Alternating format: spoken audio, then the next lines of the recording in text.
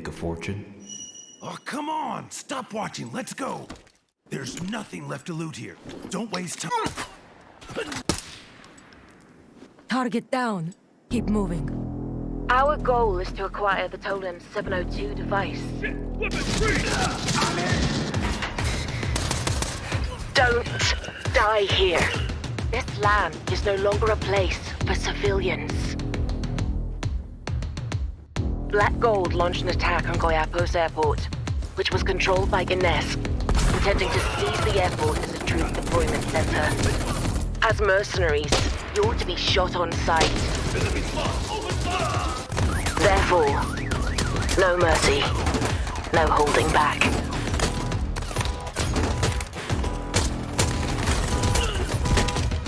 Talia, an unidentified squad has broken in. Intercept them immediately. I'm ready to play now. Put me in the game now. Fall back! Open the fucking door! In position! Operation underway. We know that me.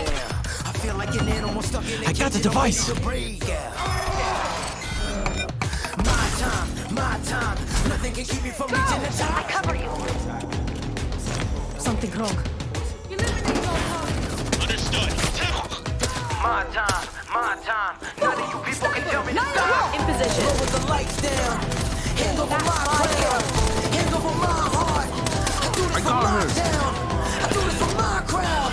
So turn me up real loud. My time. None of you people can tell me to stop. Is the mission accomplished?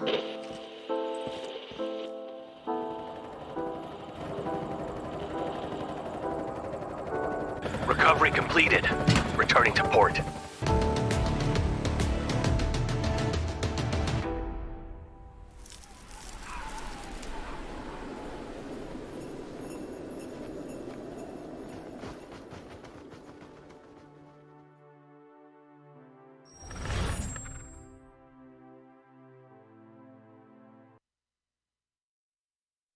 And welcome, everybody, to the Arena Breakout Infinite Duel Show Match. Oh, jumped through my first hoop on that one. That is a mouthful.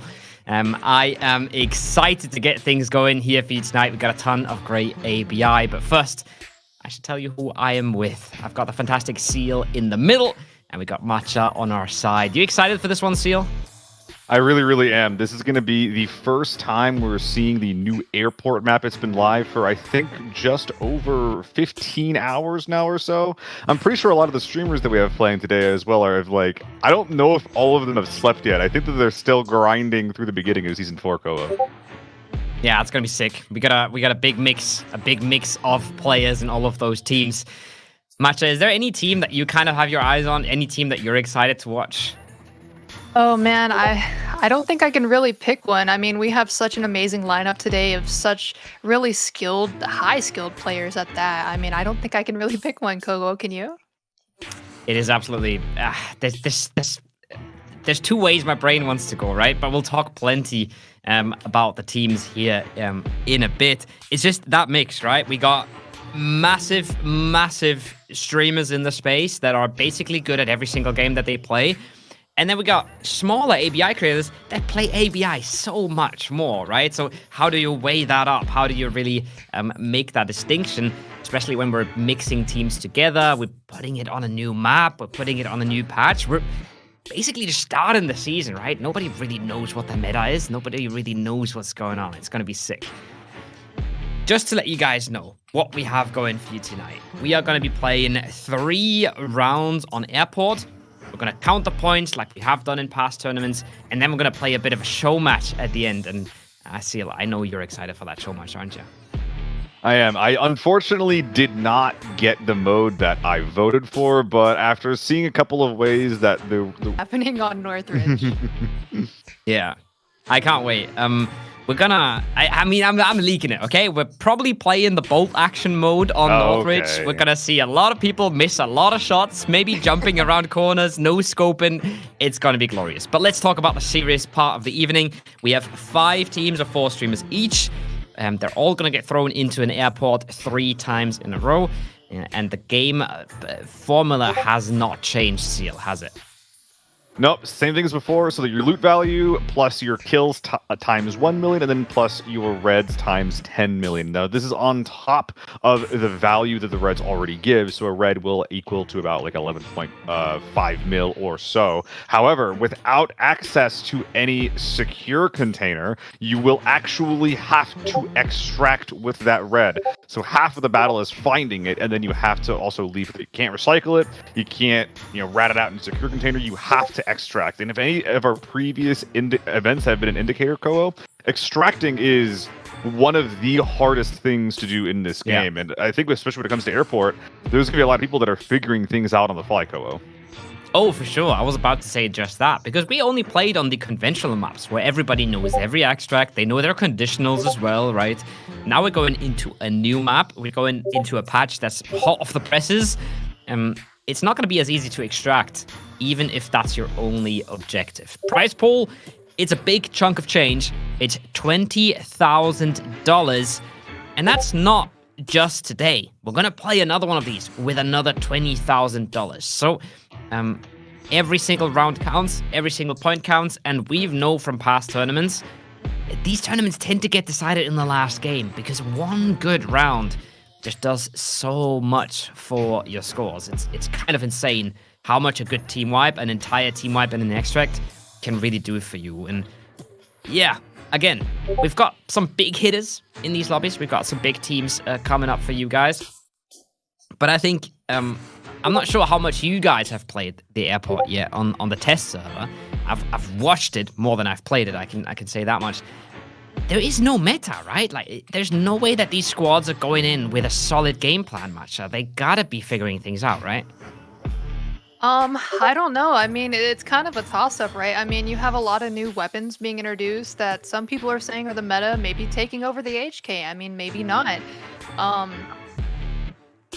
just really excited to see kind of how this plays out and who picks what and goes from where to what location. Yeah, it's gonna be sick because we managed to get in a rule, right, where you cannot play a gun multiple times on the same team. So we're gonna have a ton of gun variety in this show match. But it's not only the players that can win things, it's you guys as well. And there's two different ways about it, right? There is just the general drops. I'm gonna start with the bottom here. So you are just gonna be able to get drops in chat. The bot will notify you, and then if you manage to get a win, you gotta contact the admins on Discord. We'll figure out the ways exactly how that's gonna go, and you can get yourself some Steam cards. But Seal, I'm sure you are itching to explain to us what the other and much cooler way to win Steam gift cards is. It's a bit complicated, but basically this is how it goes. Up until now, you guys have been able to vote on ABI's websites for who you think is going to win and what extra mode you would like to see played. Now, if the team that you voted for won, you'll be placed in basically they're putting your name in a hat, and if that team wins, then they're going to pull out as many names from that hat based on how many votes they have. So if you're first place in votes, I believe it is 25 Steam gift cards that will be given to their community if they win that particular round. If you're in third place, I think it's like 15. Third place, and if you win the round, I think it's 15, and so on and so forth. So a bit complicated, but basically just know that if your team won, then you are getting some Steam gift cards back to you. And if there's any confusion there, we'll just be announcing the winners of who got those Steam gift cards here on the broadcast when that happens. Yeah, we'll figure it out together. This one's much easier. This one, I'll take over this one. I'll take the easy ones. No problem at all. We got Dredge Stocks, and they are sick, okay? I'm not sure, if you're a man who likes to get cosmetics, or you're a player that likes to get value in-game, you're getting both. If you're watching the stream, you get yourself some massive drops. And if you subscribe to one of the streamers playing in this event, you can even get yourself a customized sticker, so that's pretty sick as well. Mm-hmm. This is a pretty cool thing here, especially that AK-12 skin. Like, I love those big green vibrant skins. The stickers as well, something that we've had access to on and off throughout over time, as well as that 15th anniversary more fun set as well. This one's really cool specifically because that was available for a while, and then it got cut off on January 3rd. And dude, the amount of people that were asking me like, where are the drops? Where can I get this suit? How do I get back? Well, here it is. You watch the stream today for, I believe it is 10 hours, and you're going to be able to get yourself access to this lovely, lovely in-game cosmetic. Yeah, don't get too scared. Don't get too scared. If you see those big numbers, we're gonna run multiple of these events, right? There's gonna be plenty of times for you to get Dredge drops, and you can watch streamers as well to unlock those. It's just a nice added bonus, and I think everybody loves free stuff. What I want to do, and what I would love, is if we can start looking at our teams, because I couldn't keep my mouth shut. All right, I already started talking about them. Oh, of course. We gotta talk about exclusive airport loot events first. Seal, I'm gonna have you take this one as well. All right, give me all the hard ones. All right, so in game, there's going to be events and tasks that you can accomplish. Now, once you verify those, you can then basically plug them in to the mystery shop to check them in as rewards. This one's a little bit weirder, but honestly, as long as you're in the main menu, if you see a little red box next to any of these menus, just click every single one. There's going to be so many quests, so many events, and so many items that you can claim throughout, basically just to hype up the beginning of Season 4. This is one of the many, and honestly, this is one of the most lucrative parts of the event that you're going to be able to get. I see skin vouchers, money, all kinds of cosmetics, as well as just valuable in-game items that you can access with the exclusive airport looting event. Yeah, gotta be sick. I think there's some guaranteed reds in there as well, right? Which is what it gets every ABI fan hard pumping. You get a lot of cool stuff, coins, reds, in-game gear, all kinds of things, just for playing the game. Just because Season 4 is starting. Season 4 is gonna be exciting. So get in there, log on, and get the homies to run a few games with you. We have a lot of homies playing a lot of games today. Crazy transition. It's I'm very good at talking. And we are gonna tell you exactly who is playing tonight, because we have those 5 teams. And I know we talked about them before, but let's introduce these teams so you guys can see what we're talking about. I'm looking forward to a lot of these guys, but first, Cole, we got Team Shroud, eh? Hey, these are, I looked for a name, all right? We're calling them Team Shroud, but it is fair to call them Team Peanuts. It's fair to call them Team Summit, Team IMAL. These guys are the big guns. Massive amount of experience in shooters in general. I mean, 2 of these guys have played CS at an incredibly high level, and now they're showing up here with what I think is undisputed, the biggest ABI streamer as well. So these guys are absolutely the big guns. And I expect big things from them. But then again, we've got other teams as well, right? Like, we've got other teams that are absolutely going to be cooking as well. Yup, this is going to be Team Landmark featuring Sheaf, Trey, and Baked Jake. Now, this is one team that I'm definitely looking forward to. A lot of these guys have massive extraction shooter experience and a lot of ABI experience in general as well. In fact, I was very, very impressed with this team's mechanics in the last Streamer Showdown, or at least in Sheaf's and Landmark's mechanics. They played that one last time. And specifically, the gear that they've been given access to this time, I think will really, really highlight what they can bring to the table. And then we're coming in with a third team, Team Anthony. Now, this team is going to be dangerous. I mean, we have 3 people alone on these teams that main ABI. Like, these guys are massive. They put thousands of hours on this game. And they're also really, really good at the game. So I'm interested to see how they play today, getting into these matches. The one thing I'm really interested about in a lot of these teams is who's going to make the calls, right? This is another one of those where Rockstar and Labsrat, GL, but both IGLs on the last teams they played on, and GL have won the last tournament, and that's not the only tournament he won. He pretty much won everything he played in so far, and I asked him after the event, and he said, I'm not the best player in this game, but I might have that IGL thing down. So a bit of a clash there almost with Rockstar, who really liked to call on his old team as well. That was very bizarre because GL, when I talked to him, he said he didn't see himself as an IGL. So I think it's likely going to be Rock making the calls there. We'll see what happens. But lastly, we have Aqua FPS featuring Adam, Zegers, and Juxto. Now, this is basically like our undisputed dark horse team of this event. Adam, Juxto, and Zegers, all big ABI streamers, but none of them besides Adam have played in previous events. And Adam specifically, like he has played, but his team didn't do amazingly well. And Adam himself, more of a support player as well, from my understanding. So this team is going to have their work cut out for them as they learn the ins and outs of like how to navigate these lobbies. However, from what I've been seeing in their team chat inside of the Discord for this event, Koho, these guys have been putting in more prep work and more like training and planning by far. Like they were hanging out here yesterday, getting some games in. They were like, having team meetings. I think that Zegers' background and like MMOs and a lot of like more socially driven games is really proving himself to be like just like kind of like the leader and the pillar of support that team needs. I think a lot of the pressure, a lot of the onus on their capability of doing well is going to be on him. That's what you're here for. Words like onus. I'm gonna have to Google that one. Okay, I'm not a native English speaker. All right. Whoa. Okay. Yeah, I think this is really cool.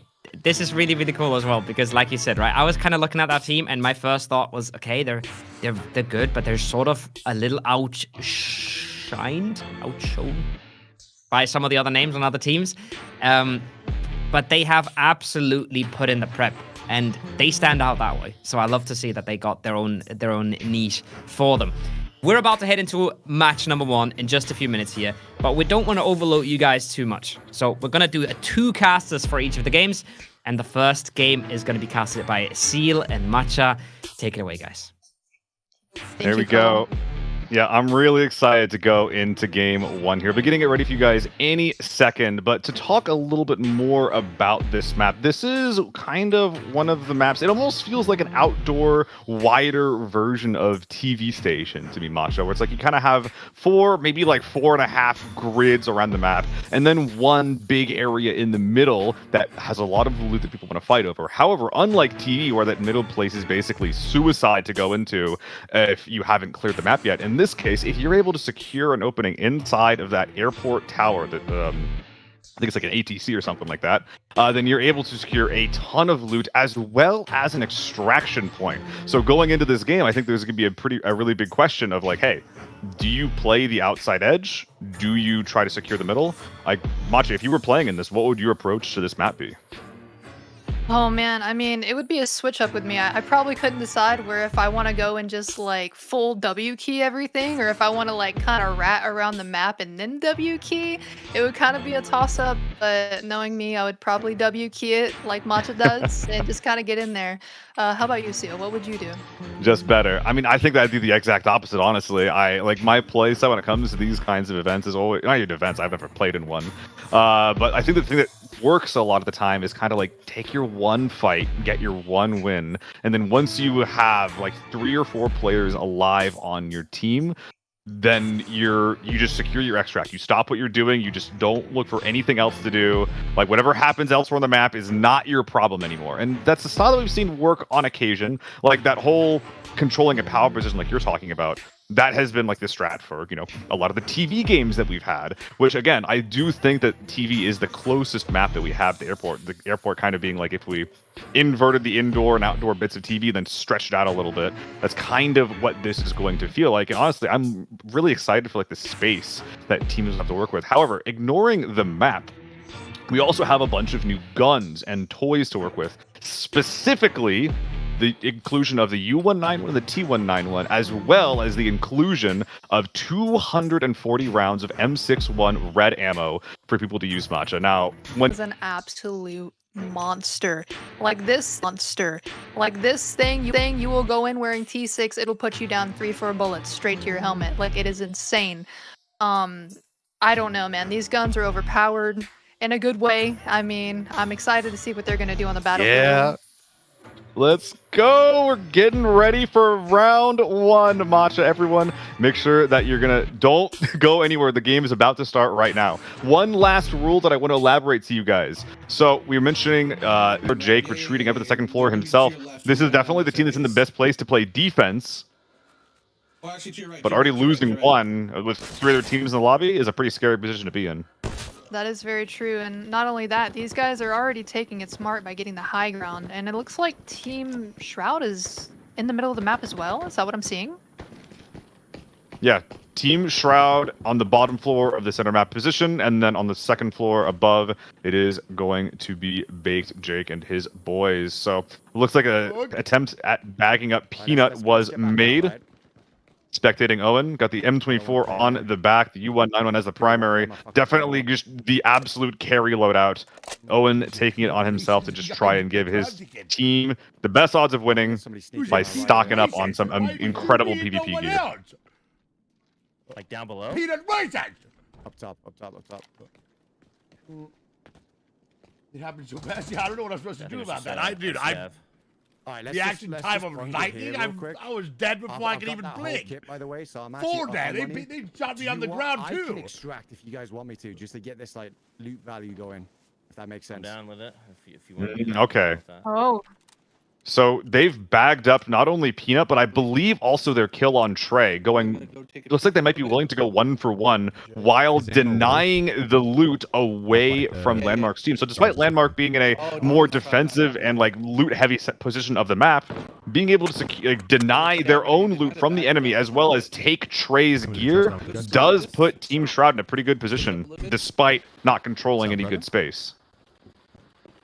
Yeah, and as we can see there, I mean, Owen on communications was already talking about going ahead and getting that loot value up. Go ahead and get early points in this competition. A lot of the teams will not be getting any points, so securing a little bit of loot early on does make sense. Oh, the spectating client is so cool. The free cam, like the frag grenade tracers, you can see everyone's health, their armor set up, their guns. This is so cool, and I'm so glad to see the advances that we've made in this space. Anyway. They left 2 bodies of theirs. Landmark realizing we need to loot both that Trey has been looted.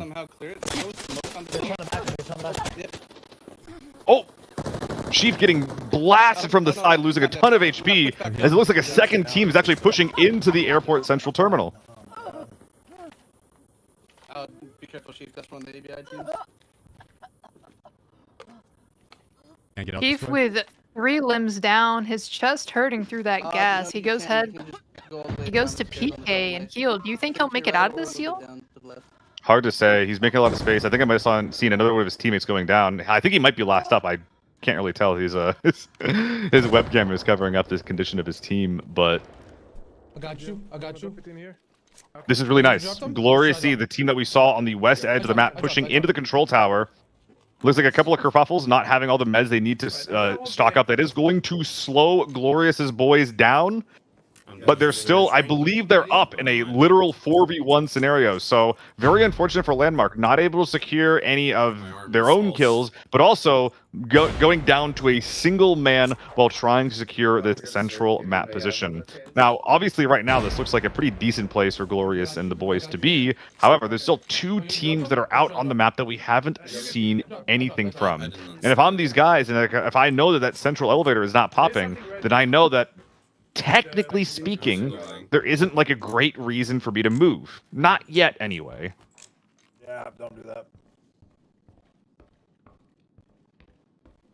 You just need probably need to rat a little bit and just kind of get a kill from surgeries, no? Yeah, you need to rip some surgeries and everything. That one's quick. That surgery gets really fast. That's not surgery. Chief doing his best to reset, has the TMK in his bag, or excuse me, the STO in his bag in order to reset properly there. Quite a bit of ammo being committed here. 3 whole P90 mags. Goodness gracious. If I'm seeing a dude with 3 mags out, 1 mag in an ABI match, like, God, how much money does that even represent? Like 5 mil at that point? Ludicrous amounts of value here. That is quite a bit of money to be holding, and that's what makes this competition so, so intense, is that all these guys are coming in with some of the most expensive gear. Like, anything could happen. Landmark down, spectating his boy Chief. Well, first round's not looking so hot, guys. No, it is not. No, it is not, unfortunately. I killed 2 bodies. Again, I'm surprised I haven't seen a little bit more from our veteran teams, is the MK14 here. It's one of the only reasonable automatic guns that can actually use the red ammo they've been given, and they do have enough to attempt to make it work. I'm surprised that we're not seeing it on display here. one of them. But Chief in full rat mode. He's in rat mode, but he is in one of the main POIs. But oh my goodness, Anthony Kongfan solo pushing in to contest the control tower themselves. A lot of these players going into this, they were expecting some long-range standoff fights. But Matcha, so far, I'm just seeing people just rush the central POI, taking CQC fight after CQC fight. Yeah, this is much different, Steel, from the past tournaments we've seen. I mean, these guys are really getting in there and fighting for their lives. Anthony going down, Crit trying to take some space that Anthony has afforded him. Players all over the place. Crit P90 in hand, trying to get the swing. Buggy going for the reset, getting Anthony back into the game. That is going to be a knock that he's trying to get back up. And Chief from the second floor, just watching the carnage unfold, trying to figure out what the exact play is. It is a 4v4. Chief, a small fish in a very, very scary looking pond. Yeah, it looks like Sheaf is just trying to hold that high ground and hold that spot there so no one can take it. It's actually playing pretty patiently, pretty smart. There is a chance that these two teams below him just demolish each other enough that Chief can, if he even gets a single body of loot secured and then extracts, that's a huge win for the team. And P90 in this case, like, I know that some people, Matcha, going into this, are talking about, like, oh, maybe the AK-12 is the play. Maybe, like, something with, like, a bit more range, but a little bit lower DPS is the play. But Chief with a P90, this is the gun of choice. However, I saw a second play with the flashlight on the second floor with him. I think Crit might have sussed him out, or one of his teammates. And what's massive about this is that if these guys do get hurt enough, I mean, anybody could end up getting a third party on these guys. Yeah, I mean, I think that the story here is basically like Anthony's team being the fourth party. Look, there's people all over the place, and a very, very long distance. We see Aqua and Zeekers not yet committing to this fight. In the meantime, Solo, Buggy, and Anthony playing slow, securing the ground around the kills they've gotten. Anthony and Buggy double peeking. That's like a Scooby-Doo peek right there, trying to secure this hallway, getting shots towards Summit and Owen. Yeah, definitely. Looks like Team Glorious has taken the top floor, trying to secure a room, maybe? I did see Sheaf up here. I wonder if they were able to take him down. I believe it was specifically Glorious with this flashlight P90 that Sheaf had spotted and then ran away from. In the meantime, though, Anthony going for that Scooby-Doo peek alongside Buggy. I believe it was Owen over there. Oh my goodness, is that one or two bodies in that doorway? There's so much value. We gotta secure that room if we're Anthony, right? Repeat game. Rest him up when you got time. Oh, that's me. I killed you. I'm gonna go up through the middle, okay? Yeah. Yeah, do you want support or not? Yeah, come. I'm actually really impressed, Matcha. Anthony doesn't seem like he's nervous at all. Like, this dude feels like he's in his element. He's holding angles on people, rocking the T191, which is a very, very good gun, but also, like, it's relatively easy to use. So I think that this particular gun was the perfect choice for someone who might not be as endemic to ABI. Yeah, no, I completely agree. Just watching Anthony play and his demeanor, he's just super calm, and that is actually very refreshing to see in such an intense battle like this. With us, and one should play on the left side here. Yeah, watching. Fuck. Where we going? Solo finding one. Is he in? Anthony doing his best to support. Summit. Here, playing defense. This is the room. Like you do not see me dripping right now. Do not act like you do not see me dripping right now. I am wet as shit over there. I am moist as fuck. Do not. Nice. Sheep going down. In the booth, I think I saw him. Okay, dude. Quick peanut jump scare. Just during round one. Solo and Anthony fighting for their life. Sheaf dying. Peanut talking about the condition of how dry he may or may not be. Extraction points getting activated. I believe that these are the timed extracts that are on the edges of the map. So these are not going to be available to anyone in the control tower. Control tower, if these teams are committing to this fight, this is basically just one of those spots where if there's only one team that's going to make it out. So, you know, you can secure some bodies and try to leave through one of the edge of map or helicopter extracts. But Like 19 meters. if you're on that bottom floor and you haven't cleared to the top yet, I don't know how realistic it is to actually We're the get only this ones who's on second top, floor right? elevator So extract, far, as we Matcha. know of? Yeah, so far, yeah. Yeah, and it looks like Team Glorious is up top holding this elevator extract. So if anyone tries to get out Dude, I with gotta any change sort of loot, that they're just gonna slam them. Oh, I think that we just caught Summit going down. I believe that is Team Shroud down and out. I'm not sure if any of their boys were able to extract with loot. I know that Owen was talking about doing just that. That is either 2 or 3 bodies that I believe it was Anthony's team who they should be able to secure that. And honestly, if at this point, if I am Anthony or Crit or Buggy or Solo, anyone on that team, I don't think I care a lot about Glorious E. I don't need their loot. I don't need to extract here. At this point, I believe my primary focus would just be secure the bodies we've made and then get out of Dodge. We already have the loot. We can barely carry anymore. And also having 4 players up, every single player, it just represents a player who can hold loot. But finally, Matcha, we do have Team Aqua on the exterior of the control tower, making their move toward the center of the map. On the right-hand side, there's going to be a break. I get the AI all look like players to me. I get so scared. Now, since these guys are playing the outskirts of the map seal, do you think that at any point they might slowly make their way to the middle to try and come in and get that loot? I think so. I believe that's Adam, who is on this team as well. Going to be trying to make some kind of commitment in here. They're not making any major plays. I don't see Juxo, so I wonder if she has gone down at this point. But they're not making any major commitments quite yet, but they don't really need to. All they need with this red ammo on their back is just a single moment of weakness. One shot to the cranium. And then they're able to secure that body, get that loot, and get out of there. And for some teams, especially ones that have already been wiped, you know, that puts them in the middle of the pack at least. However, Anthony actually moving up to the second floor, I believe. I think they're looking for a fight against Glorious, Matcha. Yeah, it looks like these guys might be looking for a fight, like you said, Seal. And this might turn out completely different than what we think, with Team Aqua coming out of nowhere when all of these guys, their armor is just so damaged. This is such a ballsy play from Anthony. I'm so surprised to see them contesting the control tower. There's already a team and a half of dead bodies low, but they want more. Rockstar taking the primary peak. Glorious on the back as well. A ton of space attempting to be controlled here by Glorious and Rockstar, but Rock, no armor, full body peeking. That is incredibly ballsy. Peek in this game as well, right? Yeah. Right hand is usually the worst one. Okay. I'm reloading. He's trying to shoot. Red ammo in the gun. We're within 120 meters, so we are able to get that one-tap headshot. Can Glorious find it? Yeah. One more quick note. No friendly fire in this game, but you can damage your friends with grenades or any other kind of lethal utility. So, teammates can body block your shot, but we're not worried about Glorious shooting Rockstar in the back of the head here. Only with the nades.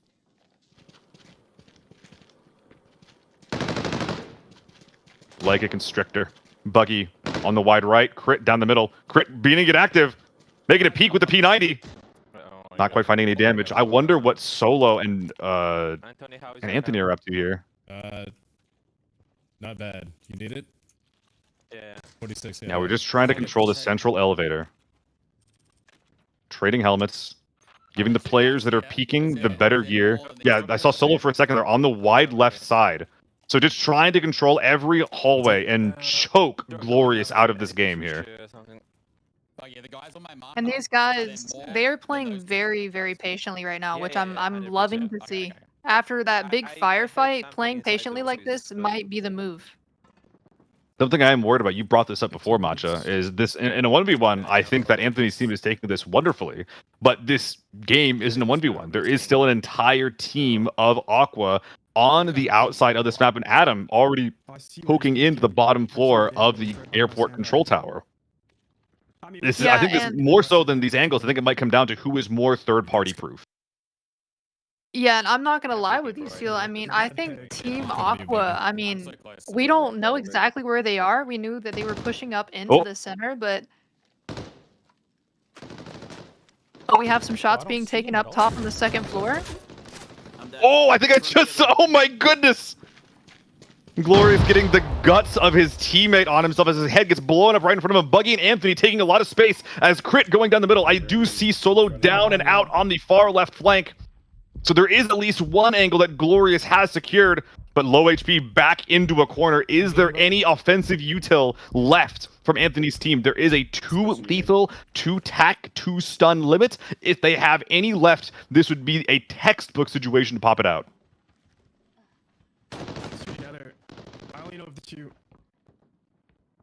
And Seal, I'm really wondering how Team Aqua is about to push this. Oh, hold that thought. Buggy leading the way, putting a lot of shots. Anthony backing him up. Crit coming in from the back angle as well. A perfect pincer maneuver. As Buggy taking him down, wiping the entire team. And now, this is a 3v4 scenario. I believe Anthony, with control of a bunch of bodies here in the airport control tower. But again, the question is, Matcha, as you were bringing up, what is Aqua's plan? I'm looking at the HP values. I'm looking at the visors. Every single bit of armor on Anthony's team is battered and broken. All the bodies as well. Look, 110 HP can composite, all zeroed out. The armor and the gear that these players have left to work with is basically all gone. The util as well, all gone. They have all the value, all of the risk, but until they extract, they're not going to have anything to show for it. A little bit of loot. Yeah, now they have themselves in a very dangerous situation. If Team Aqua at any point decides to push into middle, they haven't taken a fight yet, so their gear is fresh, Seal. And I think that's what the mid team might be worried about right now. Yeah, I think we just. Okay, I'm looking at a second M110 that Aqua has equipped. I think that they might have snuck in, gotten some loot, and then just left. Wait, isn't that really smart? Yeah, they just grabbed the loot and dipped. Isn't that the play? Like, all of the value, none of the risk. Everyone wins. They just snuck in, grabbed it, and left. Okay, right is clear.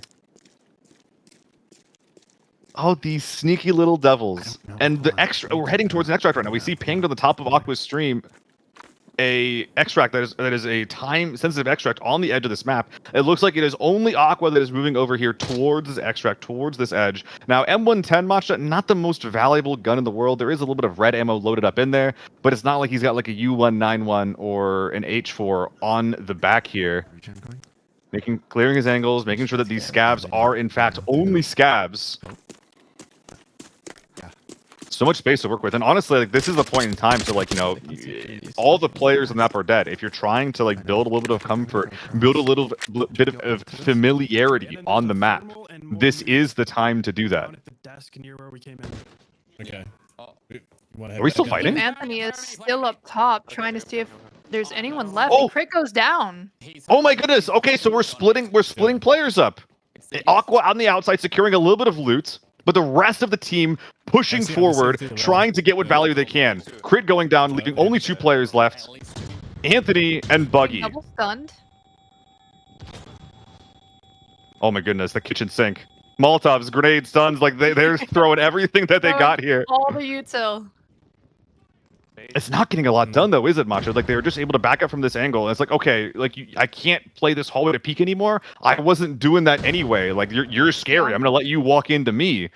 I think that is a bit of wasted util from Aqua's team here. But man, it's really unfortunate Anthony's last up here. But maybe that was what... Oh, man. Maybe that's what they were using the util for. Maybe it wasn't for any effective damage. Maybe they just needed range. Yeah, control that space. Regen stims up. We see on the top left, 2 teams remaining, 4 players up. It is a 1v3 in favor of Zegers and Adam. I think Juxto was taken out earlier in the game. Aqua going for the extract. So in reality, this is actually a 1v2. And now the question is, does Buggy got that dog in him? Can he win the 1v2? With no armor.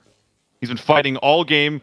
Does have a second U191 on the back. This man represents so much loot for both teams. Yo, thank you, Big T. Yeah. Extract from And Aqua. we have Aqua extracting. Okay. Snuck in, grabbed a little bit of loot, did a little bit of ratting, and got out successfully. How much are we gonna get here? Because the play makes sense, but if it's less than a few mil, You don't get to see how much loot he got.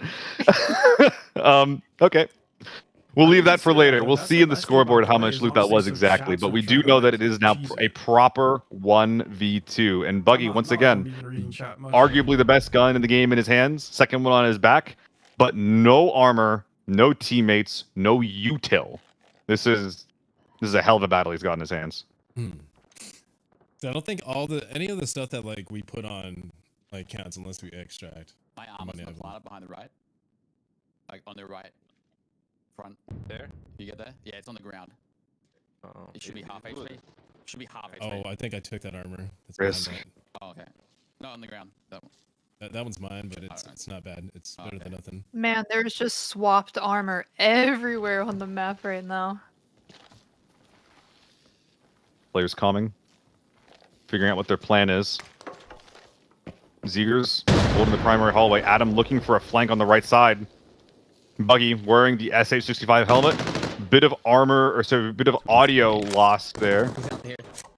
But Adam, like, he just realized there's just like a blind door there at the end of the hallway. It's so hard to try to commit to that. But oh, what a spray from Buggy! Adam going down, but not quite out yet, Matcha. Ooh, we knocked him. That was an insane peek from Buggy Seal.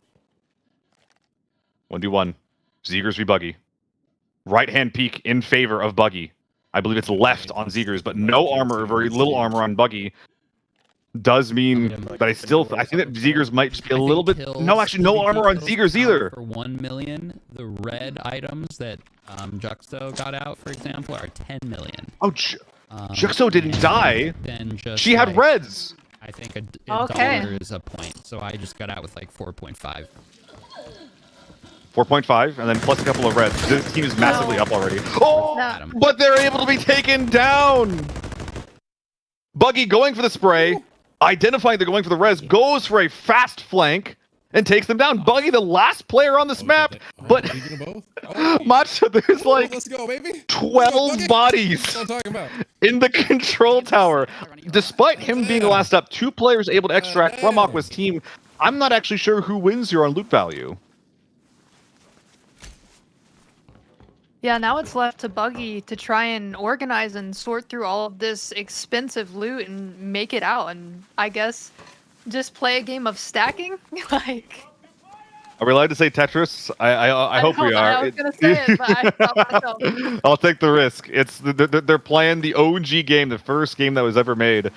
Good old Tetris. So guys, here is the play here. So we only care about loot value, right? So the gear that you brought in, that doesn't count. Your teammates' gear, that doesn't count either.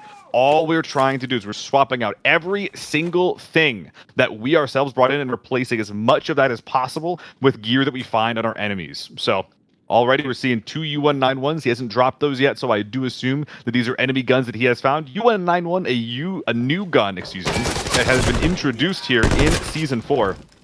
All of the builds that I was looking at, they looked like they were around 500k minimum, with a similar size to the H4 as well, as long as you take that giant 40-round mag out. So I think that the U191 on your back is kind of the play here, and we're even seeing the H4 is getting stripped. Got to remember, though, on the top right, you see that helmet has a little partner icon on the bottom left of the helmet portrait. That is what we're avoiding. Despite that helmet being fresh, we're not looking for that. But also, Matcha, we're seeing the guns that are on the ground. M110 with the mag in, you got to unload that mag. You got to get all that red ammo. That stuff is going to be worth an absolute fortune. Absolutely. You really need to get as much as you can out of this raid to get the highest score possible.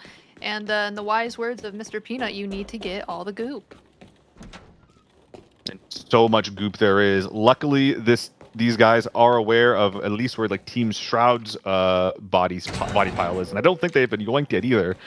But levers being pulled, extracts being made available to themselves. I wonder if this is Buggy just saying he's done. You guys have to forgive me. I'm actually not sure what the elevator track looks like yet. I haven't had the pleasure of taking it. I'm an outdoor gamer. But he'll have a bit of time before that elevator leaves, and it looks like he's going to be maneuvering around over towards Shroud's team fight to try to secure a little bit more, as you put it, goop before they extract.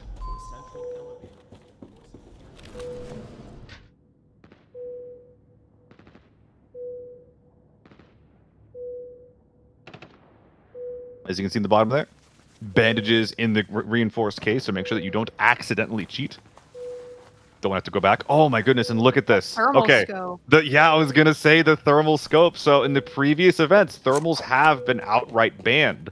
In this case, you don't have a workbench, so you should not have access to the T7 visor. But the thermal scope is still on the market. You can still use it. You can still get it. However, it looks like, Matcha, that the original owner, whoever had that, it doesn't look like it did very much good. It's just 1 million extra loot value in the hands of Buggy. So whenever you're taking that thermal scope, you got to ask yourself, is the benefit of this awkward low ergo scope that does let you see through smoke, is that worth me putting an extra $1 million on my own price tag? Well, I think to make a play like that, you have to be very confident in not only yourself, but your team. To be able to, just put a thermal scope and just say, you know what, I'm going to go in here, I'm going to try and see what I can see with the scope and who I can take out. But it is a really dangerous call, considering how expensive it is. Yeah, I think that there's a lot of pressure on your team as well to play properly around the smokes. To you're using smokes differently if you have thermals on your team versus if you don't. But I think that we only had one team, and if I had to guess, I think it was GL because he was asking hey, can I use thermal scopes? And I was looking through the brief, and I was just like, I don't see anything that says you can't. So I think not only was there a thermal scope on the ground, but I think I know exactly whose it was as well, Matcha. But yeah, that was game one. What a round it was, because we were talking about I was like, oh wait, I'm just gonna play the outskirts, take a little 1v1. That was not an option. 4 of our teams died in the control tower. Yeah, and the thing is that in the past tournaments, we kind of seen guys play it a little more patiently, a little more smart, take their time. But this time, everyone just rushed in, and it was a bloodbath. It was awesome. Insane. And I love to see it. I really did. And let's talk about, hey, Team Aqua playing the outskirts, getting out with loot. That is a very smart play, and I love to see that too. What did you think about the whole thing, Seal? No, yeah, I think that's a good point. The exterior team, it does allow you to kind of potentially take an isolated 1v1, and that's kind of the gameplay that I would be looking for personally. And maybe Aqua's team would do that if there was a second team that was playing that external outdoor style, but no one did. So what do? They run around, they find a bunch of reds, they sneak in, they steal some loot. And, with 2 players extracted, I don't think that Aqua is particularly gooped up. And Juxto as well. She found a red, which is, again, worth about 11 mil. That's maybe 1 or 2 dead players as well. But Buggy had, the only limit for Buggy was just the amount of bodies that he could loot, which is the unfortunate part. The higher risk that you take, the more players that you lose, that's all storage space that you can no longer use to bring your gear out. So I'm going to be really excited to look at this leaderboard when we're finally getting it ready to see if it's going to be there. Just a quick note on that part as well, though, guys. There are some API shenanigans for Season 4, so reds as well as other loot values, I believe we're going to have to calculate manually. So bear with us as we get that going. But so for you, Matcha, so we were talking about the gear that we were thinking about bringing and being impactful. The AK-12 didn't see it at all, and I think that was the correct play. What do you think about the gear that we saw in round 1? Well, the gear in round 1, I was kind of expecting to see what I had seen. Like I said, these guys have kind of been grinding it out, and there may not be a official type of meta, but with these new guns and how strong they are, I did expect to see that with a lot of pocket tapping, having a sniper on your back to get those really easy headshots going. But I was expecting to see some of what we've seen. I really wanted to see some red ammo with the the MK. Oh, but yeah. Lost the chance. That's okay. Maybe later. What about you, Seal? What were you expecting to see? Yeah, no, that I agree completely. If Shammy was here, that man would have blessed us with some MK. But also, I do think that for anybody who was bringing a gun with the intent of being okay, I'm bringing this AR as my primary. Maybe it's a T191. Maybe it's even an H4, because the H4 is not the king at this point, I would say. If you're bringing a gun for its versatility, and because it can perform at both short and long range, that might not be the play anymore. Maybe you want to bring the AEK, which has recoil buffed and attachments added to make it even better. Maybe you bring the MK14. Again, recoil buffs, access to red ammo. We're looking at like a 4-shot kill to the chest or 2 to the head with a gun that is automatic. That is an incredible option to bring, but also at the same time, and we're talking about the inability for anybody to use their secure container. When you're bringing in an automatic gun with red ammo, you're probably committing at least 120 rounds of M61 into the raid. I want to ask you guys how that would feel. How would you guys feel if you had to bring in not 1, but 2 stacks of red ammo in your chest rig in order to use a primary? I get why people wouldn't maybe want to do that, but I do think that we actually have a bit of, I think it's highlights from the first round, if I'm not mistaken. That'll be ready for us. There we go. Highlights from round 1. Peanut leading the way. To our left. Oh shit! Oh, dude, no way. Yeah, little players. Oh man. Instantly down. I guess that's why we didn't hear much of Shroud, huh? Yeah, probably not. Bodies, we need to somehow clear it. Everybody's just dying in this one hallway. It's like, oh look a bot, like oh look a penny, brr, oh look a dead body, brr, like it just keeps happening. It's just a pile of bodies in that one doorway. Oh, what a crazy chow right there by Anthony. I believed in him. I did too. It was very impressive, and for Crit's team to actually get Anthony back up, Buggy popping the smokes. This is what I love from this game. You don't see it enough because smokes usually mean thermals, so you're not often using them as concealment in an actual game of ABI. I am moist as fuck. Do not. That made it in the replay package, huh? Oh my god! And this was the lovely pincer play from Anthony, Crit, and Buggy. Crit drawing a bunch of aggro from the back door, while Anthony and Buggy just bash it down from the front. And then we have Aqua's team playing it really smart on the outskirts, grabbing what loot they can.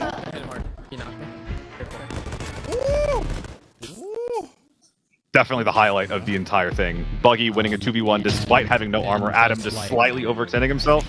These doors, you gotta remember, these doors are not bulletproof. It's the only thing that you can door bang in the game. And as we're seeing, Buggy popping in from the back left door. He's putting some shots in through the door and then popping out to secure all of that loot.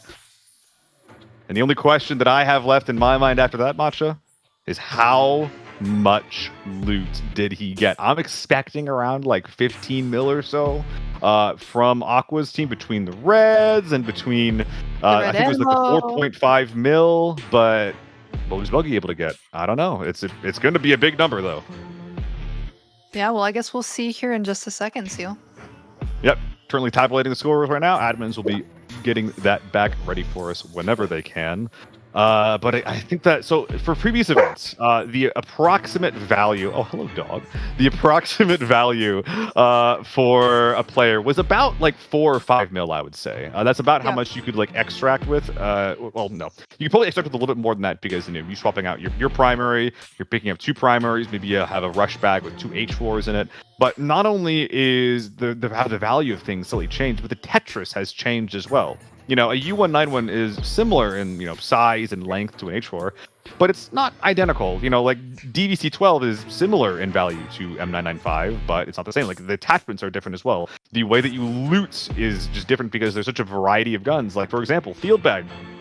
If you're going for like, field rush or like field 926, there's a slot for a P90, right? Or an AK right there on that top row. There's just like a lot of non-standard Tetrising that all these players will have to do that might actually end up negatively impacting how much loot they're going to be able to get out. But at the end of the day, like, if you got a cool plan where you're able to, secure the outside, get that loot, or just win against everybody on the inside, the Tetrising and the optimizing might not matter when you're able to just blast him, grab your loot, and then extract. Maybe like plus or minus 100k might not matter in the long run. Yeah, no, Seal, I have a question for you. Speaking of loot value, If you were in Team Aqua's position there, what would you have done?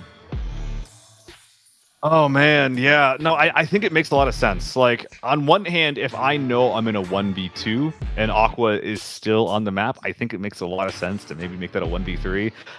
Maybe if you win as 2, like, I don't know how much value that you're really going to end up getting there.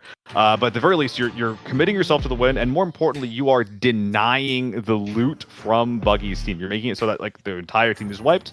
Their point total at the end of round 1 is going to be a big fat 0. That makes a lot of sense to me.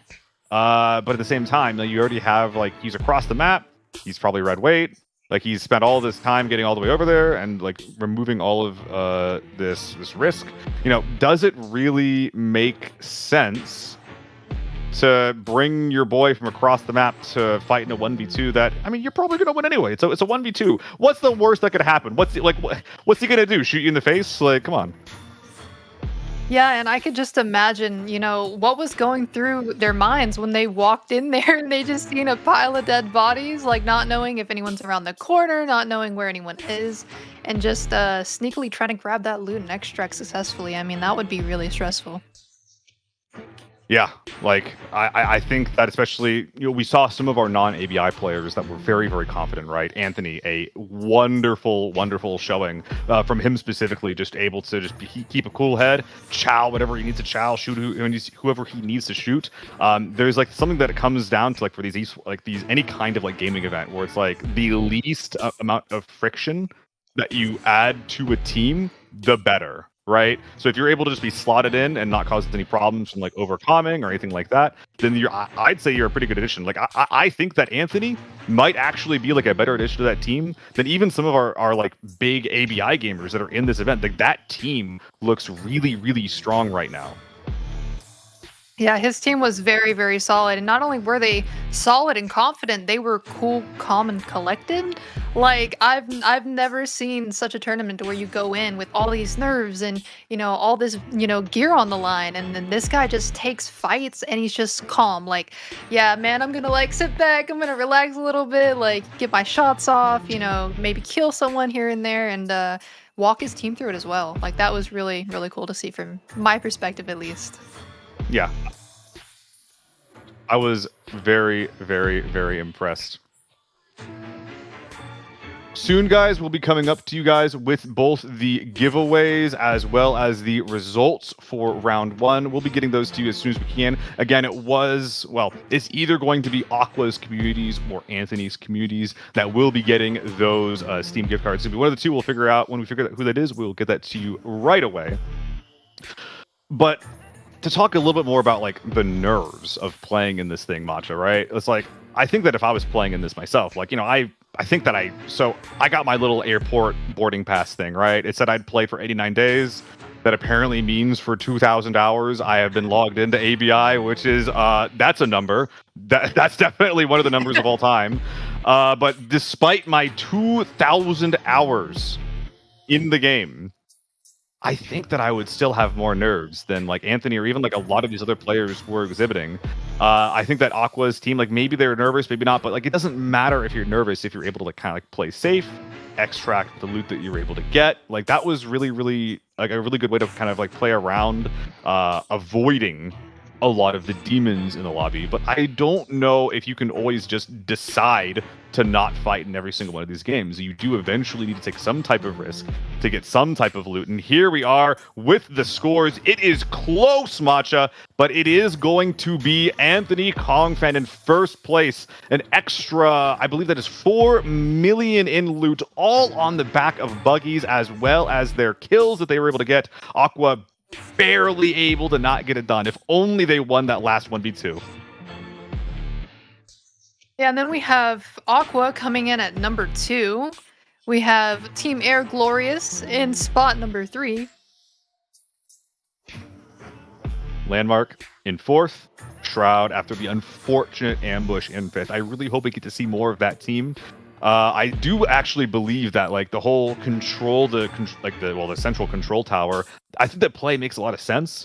But if you're going to go for it, I think you need to make sure that you're getting to that second floor as soon as possible. The bottom floor, an absolute mess. Like, I think it was pretty dang lucky that Anthony was able to kind of secure their corner and get out, despite being in a very, very dangerous spot.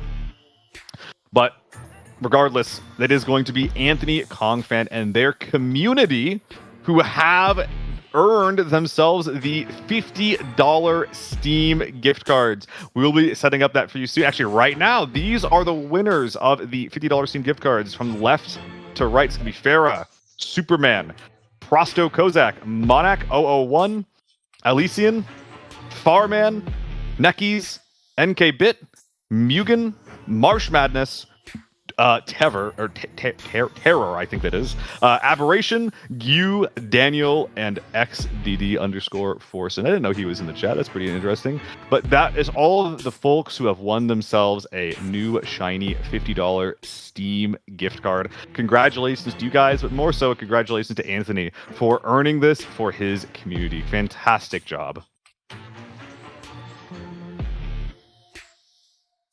So next on the docket, we'll be getting ourselves a interview with one of our contestants, Sheaf, for the next round. We'll be getting that to you guys as soon as it's ready.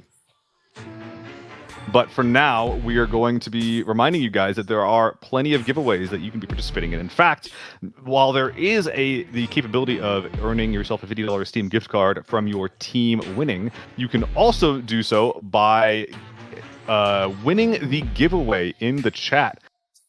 In the Twitch chat, if you go ahead and type, I believe it is ABIDAS. That is the keyword ABIDAS. You have the capability of winning yourself another $50 Steam gift card. I believe that is going to be getting solidified here pretty soon about who is getting that. So this is going to be for a very short time. Again, that is ABIDAS in the Twitch chat to try to earn yourself a $50 Steam gift card.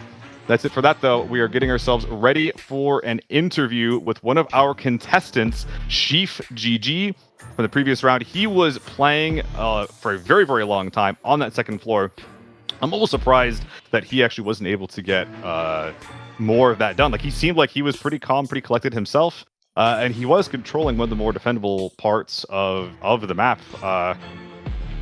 Yeah, like, I wonder what his thoughts are going to be on the game. Well, I guess we have to wonder. We have to ask him now. Yo, Sheaf, what's going on? Can you hear me? I don't think he can hear or see us. Can you hear us, Sheaf? Dick. Hello. How are we doing, Chief? All right. We'll get to that when we can. I think we're going to have to put a pin in that. Maybe come back to it later. I figured we might have had some issues there, but no worries. I think we're going to have to probably just delay that. We might come back to it. We might not. So let's just move on from game one for a second here. So we've seen game one. We've seen how that's going to conclude. The control tower, an absolute bloodbath. But also we've seen just from the leaderboard alone that you can make points, Matcha, from playing styles other than just like going for the Unga Bunga airport battle in the middle of the map. So seeing the leaderboard, and you saw what strategies that people used. Oh, I'm hearing. I think that we might actually have that interview ready. So we're gonna hold that thought. Alrighty. And try to go back into this interview with Sheaf, if I'm not mistaken.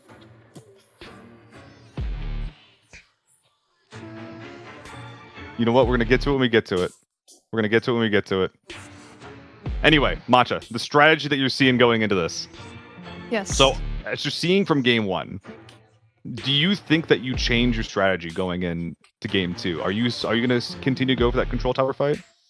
Oh, absolutely. If it's me, right, Seal? I mean, as Matcha, I'm W king everything. I don't care. Like, if there's someone in the corner, I'm looking at them. I'm staring into their soul. They're going down. If there's loot, I'm probably backing up and then W king. Yeah, like I'm W king everything in sight. How about you? I mean, yeah, like I almost think that like I think I'm hunting Aqua down, if I'm being honest. Really? Like, yeah. Do I want to take the 4-way fight in control tower? I don't think I do. Do I want to take an isolated 1v1 outside of the control tower? and against a team that might be prioritizing looting, that might be, looking for some reds. And then after I win that fight, do I want to be away from every other team on the map? All of these things sound really, really appealing to me. I think that all this really has done is highlight that both styles can work. However, it looks like that our interview with Sheaf is hopefully going to be ready. We're going to give that one more try, guys, see if we can ask him some questions about how Game 1 went with Team Landmark. Yo, what's up, Sheaf? Can you hear us? Hello? Hey, mic check. Yes, I can hear you guys. Can you hear me? Thank God. How are you? Oh, there we go. All right. How are you doing, easy. man? I can't complain. First round, feeling a little sore after that, but warmed up and ready for the next one. Yeah, so before we go into the specifics of round 1, I did have a question for you. So your team layout isn't the same as it was in the previous ABI event that you played in the Streamer Showdown. And you're going to be competing against some people that you know. Some of them you know pretty well, in the case of Adam. With this in mind, what are your thoughts going into the next game? Are you like hoping to maybe put his dog tag on your wall, or is it just you hope you fight him? Are you looking to fight your friends in this one? Yeah, that's a point on the board, and then his kit would be an additional 5 or so. So yeah, I would love to. There's a bunch of good streamers in this that would be an honor to be able to take them down, and same stance for them, where point on the kill, and then the 5 or so for their kit. So any points that we can get, really, we'll take them. Anyone in particular you're looking for at all beyond Adam? Oh, Peanut. Peanut's always a funny one. And then Glorious would be a nice one. Well, I guess last round we had Anthony take off, and so they're in first. We need them not to do well round 2, so it'd probably be best to take them out early. But yeah, again, any points really. So going in from round 1, y'all had that strategy to kind of fight over that central control tower. Do you think that that's the approach you're going to take for game 2? And you don't have to go super specific if you think that might change how other people play if they hear this. But do you think that game went how you kind of saw it going, or do you think there was a micro or a macro issue, I guess? That center building was an absolute just slugfest, and so we might circle in, try and get some points there. Really, I'm here to look good and get us some points. I'm gonna let the decision making. I'm gonna let Jake do that. I'm gonna let him be the one that tells us what to do, and we'll just do it. That works for me, man. All right, do you have any closing remarks that you'd like to share for your audience or to any of the viewers before we let you go, man? Oh, shout out ABI for hosting this event. It's always a fun one. The tournaments are always a good time to watch or compete in myself. And so thank you guys for putting it on, and looking forward to getting some games in on season 4. Heck yeah, man. Happy to have you. Guys, that was Sheaf. That was Sheaf from Landmark's team. We're going to be seeing how they do in the next set of games.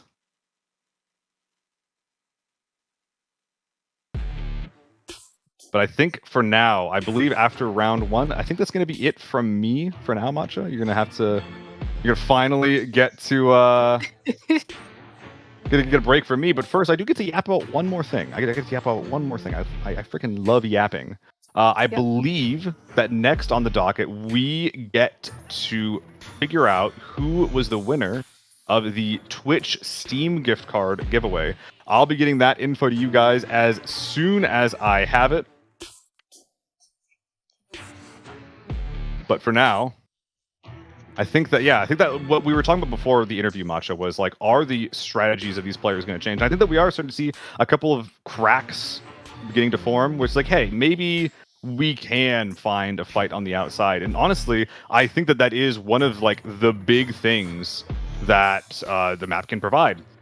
However, before we go talking more about that, bottom of your screen right now, Break Every Mold, Heater, ND, some weird, Uncle Gary, Paranelite, Dark Pones, California Colby, Tina CC, and MW Lives. Those are the guys who have won themselves a $50 Steam gift card in the chat. Take a screenshot and contact the ABI team to confirm that. We'll have more details for you on that one later, but do know that you have won yourselves a $50 Steam gift card. Matcha, if you got one of these, what do you think that you'd end up spending that on? Skins. I'm no better than the next player. I want skins.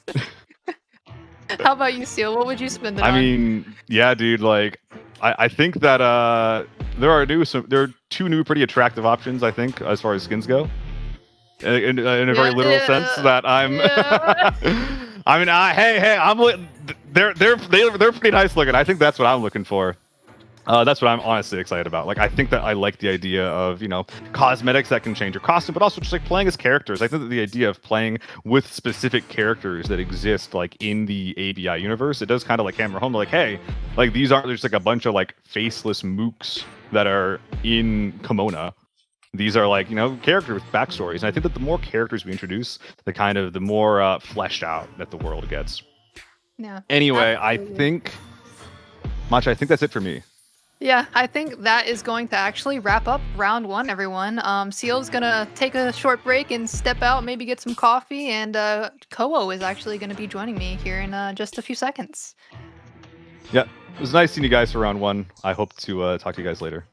And there he is, the big man Kowo. How are you? They let me out of the dungeon. Yeah. Hello. I'm great. How are you? Did you enjoy the Seal and a little bit of Matcha podcast for the last hour? How was it? Yeah, it was great. I think Seal knows I get a little nervous doing this whole thing, but he did a great job, and I was excited. He carried us through, guys. We're trying to keep the yapping at an absolute minimum. All right, we're not doing a very good job at it right now, but we are trying to get you into game number 2. I promise. Okay, there's a lot of moving parts in this, and not everything is going as smoothly as we would like it to be, but we are going to be heading into a match number 2. And reminder, we're going to play 3 of those. So the first one, we just saw it kick off. We saw it go absolutely crazy. And we have 2 more of those in store until we go to the show match. Yeah, so if you had to ask Sheaf GG a question, Matcha, and you actually had the time to do it, what would you ask him? Oh, Sheaf, man, I don't know. Probably, I don't know. There's just so many questions I want to ask all of these guys, but for that match specifically, going into that bloodbath, what was he thinking? Like, seeing all that, experiencing all that, you know, what was he thinking? Just in general. Yeah, I think he put that into pretty nice words. I also liked when he took a time to not say clusterfuck, just so I could say it a little bit later on the broadcast. And he said, a slugfist.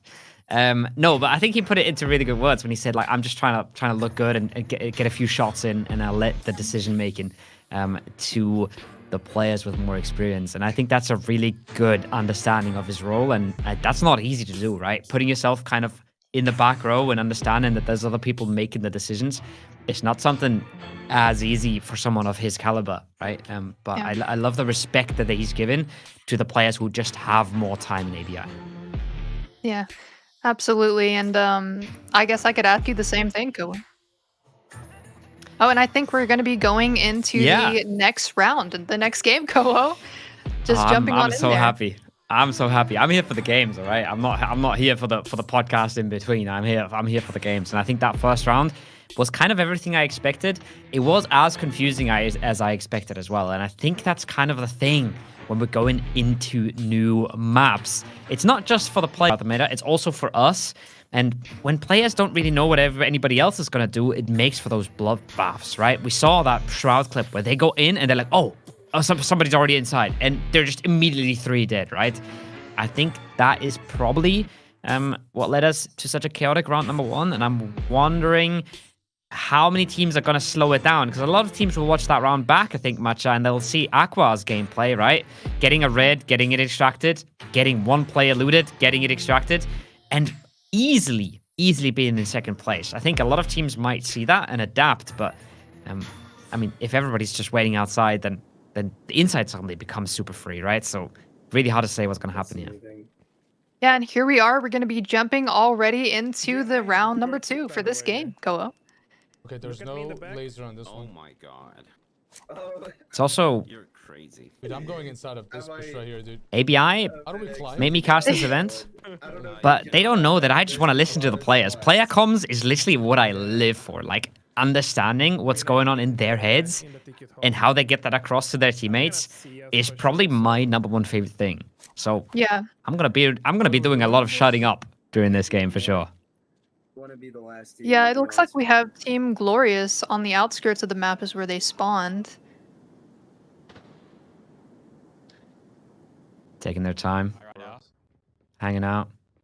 It seems like Team Anthony has already taken a pretty good position on the map, just kind of holding that that building there. About it, right? Yeah. They had a moment last match where Critical was kind of just telling everybody to reset, re-pain kill, re-stim. And I love when you have somebody on the team doing that. Just play Bastron. getting the easy work out of the way, making things a little easier for his teammates, just taking a bit of the thought process out of the question. Not the glass stone. Not doing it. Yeah, and from Team Anthony, I'm really enjoying like how they were working together. Everything is just so fluid. My mark here. Probably there's a team those two, pulling Yeah. up, from the underground. Big part of that as well, I think, is Anthony, again, respecting the other three a lot and just doing his job without talking all too much, and Solo doing a similar thing. Solo's kind of lurking around, not talking all too much, and that leads to really good comms. Let's get the safes. Okay, there's no one out here. That's good.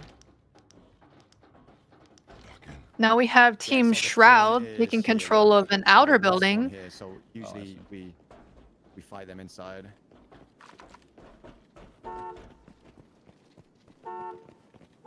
Looks like Owen is trying to help his team kind of get used and familiar to the map on the outskirts, which is pretty nice.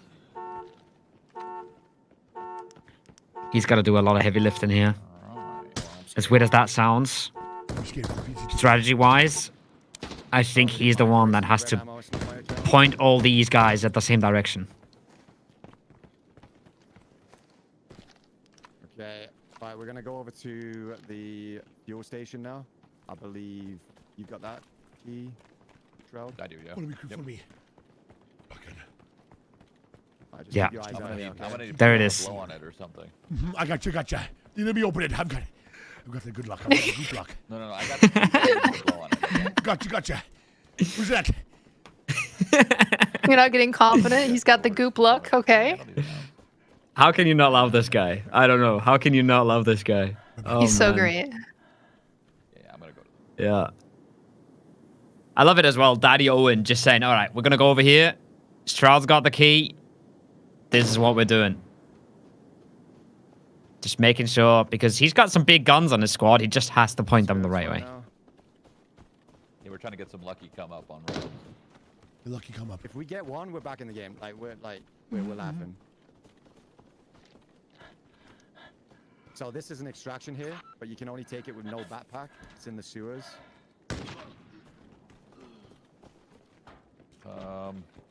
Where's the key? Right, no, it's not here. No, we gotta keep it. So, fuel storage over here on my mark. Oh, that ain't fuel? Oh, shit. This is construction. We don't have a key for this? The safe? Wait, there should be a safe in there. Yeah, go in the room. Yeah. Am I blind? There should be a mini safe, like a small little one. They're new Is it this down the season. hole in the sluice tunnels? No, in this store here where I am. Oh, we got two safes here. Oh, shit. All right, that one there, and then this one, time one. Right? Nope. Open one. Yes, each. Peanut. Yes, get a red. Get a red. Red. I got titanium alloy. That's a gold. Oh, no. We'll catch him on the flippity flop. Titanium alloy. I think we let F tier gold item. Take his turn on this one. Summit, you got better luck. Summit, you got it. Okay. Yeah, Summit, you got to hit this right here. Hit this one. Hit this one. Okay, hitting. Okay. No good. His juices. No good. No good. Oh. No good. No good. Oh, man. We got two more saves coming up. Looks like Team Shroud already has some good golds in their bags. Okay. Just wait. Some. These guys yap more than Rosie. You want the full hide? Yeah, just let them come in. No idea. Cheap, low value commodity needs to take a fucking Oh my god. What the hell? Little TTS action. I did not have Trump reading out a donation on my bingo card for today. I can promise you that one. I did not either. Oh, there's a fight coming up. Oh, sick. I don't want to push. Aqua's team is. Now. Every team is up. We haven't heard. Yeah, I'm about to swing. I'm about to swing. Aqua's team is pushing that pretty aggressively. Landmark's team chilling on the other side, but this might be a pretty good setup for Shroud and the boys. Got your fin. Fins. Grenade. Nade scare. I'm getting grenade. Nading back. Team Shroud getting naded and nading back now. Nading one more. I gotta heal. Yeah, you're good. These guys are not used to the util cap as well. These guys are used to having a whole lot more util. We're gonna go out the backside, okay? They should have gotten the first knock and the finish though, if the comms were correct there. They are on the upper hand, but I think it's really smart to not go too aggressively into that fight because everybody else on the map just heard this. They're gonna be holding as much as they can now. I'm gonna put my arms back on. Okay. So we don't get flanked. Yeah, we're gonna get 13 because no one else has made a noise on this map yet. Yeah, I think we chill over here for a little bit. Yeah. Extraction past fuel station as well. So if we wipe this team, we're out. Yep. Shit.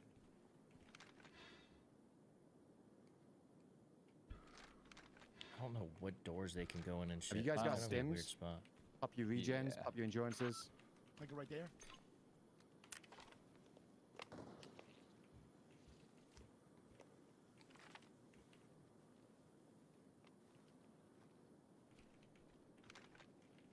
Love how they slowed the comms down.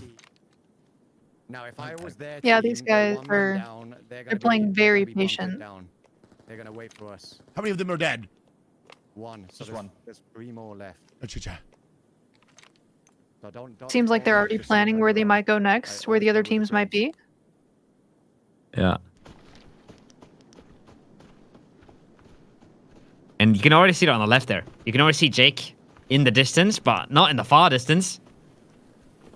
He's interested. They're trying to get Looks in. like we have Owen pushing up as well, trying to clear some room for his team. I don't think you can Actually, a random nade. I I'm not seeing anything on the side. Random nade is crazy here. We can't this way, but we might be able to see some legs.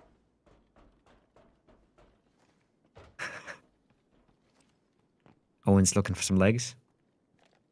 Okay, no, we're good. New character skins in the game. Lovely, boys, lovely. Okay.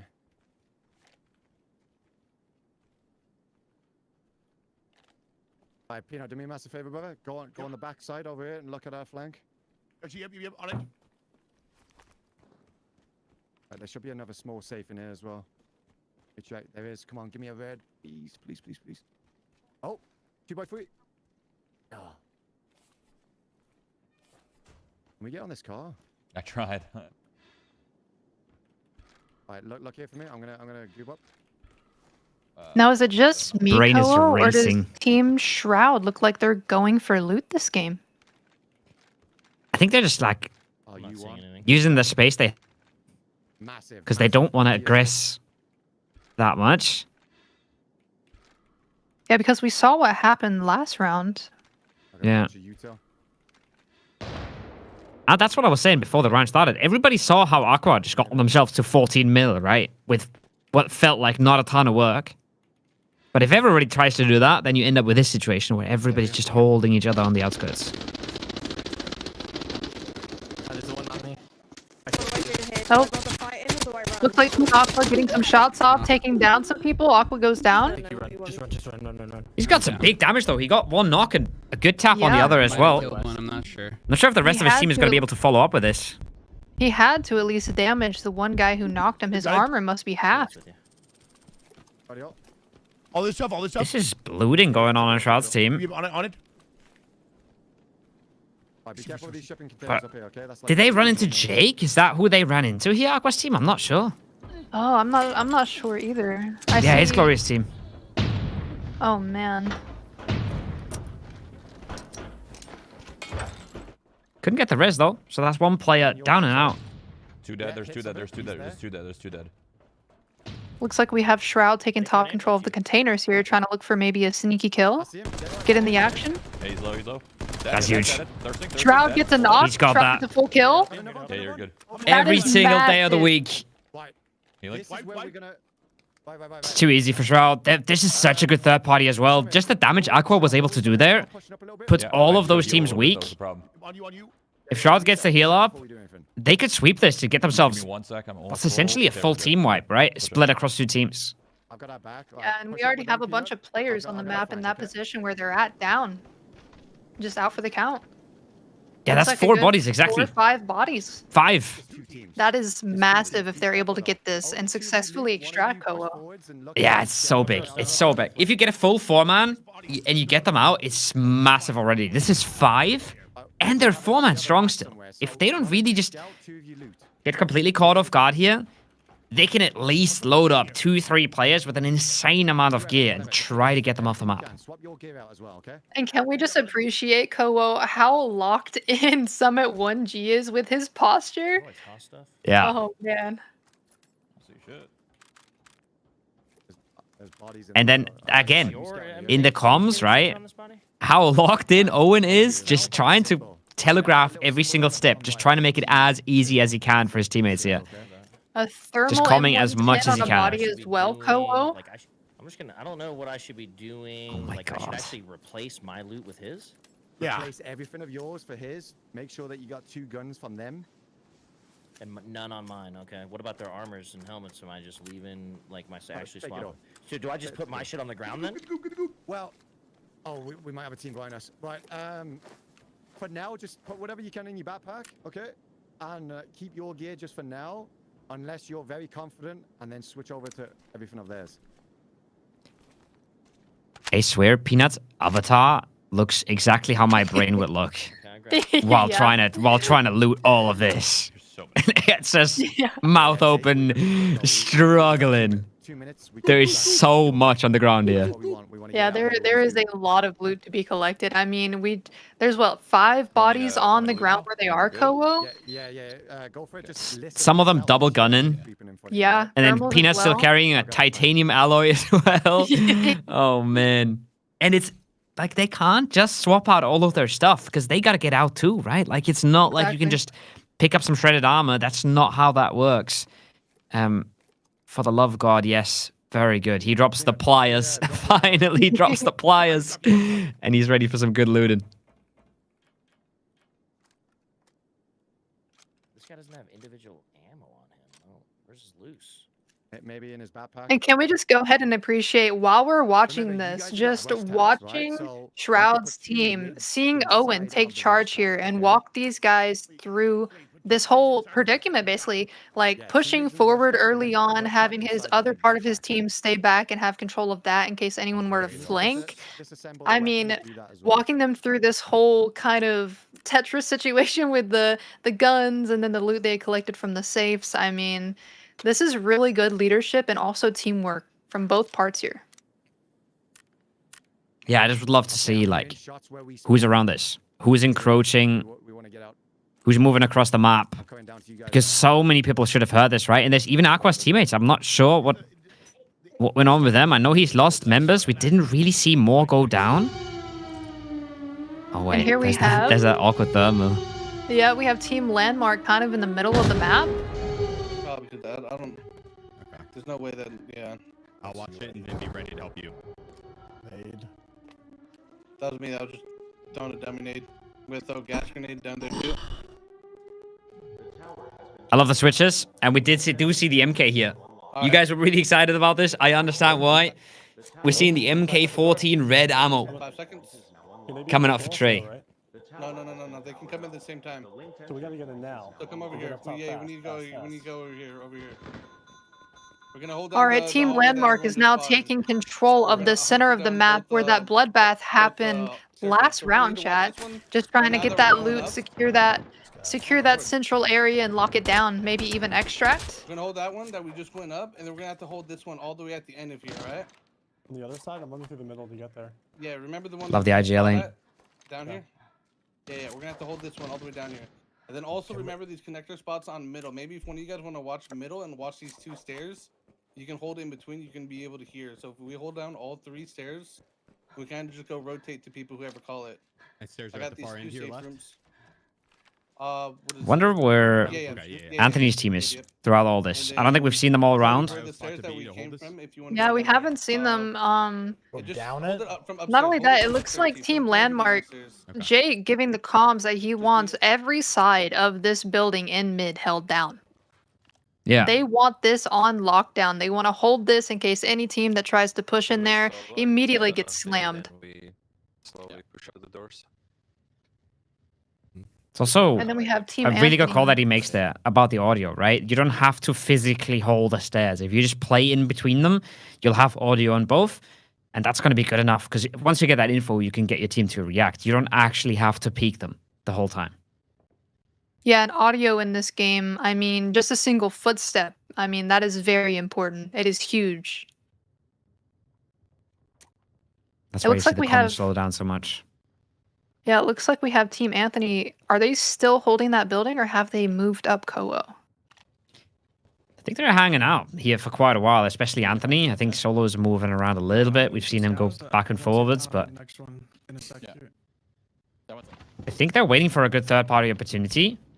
And Yeah. so far, they haven't been fed one. And I think they also got the other side of the coin, right? They were super aggressive. I think they got what was like almost 11 or 10 kills in the first round, and they only got one player out in the end.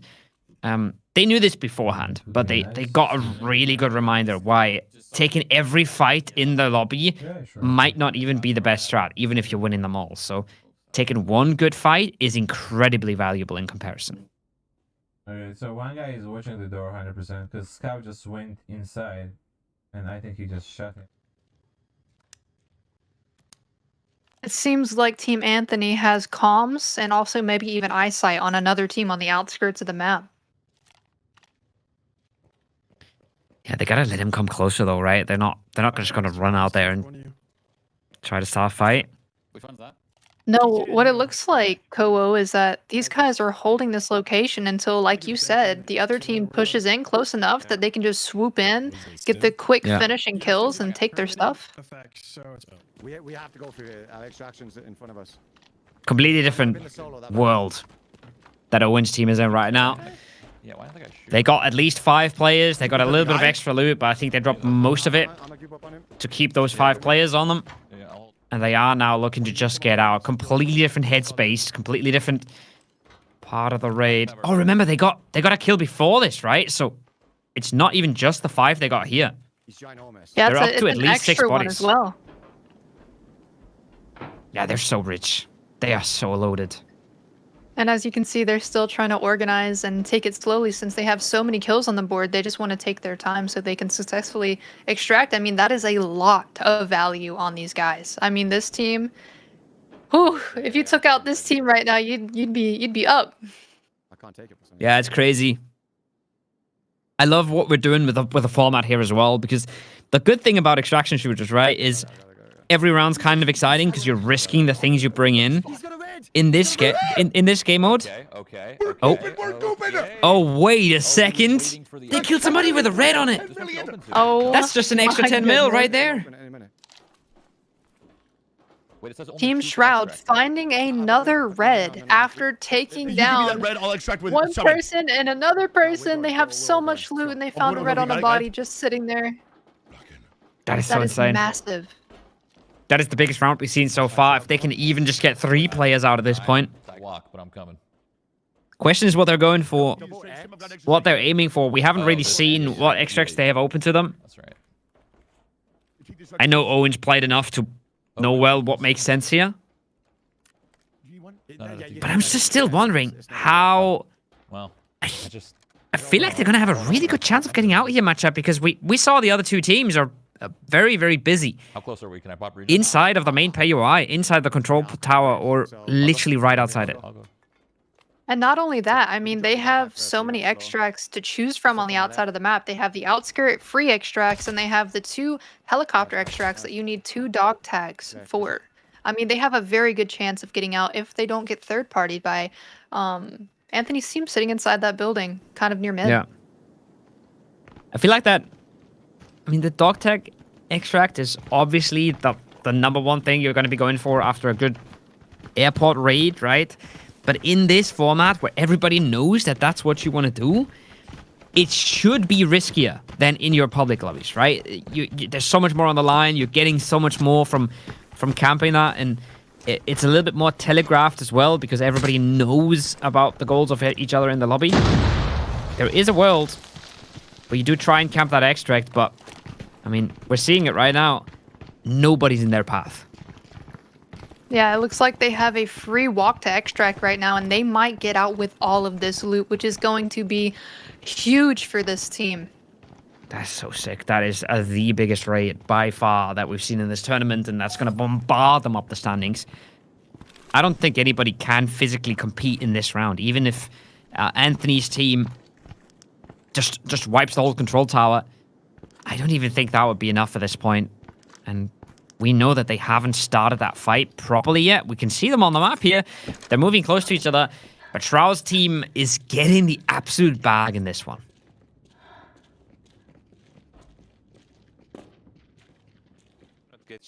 Team Landmark is still... Oh, wait. We have Team Anthony going into middle, possibly. They might run into Team Landmark. Don't see anything on my end.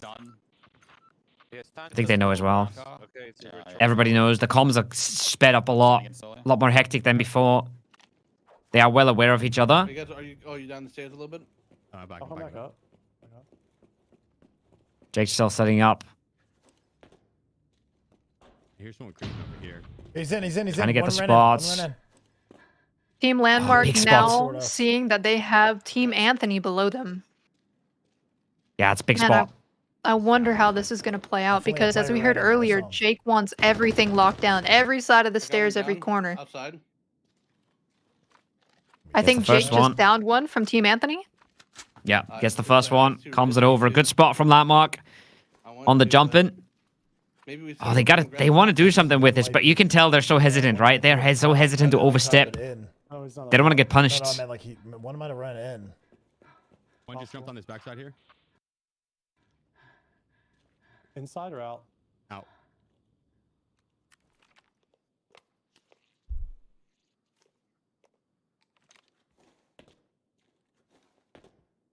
Wonder if they're giving them enough time for the res here at this point.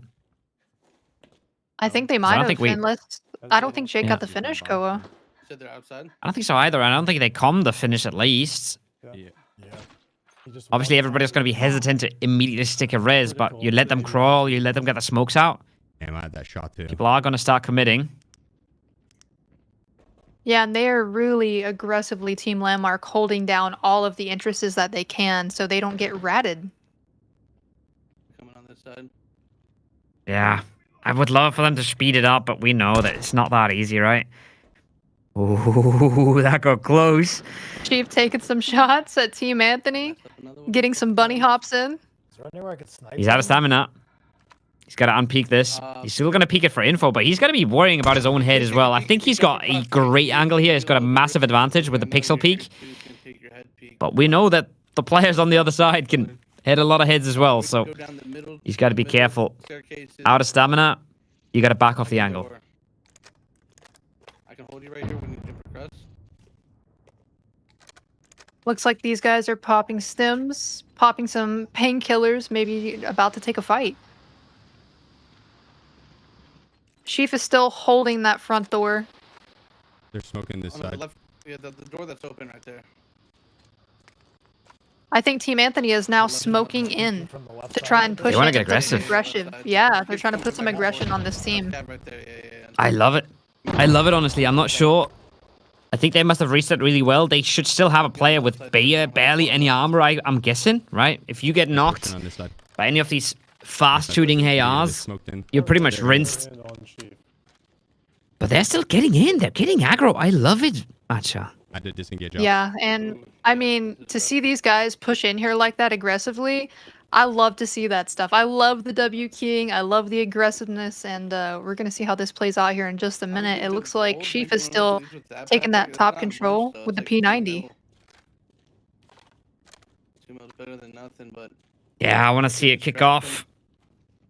I wonder how much they're getting thrown off by the sheer aggression that's coming at them, because generally you'd expect teams to be playing pretty passive, right? Everybody respects each other, but Team Anthony is not doing a whole lot of that. They are getting in. I'm not sure if Solo is on another lurk or if he's been caught already. No, there it is. He's on another lurk. He likes to play a bit from the others. Not a ton of space between them. But he's been taking his own angles, taking his own fights in match 1 and now in match 2.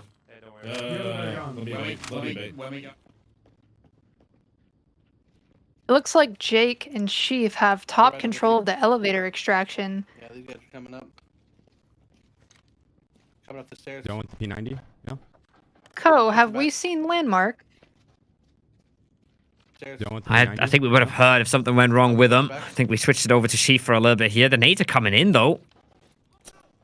That's not a bad one. It's going to get the hit marker. It's going to do some damage, especially to Jake, who just ate that one. They still have control of the stairs. This is still a massive choke point to be pushing up. But Sheaf as well. He doesn't just want to raid around. He wants to get aggro himself. I feel like we're just seconds away from this exploding. Down these stairs, the opposite stairs from where Trey died. There's 2 stairs. They're parallel. Trey's dead. Yeah. So they're right under me. Ray went down in the fight somewhere, okay. That hallway. Up 2nd floor. Watch the stairs behind us. I saw a body on the stairs. I didn't realize it was Trey. I was trying to figure this out still. We've got 8 minutes on the clock. He's here. And I can just hear a very sad Seal in the background. He was hoping for that MK14 to go off and kind of got robbed. Yeah, I know that was something Seal was really excited to see was the MK14 red ammo. Oh, okay. good Team reason. Anthony is getting a little aggro, okay? They have went up to the 2nd floor now trying to put some pressure on these guys. Yeah, on the... I honestly love it so far. They were super aggro in match 1, and they almost got away with insane amounts of gear. They just kind of bled players. I think they basically lost 1 player to each 4-man that they fought. So they ended up with 10 or something kills, but only Buggy getting out with that last-minute clutch. Cost them a lot of money, but they still got so many of the kills going, and they're keeping that aggro up. They're keeping the pace up while not getting all too overzealous here, Matcha. They are still just keeping this controlled. They're gonna be a little aggressive at the end, hopefully. Yeah, and as you can hear from team comms, they're expecting that aggression, so they might get aggressive back too. Were you holding Chief? Okay, I got you. Just from experience, I mean, I can't speak for these guys, but generally it's so much better of a space of mind to be in if you're the one aggressing. If you're the one sitting back and you're saying, hopefully these guys get aggressive and we get something for free, you might be in the better spot in-game.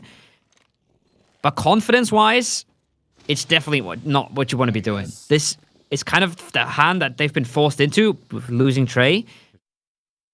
But I kind of love what Team Anthony is at right now. Yeah, Team Anthony is playing very patiently right now, just holding the corridors down, holding the hallways down. You know, if any one of those guys from the other team comes out, Team Landmark, I mean, they're ready. They're ready for that gunfight. But also the same thing from Team Landmark. Yeah. This is such a special fight, and I love what the devs have done here with the glass wall all around it. It's so telegraphed, and at the same time, it's still so tricky to win. Nades are coming in, both sides. Nades are coming back from Landmark. Got a good bunch of damage exchanged here, I think. Buggy doesn't seem all too phased by that throwable, and Buggy gets the better of him again. That man is fragging today. Yeah, Buggy is popping off. I mean, he is one of a really top players of ABI for a reason. He has thousands of hours. Absolute grinder. Gets it going. Chief going for the aggression. He wants to get the taps going. One bullet could do it all, and he knows it. The nades on the other side. The flashlight. Gonna make it hard, and the swing is good. Solo takes down Chief. Here we have Crit pushing in and trying to take control of the top. They got it. They got it. They got it. One body each. They're in the gooping phase. They're in the peanut phase of the fight. That was clean as it gets, man. Sweeping in from both sides. I was saying I love where they're at because they were already surrounding them, trying to set up a pincer again like they did in round 1. It looked good from the start, and it paid off massive here. I don't think they're gonna get the same value that Shroud's team was able to acquire, right? But they are getting a massive round 2 in addition to their already big round 1s. So far, super sick stuff from them.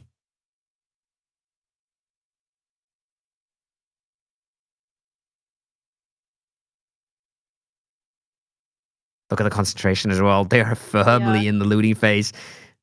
I don't think Anthony's aware that he's supposed to put the rush in his bag. It's not going to make a massive difference, but it can be the difference maker when you're looking at very, very competitive rounds here. I got there, bro. I got there, bro. Little bag in a bag, bagception, stacking. Hell yeah. There we got Buggy. All right, he's down with the stacking, just trying to loot everything he can. Maybe even some gold ammo off the scabs.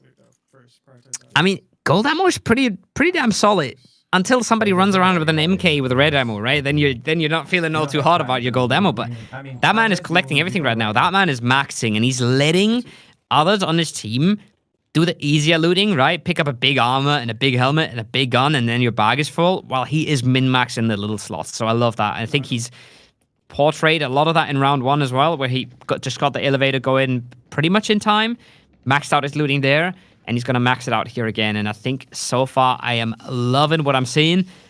We had an early highlight with Shroud and the gang getting out with insane amounts of loot, and now we have just consistency again from Anthony's team. Consistently getting good rounds on the board, consistently winning fights.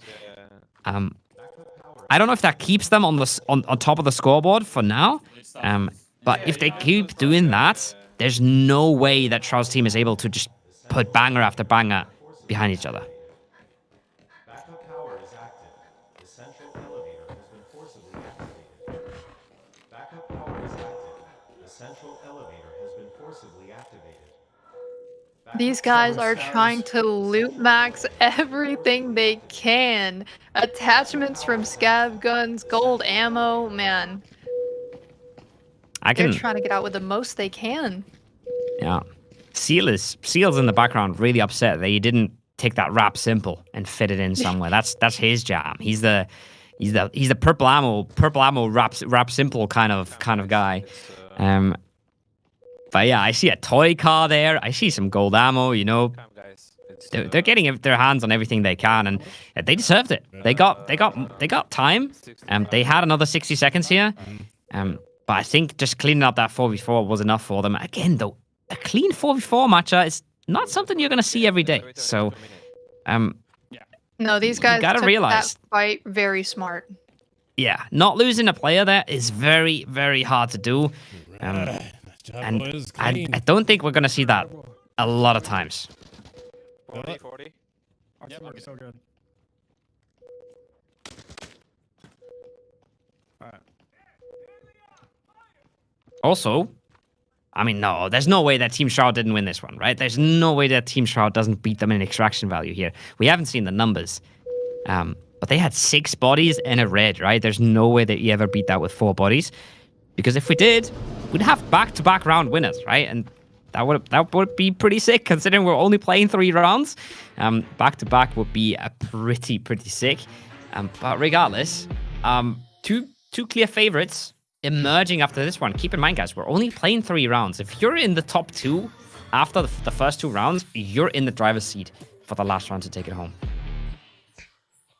Yeah, and can we just talk about that for a minute, Kowo? Like, the gunfights on the outside? How much loot there was on the floor and the free red that Shroud's team found on a body. Yeah. Like, it's that wild. was insane. I love the psychology behind it, where first round, everybody goes in, and then they die, and they watch Aqua get away with 15 mil, just hanging out on the outside, scoping in on a few scavs, you know, picking up that one body, and everyone goes like, oh, yeah, I like that. Yeah, I like doing that. Let's do that. And then suddenly we got 3 teams just sitting outside, just waiting forever, slowing that fight down, and Shroud's team is the one that just swoops it all up. But they looked clean there as well. They looked really convincing and really aggro on that third party. So it's not like they just found the right fight, right? They played that one to perfection as well. Yeah, and I think here in a second, Koa, we are going to get back into the highlights of this match for everyone to see. I'm expecting more peanut comps. That's all I want to see. Nate's here. That was the first one. That was the first one that opened everything up for Shroud and the boys. They got the opener onto, I believe it was Aqua's team. And they were able to fully reset, and this could have been so big, matchup. Aqua had some really good shots off there, man. If he lands one more headshot there, then he probably gets away as well. He probably gets to live. He gets to reset this. Maybe he's the one third partying, but now gets traded out in the end. Shard comes in, swoops it up, takes it aggressively, confidently. No doubt in his mind. Yeah, you're good. And that's what secures that mega round for them.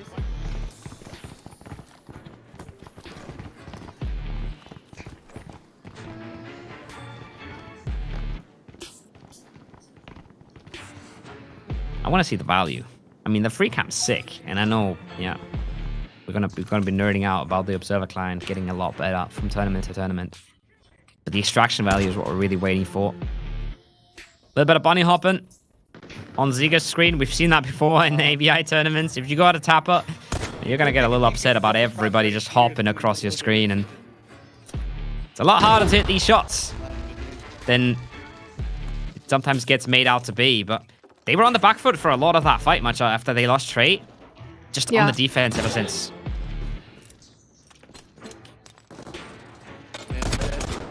And not only that, Team Anthony here, like, getting so aggressive with Team Landmark and then overtaking them up on the top floor. That was an insane fight. So sick. Like, Buggy winning that 1v1 is a huge door opener as well. Him getting that peek in and getting that sweep in is absolutely massive. But even if they didn't, they had such a good pinch there. You could see Solo coming in from the back. Last round, I think it was Critical who did a lot of the flanking with the P90 as well, right? Allows you to be a little bit more mobile and still win out on fights.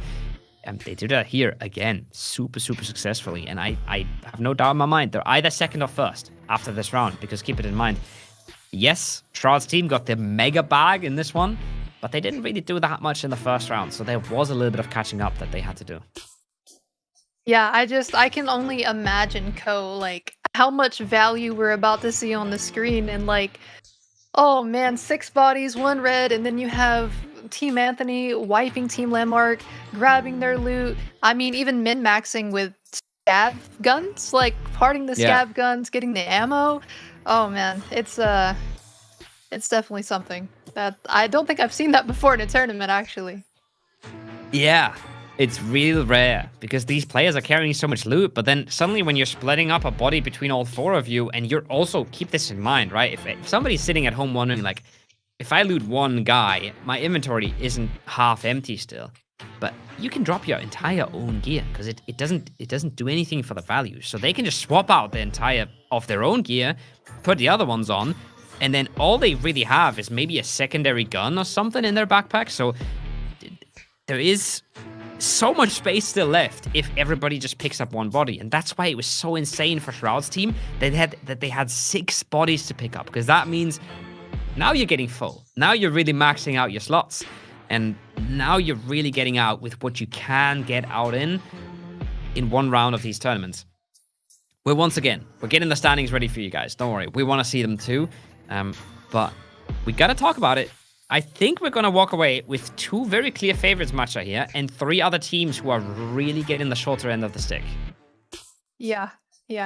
I mean, we have so many great teams right now, but with the way this is all playing out, did you expect that round to play out the way it did, Koa? What were you expecting going into that round and just seeing those guys do what they did?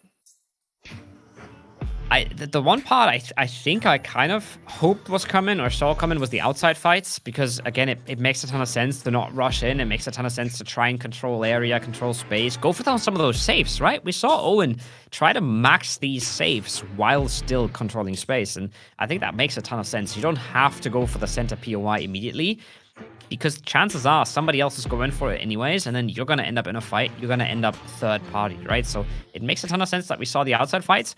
I did not think the 4v4 inside was going to go 4-0. I did not think that was going to happen. We know from past tournaments, it's super rare that you get out this clean. It's super rare that you pop off and get all of your players out. I didn't see that one coming. And I think a lot of it was on the shoulders of Buggy with that opener in the top floor, and whoever took out Trey earlier as well. All right, and I think we have the post-match stats ready. All the points gathered up. Let's go ahead and see them. Here we go. These are the match standings. And yes, we expected it. We saw it coming. I didn't see the magnitude of it coming. That is an easy double. That Shroud is walking away. That's almost double of the value that Anthony's team is able to coop up on that top floor of the control tower. And then everybody else pretty much walking away with peanuts at this point, unfortunately.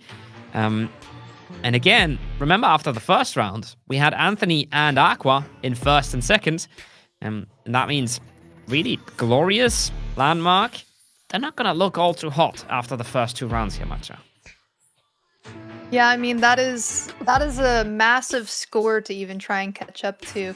And here we have the list of drop winners go for the $50 Steam gift card. We have Sasa, oh my goodness, Sasha, Sachin, Ma, P, Sep Blue 13, Sinner Seeker. If you want to read some of these, Ko. I'll take over after the next one. And no, I mean, obviously you can't be fluent in every language. I tried to learn a little bit of Korean, but those aren't like Korean letters, unfortunately. So that's a GG Japanese, for me. But maybe Kanagawa, yeah.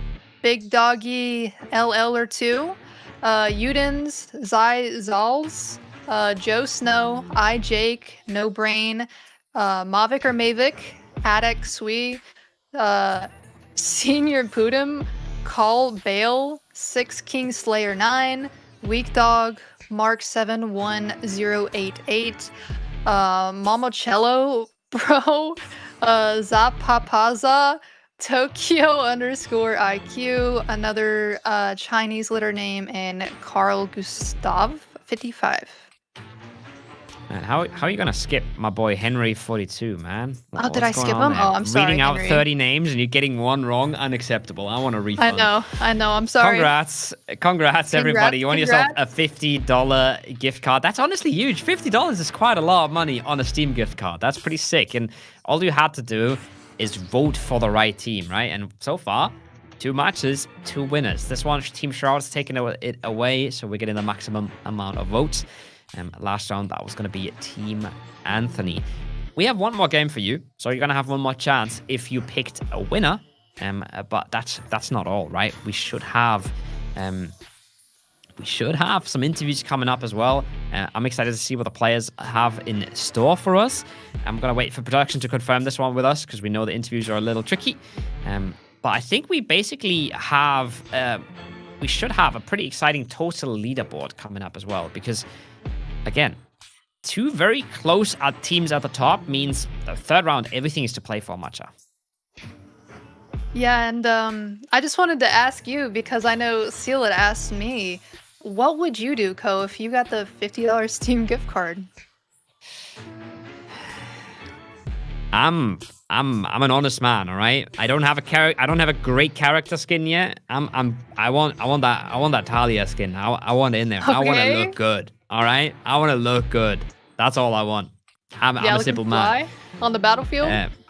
Yeah. I mean, I saw somebody suggest getting the Evita skin and then just ratting in what is the medical part of TV station? I forgot the name. Hazmat. Infirmary? Just ratting in hazmat all around with your medic outfit just to teabag somebody when they come in. But no, I'm an honest man. I'm Team Talia on this one. All right. Also, we are going to do the chat giveaway reminder here soon. We're still working on that and getting that out there as well. But we do want to do a quick reminder, Ko. Yeah, I mean, we have 2 of the giveaways, but I think we have a scoreboard ready for you guys, and I think that's what I'm looking for. That's what I'm most excited about. Let's bring that one up. And drum roll. It is... Oh, man. It's a fancy graphic, and it's roughly as close as I thought it would be. I thought it would be even closer. I kind of underestimated how big that last round was for Team Shroud, Matcha. Yeah, Shroud, I mean, man, this is insane. Shroud on top with all of that loot, pushing them up to the top of the leaderboard like that. I mean, they have, 6 bodies with the red, and then the prior match. We had Team Anthony grabbing those 4 bodies, all of the loot from the inside, maybe even some from the outside. and then so on, so forth. I mean, how would some of these teams even catch up, Ko? I mean, it's pretty simple, all right? I'm a numbers guy. I see 39 mil for Shroud in round 2, and I see a lot of teams that could win the tournament if they got 39 mil in round 3. So, yeah, that's how you catch up. All you gotta do is loot 6+ bodies, find a red on top, and it's pretty easy. All jokes aside, I think Aqua's team has a good shot at this. And I think Anthony's team has a very good shot at this. I don't know if Glorious or Landmark can still realistically do it, because not only do they have to get up to 40 mil, they also have to hope that nobody at the top pushes that envelope even further, right? A 10 mil round for Anthony puts 43 as a cutoff. For a 5 mil round for Shroud, that's pretty easily done, right? That's 5 kills. Puts them up to 45. So it's gonna be really, really hard to get up there. If you're one of those bottom 2 teams. But again, we're going to have a second round of this tournament as well, right? This one is winner takes all, but we are going to run a second round of this. So even if you're not winning it today, you still want to get the best games in possible for the next round to make sure that you're ready for that one. Yeah, and Ko, were you coming out of that expecting to see what you had seen with those 6 bodies on the ground in that fight? I think it's the perfect storm. I don't think we've ever seen anything like it. I've never seen anything like it, right? I'm still new to this. I've seen some tournaments. I've casted some of them. I've never seen a 4-0 so cleanly, and then just having the additional 2 bodies there, and then having the reds. It is the definition of a perfect storm. It doesn't get any better than that. And we see what that we see what that can do. We saw it in round 1 as well for Anthony's team. They had, 10 bodies inside that control tower, but of course they can't get that out on one guy. Buggy cannot carry it all out. It's not physically possible. So it all has to come together. And even just losing one member there would have been an absolute deal breaker for Shroud's team. Even if one of them just got flushed in any of those engagements, that would have cut their loot value into maybe a little bit more than 75%, right? 30 mil, a little bit more. It would have been a massive blow, and it would have ended them up in a way worse situation on the scoreboard that they are right now. But you mentioned it earlier, we have multiple giveaways going on. It's not just voting on the teams, it's also putting the keyword in chat. You're also getting free stuff from watching. We talked about that earlier. But if you're putting the keyword in chat, that is ABI DAS, the dual arena show match. Yes. Yeah. I'm great at this stuff. Yeah, acronyms. But ABIDAS in chat, and you can win yourself some more Steam gift cards. Maybe I should let you do the talking. I'm really not made out for this stuff. Yes, all capital letters. In Twitch chat, ABI DAS ABI DAS. You'll get you some free goodies, maybe some in-game free goodies. You know, some loot here and there. You want to take a look at that? If you want to chat, please put that in chat. I need to do that myself here in a moment. Yes. You're stealing from the viewers. No, I'm not. I promise. I was going to be honest. I voted for Team Anthony, all right? I was ready for my name to pop up when they won that first round, and I was going to gloat over it all evening, you know? I was going to get myself that gift card, no problem at all. But, you know, sometimes you don't win out on the lucky ones, but you can always try and get yourself some free stuff. There's free stuff in game as well, guys. If you guys weren't here for the start of the stream, just check out all the events. ABI is giving away a ton of in-game gear, in-game cosmetics, loot coins, everything for you for the start of Season 4 that we're kind of celebrating with this event. Again, we have a third round coming up for you. That's going to be me and Seal taking over this one, but we also should have an interview here in a second. And I think, if I'm not mistaken, we might see just the winner and the loser of that last fight in the control tower matchup. Oh boy, that's gonna be an interview. I'm ready for that. Are you ready for that, Ko? I'm hella ready. I was born ready, all right? It took all my constraint to not try and come up with questions BMing Summit about Molotov usage in ABI. All right, I'm ready to get a little bit of drama between these guys going. I want to see it. I want to see it boil over. But I think they're way too mellow. I think these guys seem to super chill. Whenever we saw them, both Trey and Anthony, kind of just mellow, vibing out, hanging out with their teammates, trying to do. I think both of them sort of trying to do the jobs that needed to be done as well, right? Not really putting themselves in the spotlight, just doing honest work. And so far it's been working okay, especially for Anthony, I have to say. Yeah, Anthony's been killing it. I mean, this whole showdown, he's been killing it. So I'm really excited to see what he has to say and kind of get into that interview. Again, I'll run the reminders here, all right? I'll be the public service announcement, guys. Don't go anywhere. We have one more round coming up. We have way more goodies coming up for you guys. Way more Steam gift cards and drops and everything.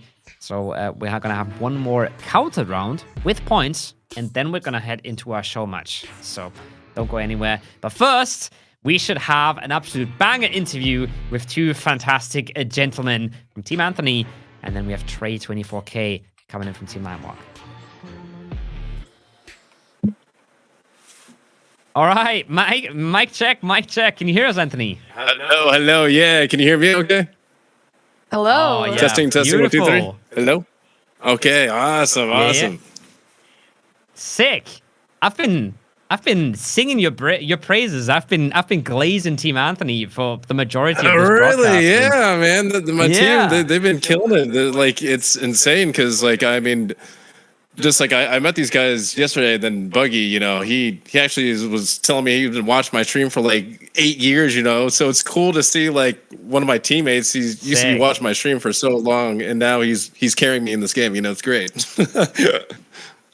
Yeah, that's totally sick. I used to watch you back in like the PUBG days. You know, that was a while ago. Yeah, I think Buggy mentioned that's when he started watching also. But man, watching these guys play is insane. It's just like Buggy's like that tech guy from like 007, you know what I mean? Critical and Solo, you know, they just have like such good synergy, and the way they explain things is just very precise. And it's just like, you know, it's like SEAL Team 6. It's wonderful. So I'm glad to be part of the team. That's one of the things I wanted to talk about is the comms seem really clean, and I'm giving you a lot of credit for. It feels like you're kind of you're trying to do your job, and you're trying to like let them do all the talking, and you're letting them to try and maneuver things around a bit. And I think that's perfect, right? For sure.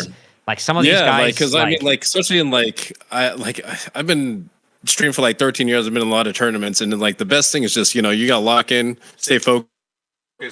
And like they know what they're talking about, and I have no idea what I'm talking about if I'm talking about this game. You know what I mean? I don't have the hours and like experience that they do. So like I try to not like muff up the comms as much and just let them kind of vibe and feel the energy and go with their strategy and their tactics. You know what I mean? So yeah, it's been working out well. Yeah, it's super sick.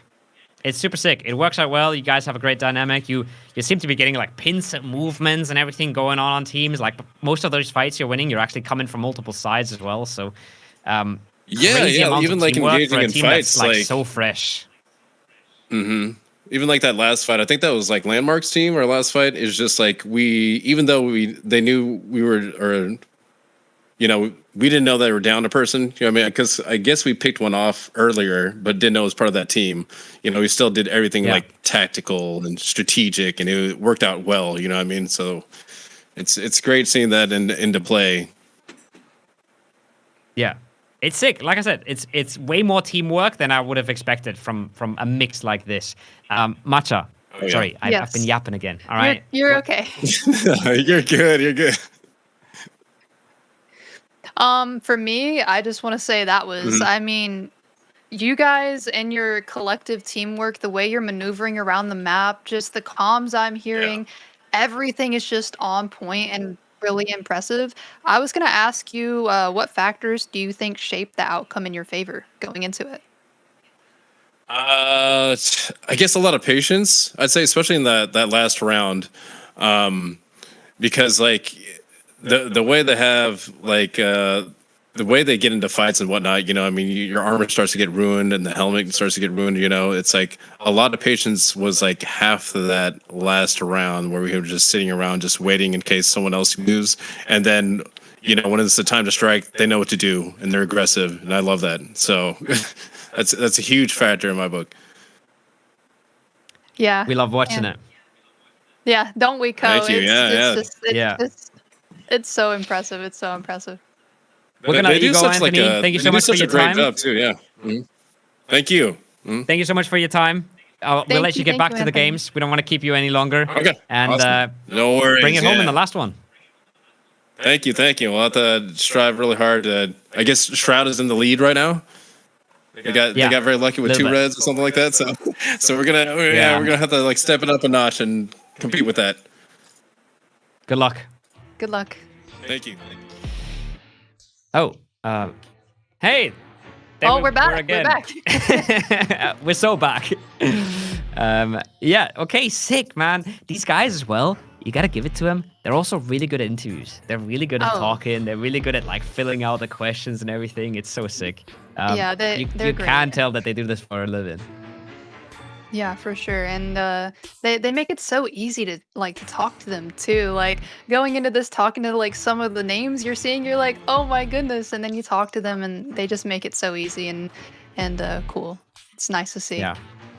Super chill guys. Love to see it. Love to see Anthony as well. I that's what I meant earlier when it's like, it's so cool to someone that with so many talents, such a huge following, right? A famous person, and he's just like, these guys know what they're talking about, and I don't. So I'm just laying back and I'm trying to do my job. That kind of mindset is so sick, and it's so wholesome to see. Okay, cool. That was sick. We have a giveaway running for you guys. We gave you the keyword earlier, and I am sure at the bottom of the screen any second now. Yeah, it should be. I hope we can bring it up for you guys. We're going to run through the names. This is going to be some speedy reading. Petty, Berry, Mavericks, Eat It, Noob, Juice, CZ93, Bird, Maniac, Adam, Herx, Mimo Herdis, Fox the V, Run, Roan, and Oni World. Wow, that was stressful, but you did great. You did great. Better than me. Oh, man. Okay. That was. I feel like I got an easier one though. There was no Chinese letters in this one, so I kind of, scraped through. Got a little lucky on that one. Cool. All right. Okay. We're doing the rotating thing again. Yeah. Finally, Seal gets to do more yapping. I know he's been itching for it. Thank you so much, Matcha. We're gonna see you back. Yeah. She's gone. Thank you. She's gone. She's gone. She didn't even say goodbye. Oh my goodness. Yo, how's it going, Co? Dude, you called me out with that rap simple thing, all right? Like, okay, listen. A rap simple is 42K. It's a 1x3 if you fold it. It gives you slots from 9 to 14 if it's unfolded. It is amazing scav loot. Like, I felt so called out so many times there, but I mean, hey, like it's what you were saying, dude. Like these guys know how to Tetris, and like if you know that like you have the background knowledge to make that work in these games, hey, like that's the muscle you got to flex. I'm glad to see Buggy and even a little bit of Solo doing that in round 2 there.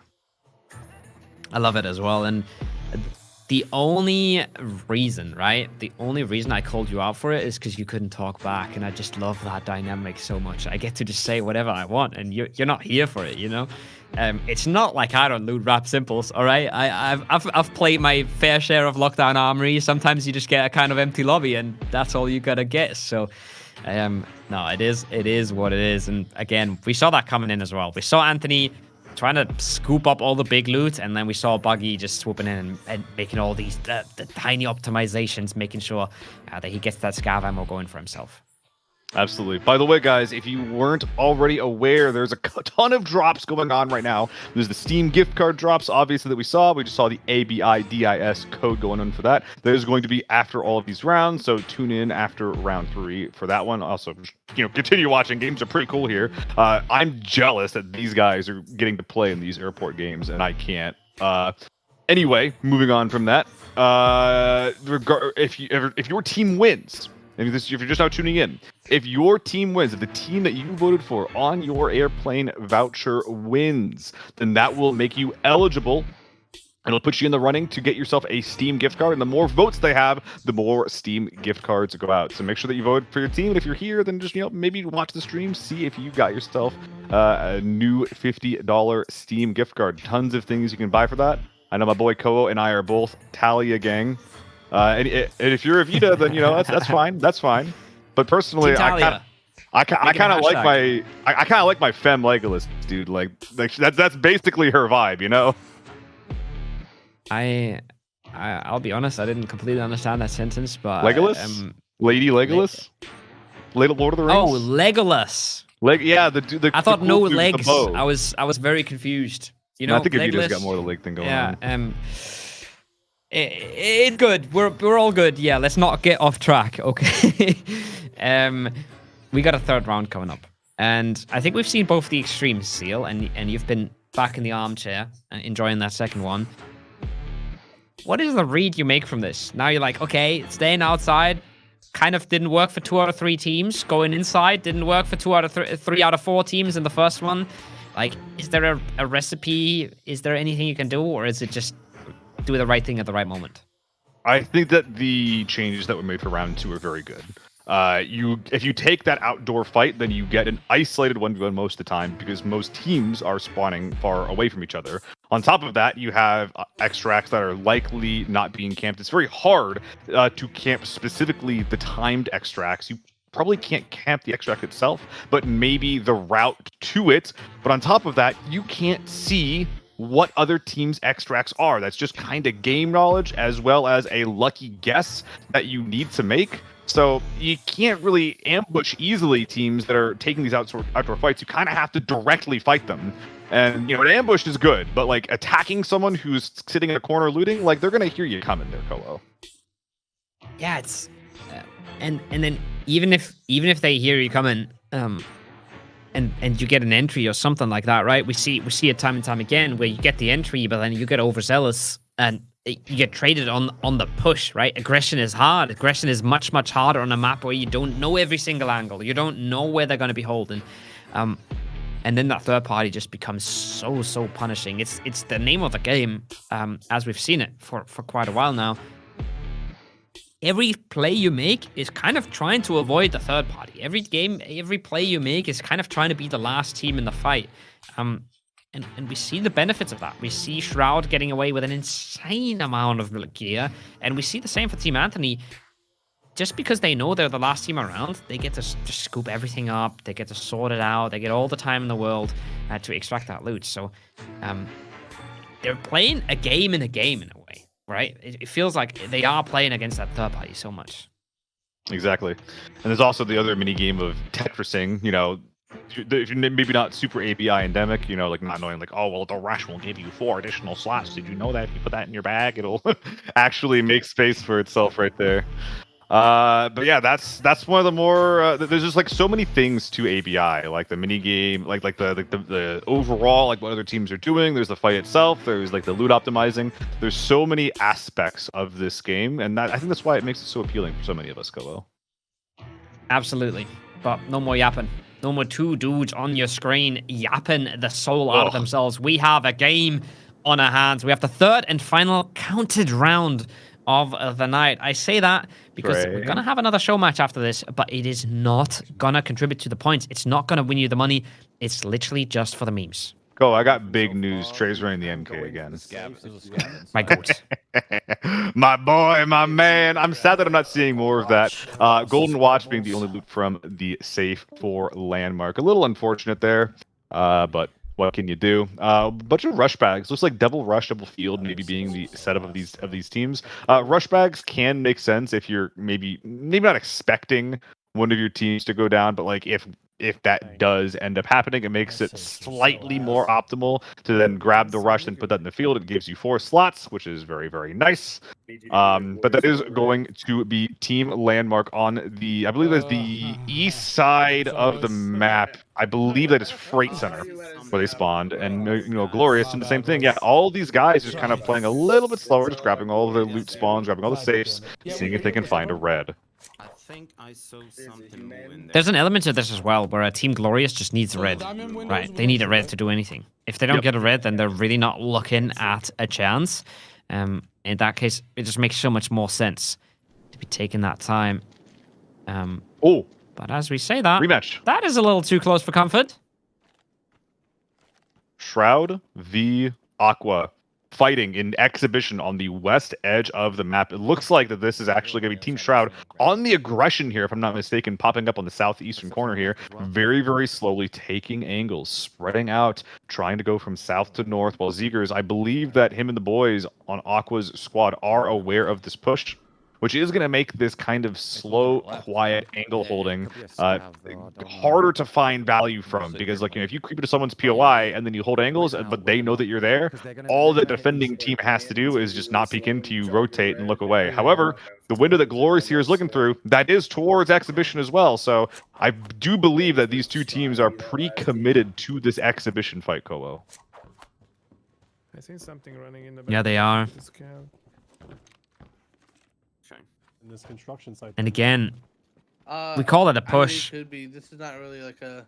It might not have really been much of a push, but you wait out forever. Left the warehouse respawn and just went straight down to. You're giving other teams more time to make moves. And while they're not directly there yet, they're kind of making the moves on in here. And they're covering a whole lot of ground, Jake. And then we'll move out. Like, we can hang out on this side maybe like 5-10 minutes. Bye, something like that, Vandal. or Have a at least good for night. 20 minutes. Good night, dude. Adam making some calls. Zegers making peeking over towards Shroud as well. I'm surprised to be seeing them treat these angles kind of like almost like laissez-faire a bit, Kowo. They're being surprisingly chill, despite being held like this. Another ambush being set up here by Anthony. I believe this is actually at the control tower entrance. They're waiting for someone to just pop into the control tower, being like, "Hey, why has no one showed up yet?" And then just blast them in the face after holding an angle. This is also the west side of the control tower exterior, if I'm not mistaken. So also very, very close to the exhibition scuffle between Shroud and Aqua. Pipe. If you're surprised by how chill Aqua is about this, Slave him. that's just a lack of Aqua. That man is I haven't heard any shots. a chill enthusiast. Fire shots. And I love to see it. Saw it earlier with Anthony as well, right? So composed, chilling, vibing. Obviously, these guys are kind of beyond the point where you got nerves. And I love to see that for them. I had the pleasure of talking to Aqua before yesterday's rehearsal, actually, for this show. Just about like why he enjoys playing these extraction shooters, and yeah, like he just has such a such a nice mentality about the game. 1000% agree with you. We haven't heard the safe open though, right? Absolutely. Right, Owen's a bit of a different beast. I mean, even if they have a red, what they're gonna do? They're gonna pull the. Owen's more the and send out one guy. That's 10 mil. ambitious and competitive, high energy kind of guy. Aqua's just here for a good time, man. I respect that. Core of extraction shooters is just a good story, Kowo. Like some kind of cool story, cool things happening. We can min-max, we can optimize all we want, but I think that the main reason we all play this is just what is that? For cool stories and a conga line of turtles. I like that story. Tell me this. Someone read me this bedtime story. What's this fable like? Oh, that is so funny. That is so funny. Game's up though. Anthony shot a scav. Okay. Okay, with the main critical, we will go middle and control. Sneaking in the central control tower. Love it. They were the ones that were attempting to ambush any teams walking their way in, and now they are able to sneak in themselves, I believe, without pulling any alarms, Kowo. A little bit of loot they could be able to get. Also able to play defense as long as they control that vent's entry point. This is going to allow them the chance to get some good loot. Yo, Davey, But if you don't find a red, then you gotta do a little more than that. Thank you for the 41 months, Davey. No, we could. Appreciate the support. Thank you, Davey. Take our time. Thank you, Davey. For a bit. Yeah. I don't know. So where do we have the... Love it. Hey, Kowo. The helicopter is on that side. Yeah. I'm gonna nerd out, Kowo. This guy's using an AK-12. That is not a gun that I was expecting to see today. Not shit. Oh, I didn't even pay attention. I got distracted by the sub. Anything in safes, it's crazy. Also, dude, this reload animation. Okay, I know there's a lot of really cool stuff that's being added to season 4. You know, 72 tick rate servers, new gun. Dude, the reload animation is the thing that I think I'm more excited about than anything. Like, that looks so cool. And basically every single magazine has an animation for it now. In the meantime, though, West Side Exhibition, I don't think that Team Shroud was close enough to Aqua's team to realize they left. So here we see gas, smoke, likely some stuns, util being burned to clear space that they don't realize is empty. It's you get caught there. Could be. Summit? You think what I'm thinking? Summit. I'm trying to stay away from the util jokes. Please, sir. Oh. That space is not empty, my good seal. Oh. And that's a very banged up Zegers on the other side. Basically no helmet left. He's really far from his team as well, like very close to Shroud's. I mean, Zegers definitely like one of the goats of ABI, but I don't think that you can 1v4 a team with Shroud and Summit on it, man. I just heard them shoot down the bottom of the bridge. Oh, that's a dead teammate though, no? Did I just see Ammo dead? Be careful, they might still be. Oh, it's it's a dead body. Oh, they're marking the dead body already. Okay, I see what's going on. That wasn't a dead teammate. You can put it here for me. I got you. Yep. Yeah, I do, but you got him. Trying to use smoke to secure the util. Oh, we saw some damage coming in. Oh, as from the high ground, Trey 24K and Co. making a huge flank. Landmark spraying that H4 loud and proud.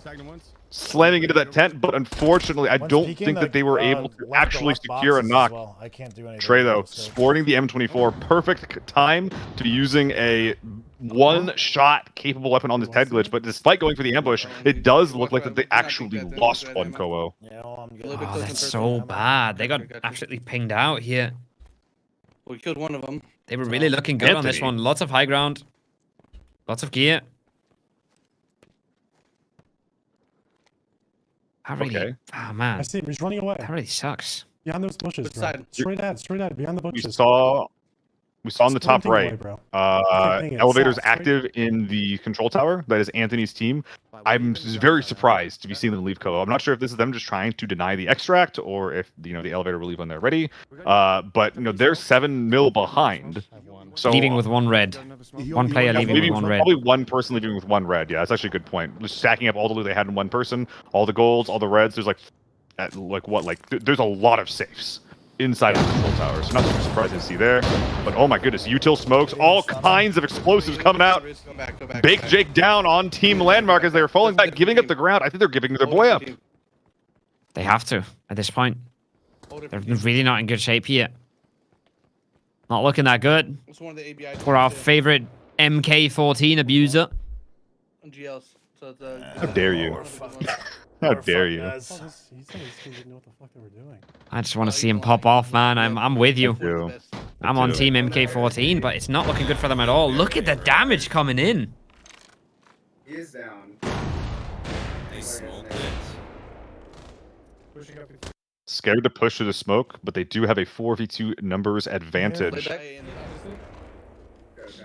Baked Jake did put up a good fight, but just pushing down from a single choke point into a wide open terrain. This is what I was talking about before, Koho, where it's just like you're probably not going to be able to ambush a team that's trying to go to extract, but if you can manage it, that is like when people are the most vulnerable, because there's so many choke points on this map as you're trying to leave these different grids. I'm not, and you know what?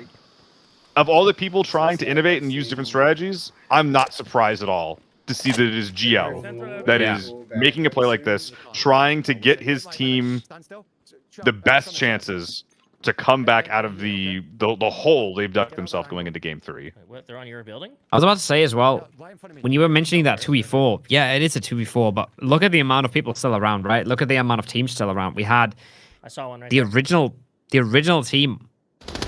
The original team fight didn't involve any of those two teams. And here, there it is. There's Owen, there's Shuxo, Team Aqua on the one side. It's literally a 3-way party at this point.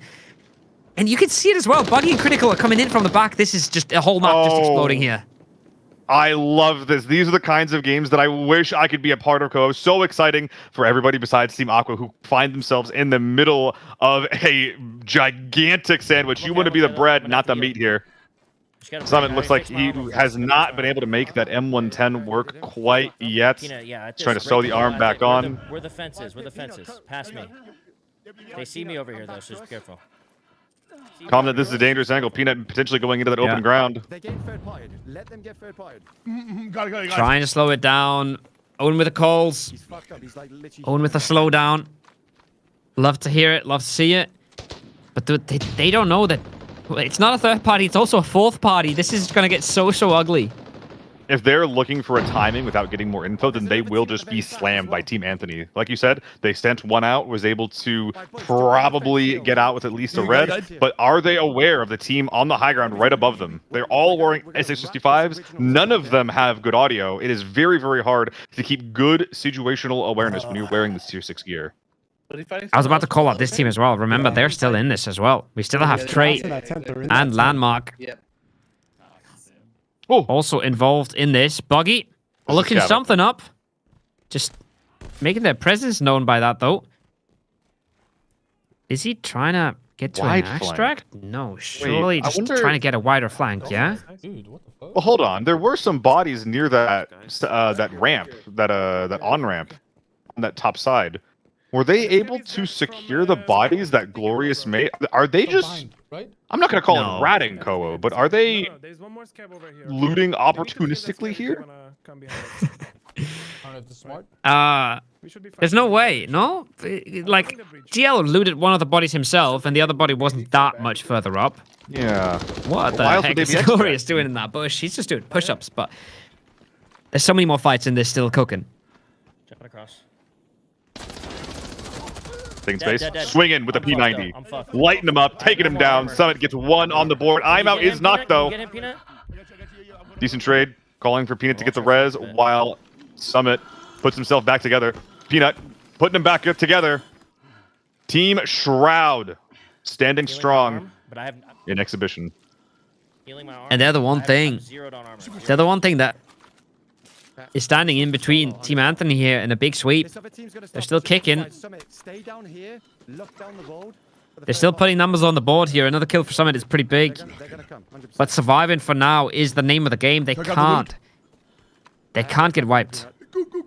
See how his armor is for me, Peanut? If it's Go I mentioned before. -2, that's great. I mentioned before that this is one of those maps where it's very difficult to travel around the map safely. And Exhibition is probably one of the choke pointiest parts in the entire map. Every single exit is extremely easy to ambush. And I'm wondering if that's what Anthony's crew is getting up to right now. Looks like they have lost one. I see a bunch of ammo that's just being spread out. I wonder if this is ammo from a teammate's bag that they left behind just so that the boys could use it, or what. I'm not exactly sure what else it would be, but it looks like that they have mostly backed out from the exhibition scuffle, and have just kind of put themselves back into a edge map looting position here. Yeah, it's that's a heartbreak. He's not able to get that tapper. Oh no! He tried really hard to get the tapper, and all he's getting is the helmet. He drops his own gear. Oh, that's annoying. He's got to pick himself through one of those stacks somehow. I think he's going to end up at the M110 at the end, but it's going to cost him a lot of time, and I'm not sure. It must have been loot that a teammate left behind. We saw the little icon pop up. But that means he's just picking it up to be better equipped for the last fight here? Yeah. Oh, a P90 reload in a minute. Oh, I closed the inventory a minute. I want to see this. I've not seen that before. Okay, fine. I'll play the game later myself. I'll reload a P90 just to make my brain happy. Okay, whatever. Glorious E though. I think that we're actually finally pushing in from the southern end of Exhibition. Still 4 up, which I believe Shroud is dead on the Exhibition team. Number favor going towards Glorious. Did I break a leg? He's wondering why he's so slow. We're gonna try and fucking shoot these guys, okay? Wait, oh boy. Give me your armor, give me your armor, Peanut. Careful, Peanut. There's a helicopter on your screen. Yeah, come back to me. Come back to me. Swap me up. Come to my corner. Thanks, Daffo. But you didn't take this out, mate. Everybody's hunting Shroud here. Don't be mistaken, all right? Everybody's hunting Shroud's team. Everybody's That's my hunting helmet. I got my Peanuts. helmet. Summit. Owen. Wait, how do I? Wait. Just drag it off to the right. There You you go. got it. Where's yours? Right. It's on the ground. Where? That's Summit. You Summit. sure? Wait, Cool, this. we're good. No, I just need an armor Peanut. component. What? Drop me your helmet. Okay. Oh God. I'm pretty sure. I What's hate going this. on? What is going on? I hate here? every part of I would know this. it's yours because it has cracks in it. Yeah, have a look. Which one's got the symbol of a friend? I don't. Oh, it's got this one's got the symbol. Dropping it now. Grabbing this one. Let's go. Optimal. Optimal, baby. We got there in the end. We're I've using only so got much one time for rush this back while to the there's start. I just literally don't get a people loot. hunting for us. Go. I'm anxious. I'm anxious watching. Oh man, Look, smoke's they're coming out. literally right around the corner as well. GL did not realize what he was walking into. Smoke's coming out to get him away from this corner, but they don't realize that by pulling back and creating all of this space, that they are letting Team Shroud do exactly what they want. Team Shroud, they've already got the loot from Aqua. They've already lost one. They're not looking for any more action. They want to get out of here before any more spice arrives. And Glorious, they got to bring the heat. Yeah, yeah, pretty much. It's so hard for them to understand that, though. It's so hard for them to read the situation. They just have so little to go off. In this game, you really don't get a ton of information. All you get is the shots coming in, right? That's all you know. You see some dead bodies, maybe, if you're lucky. Guys, no cap. I'm bugged. I can't have any nades. I can't move. Are you? Red No Wing cap. Tab? No capital? I can't run and shit like that. Glorious is cooked here. That's unfortunate. Summit's team is getting up the top. They're not done just yet. I just wonder what's going on with Solo and Buggy. What have they been up to? I would be so curious to watch this back from their perspective because their strategy, like the strategy from Glorious this game is pretty obvious, right? Listen for the fight that's going on. Put yourself in an ambush position, just roll the dice, and if you roll well, then you get a couple of free kills. That's very low risk, very high reward. Summit Right there. spotting someone out with an M110, 103 meters. I'm gonna nerd out Koa. That's beyond the effective range of the M110. Even a headshot at that range will not one-shot someone unless their helmet is very damaged. Oh, fucking hell. Don't leave that decision to me, brother. I'll go try to find the body that I killed beforehand. How about that? You get out. Oh shit! Oh no, that's loot. I love Summit. That was a full team that went over there. I'm feeling spicy. Just such an honest guy. Okay, alright. Chill dude, man. Wait, my dude just randomly proned, and now I'm back. I can move now again. What the hell? We fixed it. I do think we. Let's go, chat. There's a dead body over here. By the way. W. I killed that guy. Oh, I got bugged again. Here. Bro can't win. Oh, jeez. Oh, jeez. Bro cannot win. It does look like this exhibition scuffle has basically all moved itself away. Peanut has been the lucky boy who does get to live another day. I believe he's just loaded up with loot, playing the worm. Right, do I check this On this safe time or- deck. I feel that. I just wonder, are we going to see Solo and Buggy engage in any meaningful fight here? Because they have to. It'd actually be better if he's Yeah, but they're too late now. Doesn't matter. Actually, oh yeah, that's right. That'll probably. Again, just to be clear here, right? These guys have so little information compared to what we're seeing here. We're hearing player comms. We're seeing players with X-ray. We're seeing big overview shots. Yeah. We know basically everything. They know basically nothing. I'm still confused because they must have some sort of plan, but Yeah. we are just not understanding it. We're too silly to understand. They're what playing these guys into are Shroud's cooking. hands. Owen extracting with 2 players. That's more than most players have extracted with the entire event so far, Koo. I don't exactly know how much gear they have, but I know it's at least 1 or 2 players worth plus whatever they were able to secure up until this point. U191, that is a straight upgrade to the AK-12 as far as I'm concerned. So perhaps a new primary being found there, a little bit of loot. As we see Glorious, the problem with choke points, Koo, I think I said this a lot. Choke points work both ways. So the ambush point that was so effective that they used in the first place, they don't want it used against them, so they're going to be very, very cautious as they move back up that on ramp, potentially towards the last few players from Shroud's team. So the thing here is, Are you kidding? right? The thing here is, we can talk about not understanding Solo and Buggy all we want. If they just pick up this team here, if they manage to ambush this team, they are absolutely golden and they're absolutely geniuses, right? So maybe they've spotted something, maybe they've heard something that makes them think that somebody's coming back this way. And then it makes absolute sense to just wait that out. Oh, it's a scav. Oh my god. Dude, the adrenaline they just got. Lining up an M110 7X on the back of someone's skull. It does not feel better than that at this game. Buggy solo? This is where Glorious was. I think we're looking at some PvP here, Yeah. Colo. Yeah. They pushed up, they're getting aggro. Oh! They're taking space, and oof, that's Buggy, over like, very look. fast. That's what I'm talking about, dude. Like, the TTK in this game is so fast when it comes to this high-level gear that sometimes your armor doesn't even matter. Solo getting aggressive on the left side. 3 players he'll have to take out all on his own. M110 could make it happen. Hopping into the util, cooking it well. Trying to get as much damage as he can with the paltry amount of util that he is allowed to bring in. Looking for an M110 left-hand peek. There's a head glitch angle on the stairs, though. Very hard to win. So hard to win, especially when he steps out into the open. As soon as they call that over to his teammates, as soon as any audio comes out, he's going to get peeked by multiple people. He's done a ton of damage, though. Last nade, he can't really quite... Oh my god, look how low Glorious is as well. Is Solo doing this 1v3? He's already taken out GL. Glorious, no PK, AK-12 in hand. He's on the brink of death. Has to go down, leaving only one player up to watch Solo. They're just giving him one peek at a time. SB versus Solo. I think Solo can do this. Oh, he's got a chance now. He's got a fighting chance, that's for sure. 1v2 is so much more winnable than a 1v3, and he's got them on the back foot as well. He will know this. He will hear this. No PK. Making this really, really awkward for Glorious at this point. They got to figure out some way to play this together, hold the same angle together.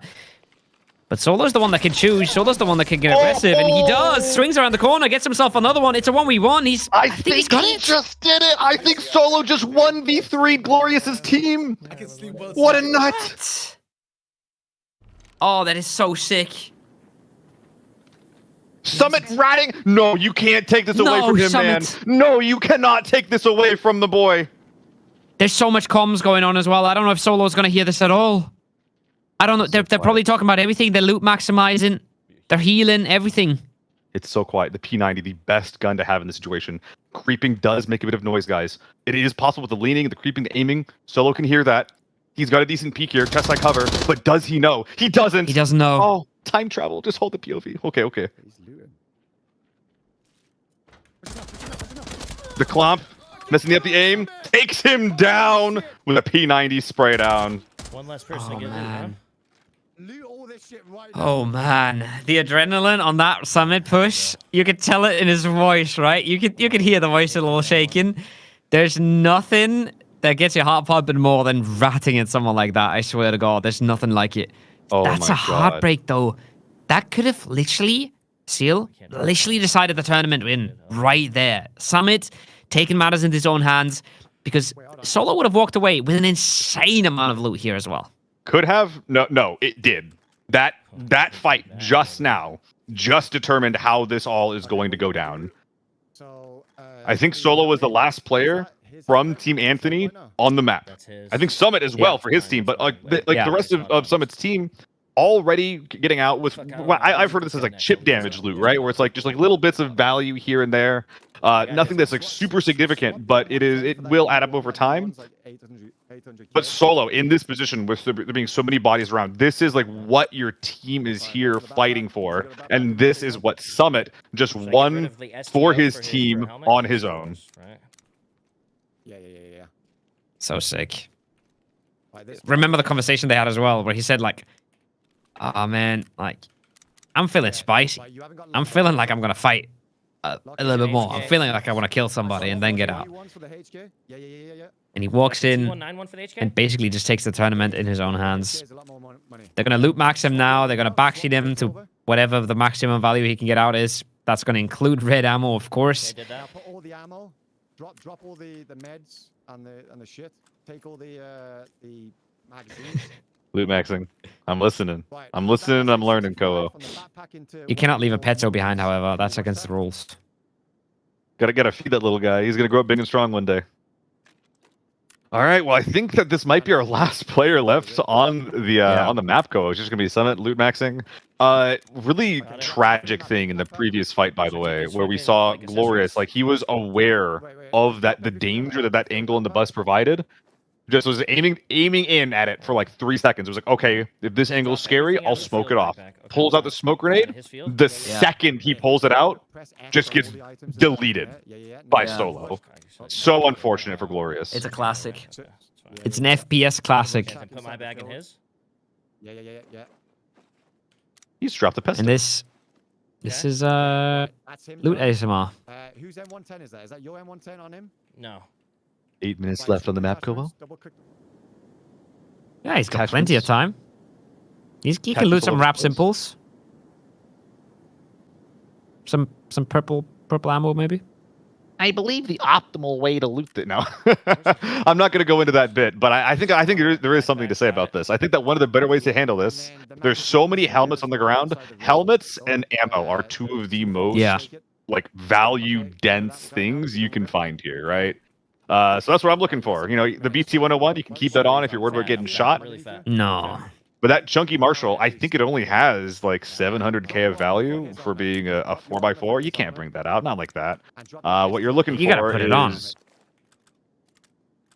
What you're looking for is a bunch of these P90s, atomic detachments. But at the same time, like, you know, if you would ask me to do this after having played, like, you know, maybe 10 hours, maybe 20 hours of ABI, I think I'd be sweating bullets. That sounds impossible.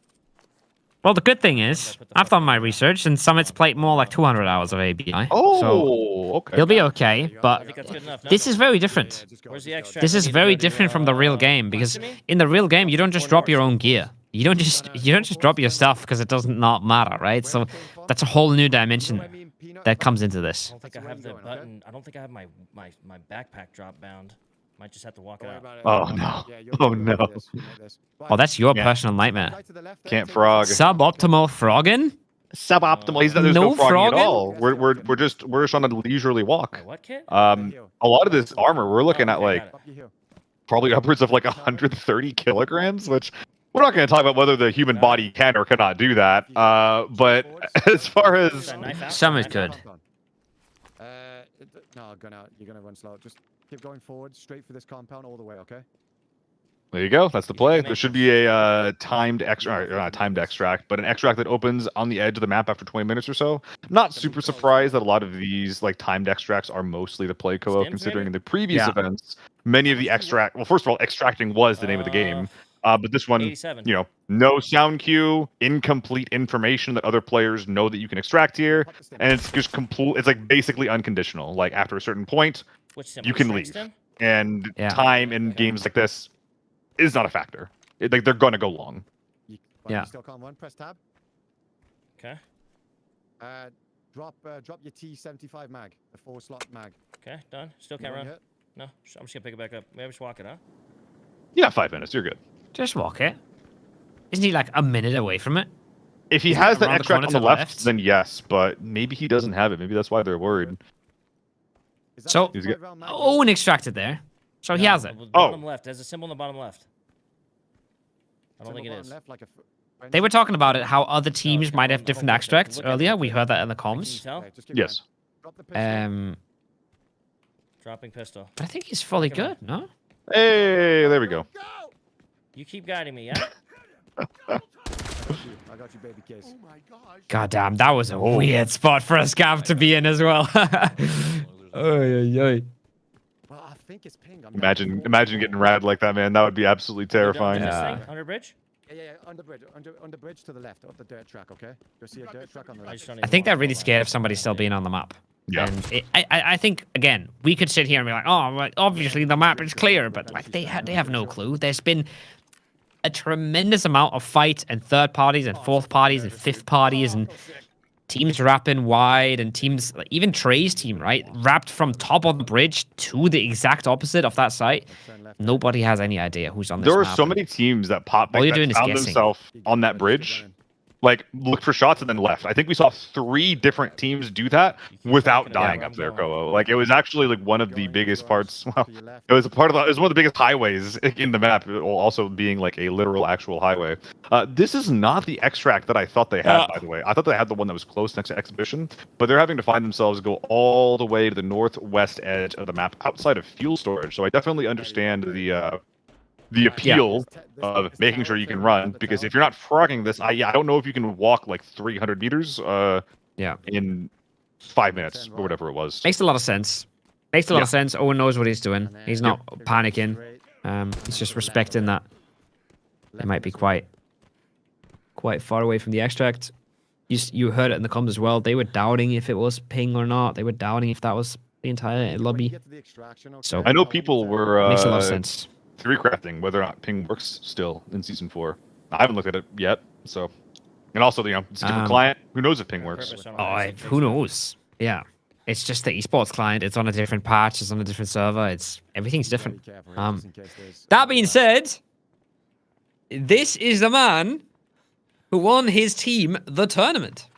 Literally. Today? Yeah. I hate you, Peanut. Let's go, Peanut. Peanut.mp3 going off in the background, man. Yeah, so sick. Nice decision from Summit. Crazy calling from Owen, to be honest. I think he just kind of maneuvered them throughout all of this, and that was super sick to listen to and super sick to watch as well. But I think that little walk up, that little creep up from Summit here in the end might have done it for him. And it feels bad for Solo after that 1v3 clutch, right? But I think that's the nature of the game, and that's the nature as well of starting to loot and having probably 3 teammates or 2.5 teammates that talking to you and telling you what to loot and where to go.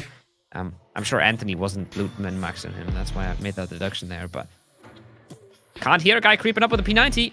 Game's over. Yep.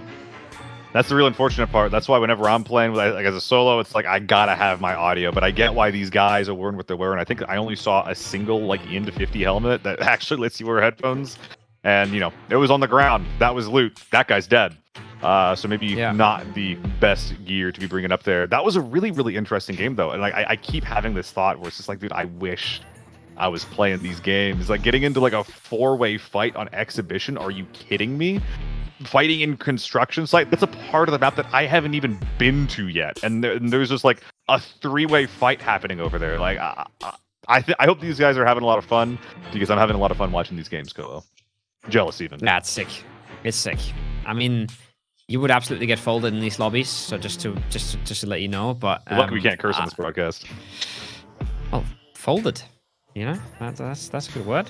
Fold you. Yeah. But yeah, I agree. I mean, again, also this is what everybody that plays these tournaments will tell you. It's just the best way to enjoy ABI, and it's the same in every other game as well. Actual tournaments against other squads that are trying to max every single chance they get is just the most exciting and the most appealing way to play the game. But man, I had a lot of thoughts about this tournament, and I kind of came to the conclusion that I'm thinking it's probably a team with 3 ABI mains that should walk away with this. Yeah, I don't. Think that's who I voted for. And I think we're wrong. Like, I think that's the prediction that we made. But you put the literal goat of ABI with like some of the FPS goats of literally all time, and wouldn't you know it, you have a team that is capable of absolutely running away with it. That's some wild stuff. I think a big thing that I also like about this is just like the way that like the gear worked. Like, we got to see so many different types of loadouts. We got to see so much of a variety of what this game can bring. And if you ask me, that's one of the best things that an extraction shooter can provide. It's 100%. I love this. And I hope that even though we have a more diverse meta now than we had in the last tournament, I hope that we just keep this rule for all tournaments that are coming. Because it's just fun. It's fun to see that MK come out. It's fun to see someone play only an M110, right? That's something we saw Aqua do as well. It's fun to see a P90 here and there. I think we saw, for example, Crit go extremely ham with a P90 in that first round as well. It's not like we've seen it dominate every single round, but we've seen it do some crazy things. And Summit there, he does the work as well. Remember, that wasn't the only kill he got that round. He got the trade on Owen earlier on as well, which made them get out with a ton of loot. And you saw Owen wobbling his way to extract, being mighty heavy.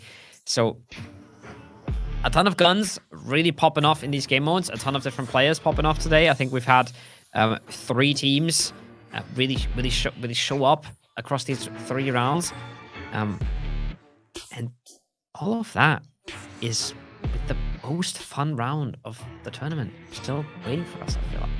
Oh yeah, we do have another round. We're talking about the end of the event, and that's half true. We're not like the last round will not be scored. We do have one last snowy Northridge round with a game mode that I think will make most of you guys pretty happy to see.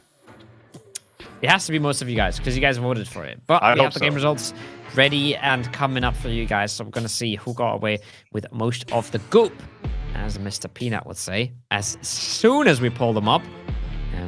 And I mean, there's not going to be any surprises here, is there? Wait, what? Oh,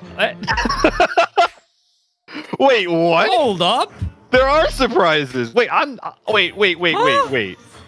They were down 7 mil, and now they're up 8. Wait, what? What? Is this 2 reds? Did they find 2 reds inside of the control tower? They must have. Did they kill anybody inside there? There's no way. We didn't see anybody go in, right? I don't think anybody went in. I know that Glorious' team was close by, but by the time they got into the exhibition fight, yeah, they were still 4. There is at least 3 kills from Solo, right? Literally 1v3. That's 3 mil. That leaves 25 mil on the table. That has to be 5 mil in loot value plus 2 reds? Huh? I mean, okay. That we're cooked. explains so much.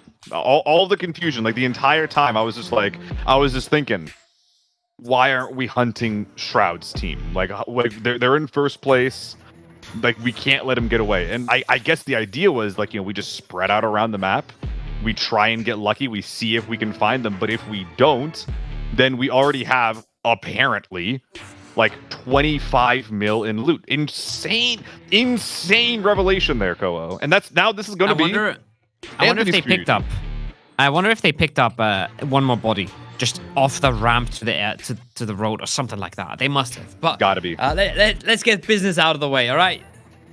$50 Steam card to a bunch of winners that picked the right team. That's Banto, Franana Banana, Ro, Dead Moros, Maneka 69, King Commander, Greg, Zero Shot, Jerikovsky, Victor, Pantufla, Seek, Luxy, Luckies, Chinchi, and Whips.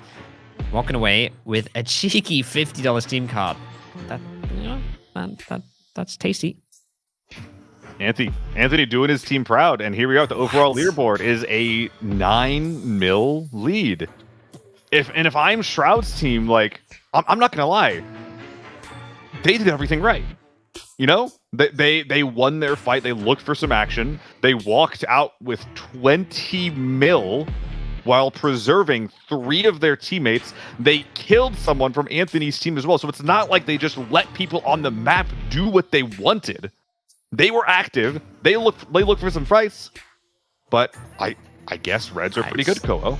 I'm so confused. That entire time we were both just sitting here thinking we had it all figured out, and we were so. Well, hold wrong. on. We were pretty confused for a lot of that, but it makes a lot of sense when you got 20. Whenever Summit got that kill, I was like, all right, cool. So, there's 10 mil plus something for Anthony's team, and there's 15 mil minimum for Shroud's team. That should seal the deal. But yeah, not at all. That is crazy. Those are your winners. Team Anthony Kong fan.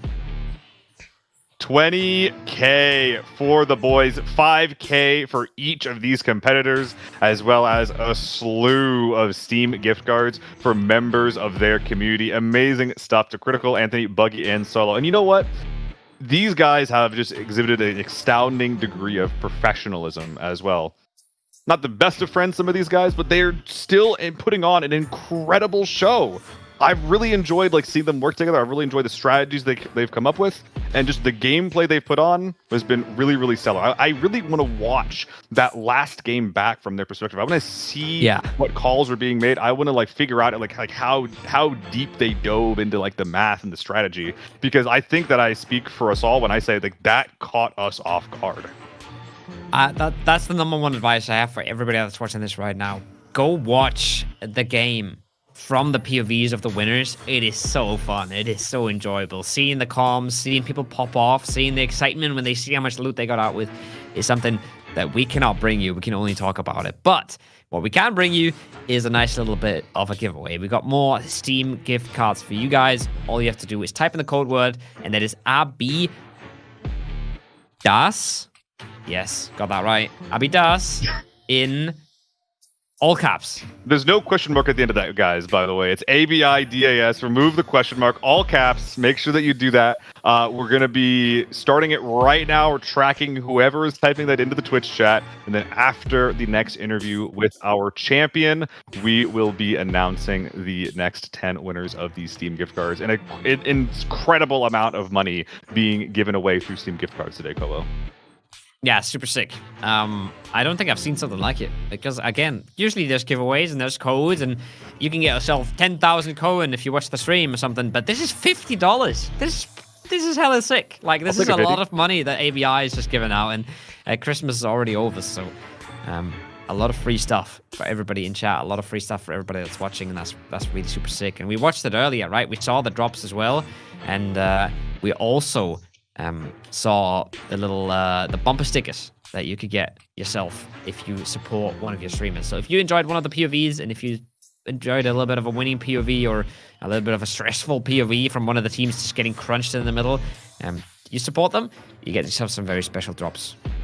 I did see that, yeah. Critical, Owen, including a couple of people that aren't even playing today. If you sub to them now, I think, then you will get some in-game stickers to show for it. I know that I'm sporting, like, Critical sticker on my shoulder. I think I got like an Owen sticker on like my bag or something like that. Like, they're all over the place.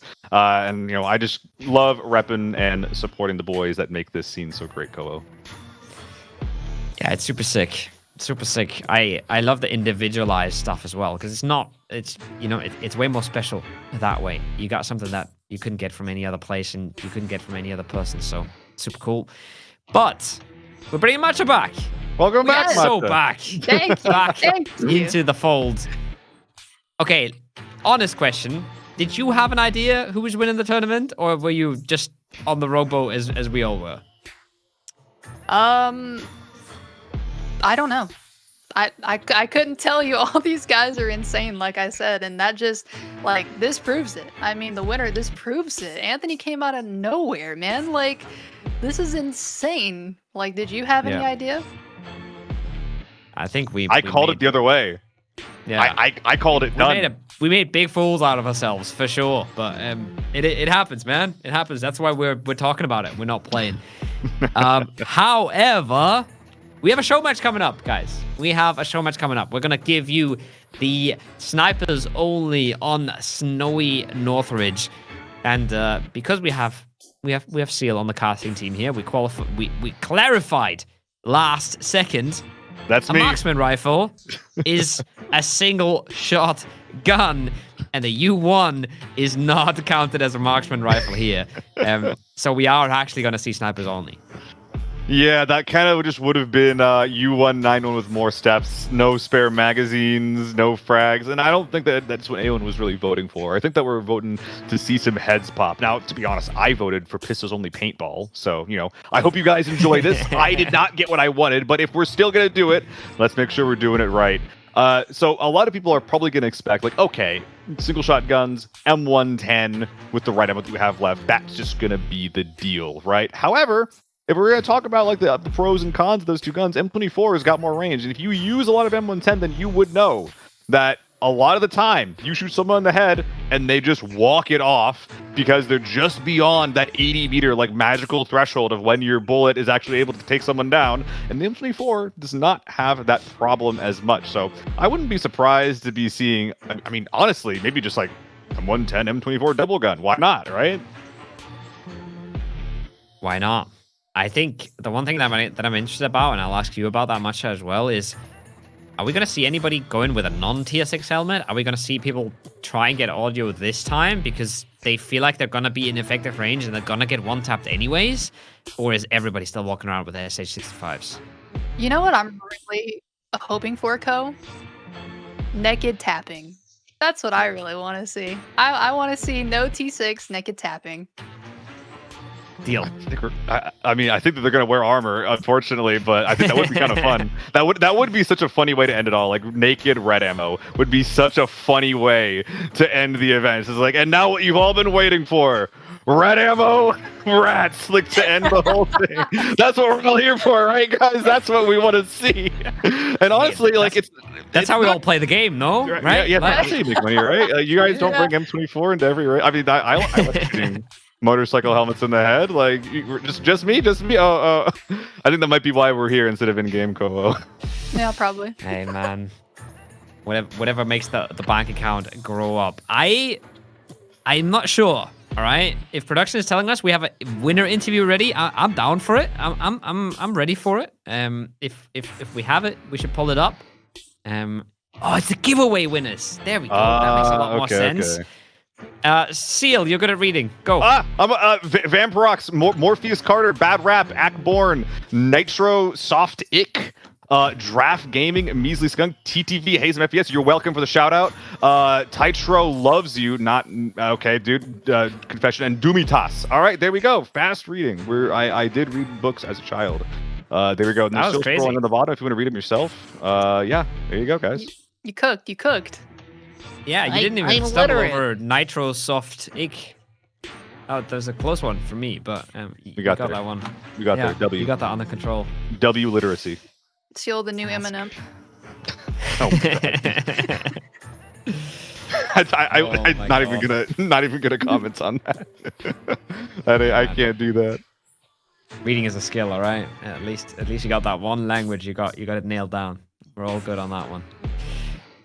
I hope we're getting us into game because I think this is gonna be the most atmospheric and weird and wonderful game that we're gonna see tonight. The stress has kind of fallen off. We're going into the snow. We're walking around in the snow, holding hands with our bolt action. I think it's gonna start very chill. We're kind of used to these super high octane, super stressful starts. But everybody's spawning on other sides of the map, no, Seal? I'm gonna take the conversation in a different direction here. I got an interesting DM that is from Crit. Can I use stuns like unlimited? And I don't see anything in the rules that says no. So I'm down. If it's not lethals, I'm kind of down. Infinite stuns, infinite smokes, but we can use thermal scopes as we've seen before. So Yeah. And there's no such thing as unlimited, man. It's just a field bag full of stuns, right? oh god, what are we getting ourselves into here? I don't know, but I'm down for it, man. I love that they're getting creative with it, and I love everything that gets them closer together, right? Because snipers only, it gets really, really awkward when you're starting to push hotel and you're starting to walk around corners and there's a dude there and they miss the first Mosin shot and you miss your M24 shot and suddenly it gets really, really wacky and fun to watch. So I'm down for anything that gets these guys closer together, and I'm down for anybody innovating. Innovating with a bag full of stun grenades. We call that innovation in these parts, gamers. Let's go. Okay, more than anything, though, so obviously that's the game mode. We're going to be seeing Sniper Secondary, Stun Grenade Primary, but we're also going to be looking at Snowy Northridge for the first time, gamers. And I'm so excited for this. Like, the entire ambiance of the map has shifted. It is almost peaceful and beautiful, but I'm hoping that these players do not lull themselves into a false sense of security, only to get their head blown off by red ammo from God knows where. Matcha, you've had a chance to play it. You probably had a chance to watch it as well. What's your favorite part about Snowy Northridge? Probably the ratting. I like the bush ratting. I like the inside. You couldn't pay me to say that. I like it when people like are in the little divvies of the rooms and they're sitting in a tub and you turn a corner and then it's just like a jump scare, you know? That's probably my favorite part. What about you, Seal? I'm not gonna have to like take some notes from you to figure out what to watch out for, because you're making me scared over here. Good. What? I wasn't super familiar with the Northridge ratting spots. I guess I'll look at your notes later, because that's not something I want to fight on snowy Northridge. Actually, I want to enjoy the ambiance, not get jump scared for my life. Actually. Yeah. PSA to all the rats out there: the dam has been fixed. You can't get on top of the dam anymore. You got to find something else. But we are gonna head into the game, so we're gonna have a look at snowy Northridge on our screens, and instead of us three just yapping about it, we can have a quick look, because again, it's beautiful, but it's not just beautiful. It changes the gameplay quite a bit, right? We get the footsteps, we get the frozen up river, which I think is actually a huge gameplay change in that sense. I think it's massively Look sick. at And, I can't wait to play it. I'm not home at the moment, so I'm gonna play it when everybody else is already super cracked at it. But yeah, it just looks so nice. I'm gonna give a quick shout out. There's a guy called ESC Gasm, who like all of his stuff is built around sniping, and I think that he would absolutely adore this. Just the vibe of the map mixed with the sniping primary game mode. I think this is exactly his cup of tea.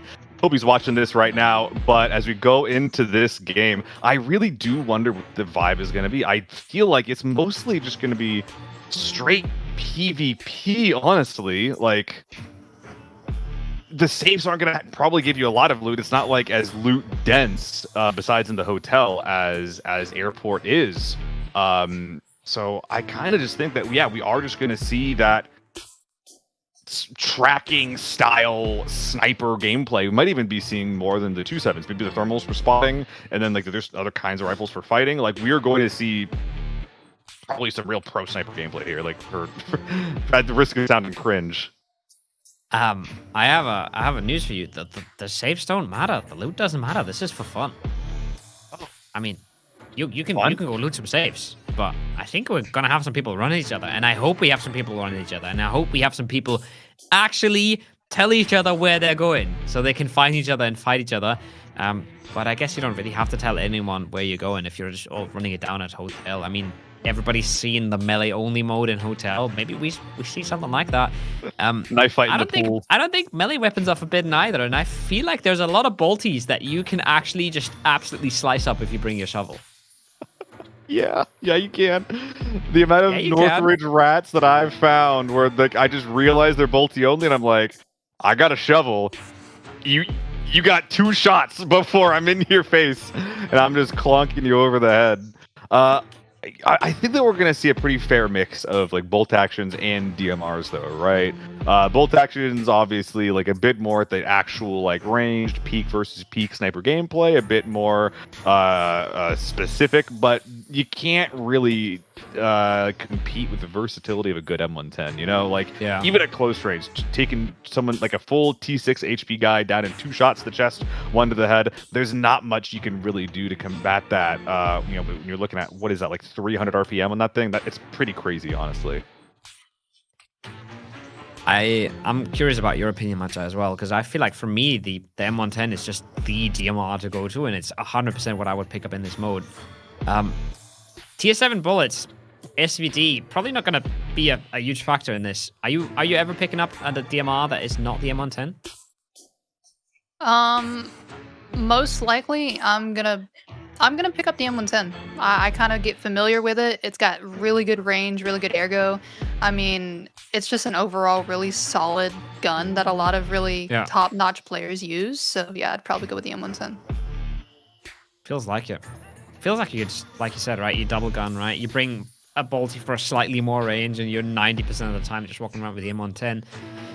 I'm dropping that bolt half of the time if it makes me yellow weight as well, right? So that's how much I would value the M110 personally.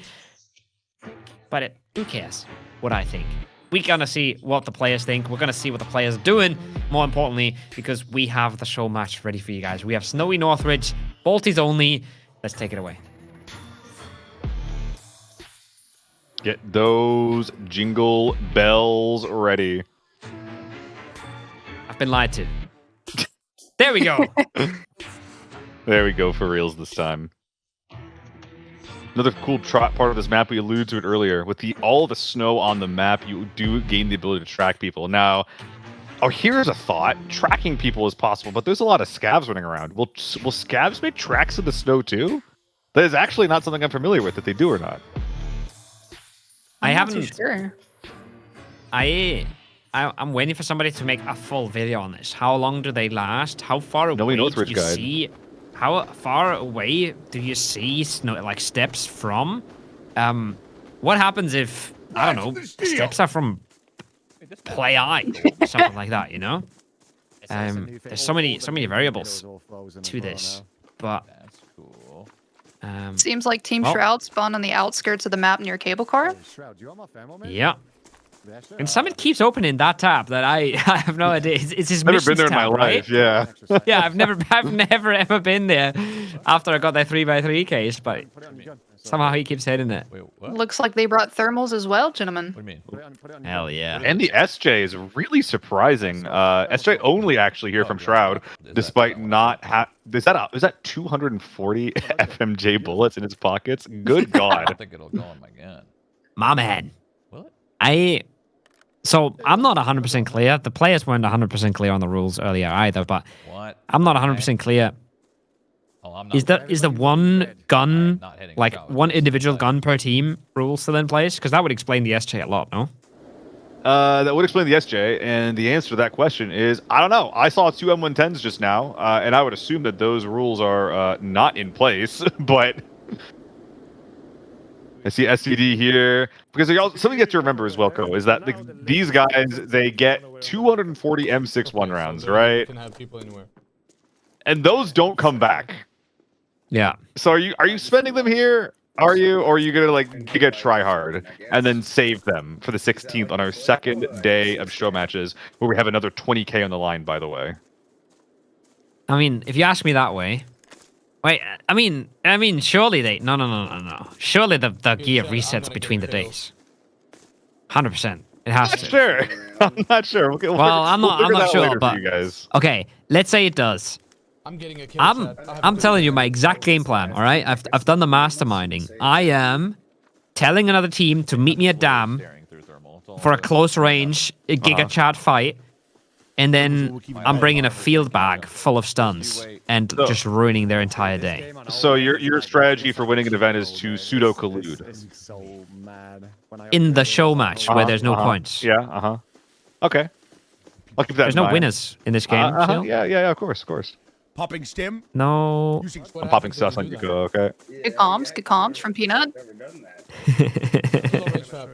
There's no other option. I'm not gonna lie, I know it's probably not gonna happen with how serious this show match is, but I really want to see someone just mess around and 360 no scope someone.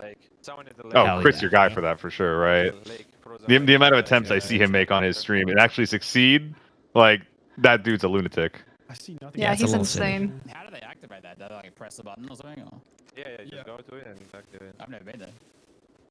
There you go. He's also the 100% the guy to bring in a bolty into this mode. But I talked to him a little bit, and he said he barely played the test server at all because the servers don't really match up for him. So he gets extremely high ping most of the time, being one of the rare souls from Oceania. So he's one of the least experienced here. You just heard him talk about it, right? You heard him like ask Boggy and Solo how a certain mechanic works. That doesn't stop him from no scoping people though. Looks like Team Anthony. Chill out, Anthony. Control of a hotel right there, going up into what looks like to be Building D. Projection, maybe. Yes, ma'am. Aiming up Crit's cranium as well there for a second. And it does look like Baked, Jake, and the boys are going to be contesting the buggy, looking like he might be first contact as Trey crossing the wooden bridge over toward the middle. Yo, fist bumps for the boys? Any bumps for the boys? My God, that dude took somebody head toss. Outside the hotel on my ping looping. That's crazy. Outside the wall. That man's helmet is very dinged up as well. Already, even. Yeah. Did he maybe bring in a broken helmet? We don't have anyone here, yeah? Nah, we don't. I honestly didn't pay attention. I paid attention to him scoping at his teammate. I didn't pay attention to him if he was getting damaged. But that is a lot of teams here, Matcha. Yeah, this is a lot of teams all in one area, and eventually these guys are gonna have to push in and face each other.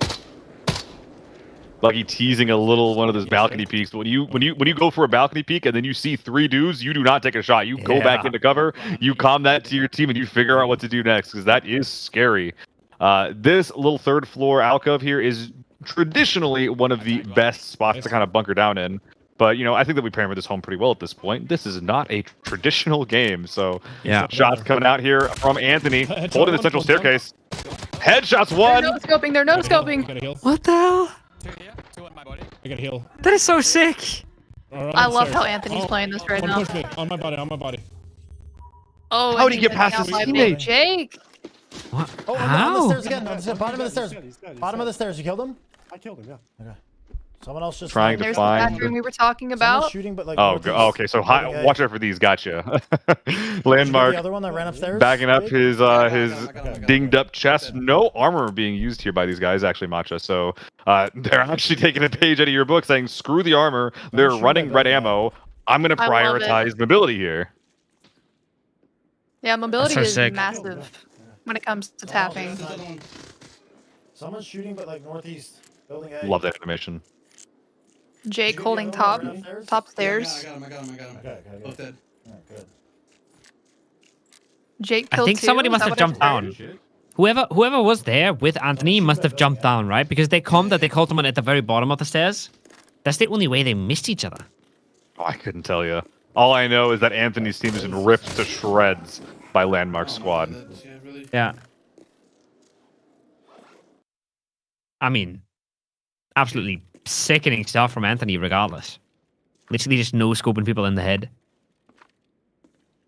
He's putting points on the board where his ABI endemic teammates couldn't. Like, what are we doing? Solo, crit, Buggy, come on! don't make Anthony do all the work. That's not his job.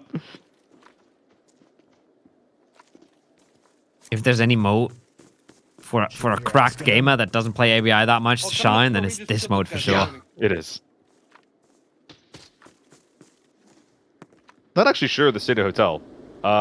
We saw quite a few players get taken down. Oh, we have a different sniper battle going on over here, though. This is what people were looking for, okay? When we asked for a sniper-only game, what we were looking for was long-range peak battles, and that is what Glorious and Shroud are getting into here outside of Dam. A bunch of armor getting dinged up on both sides, but, armor doesn't really matter. You either die in 2 shots to the chest or 1 to the head. That's basically what it is.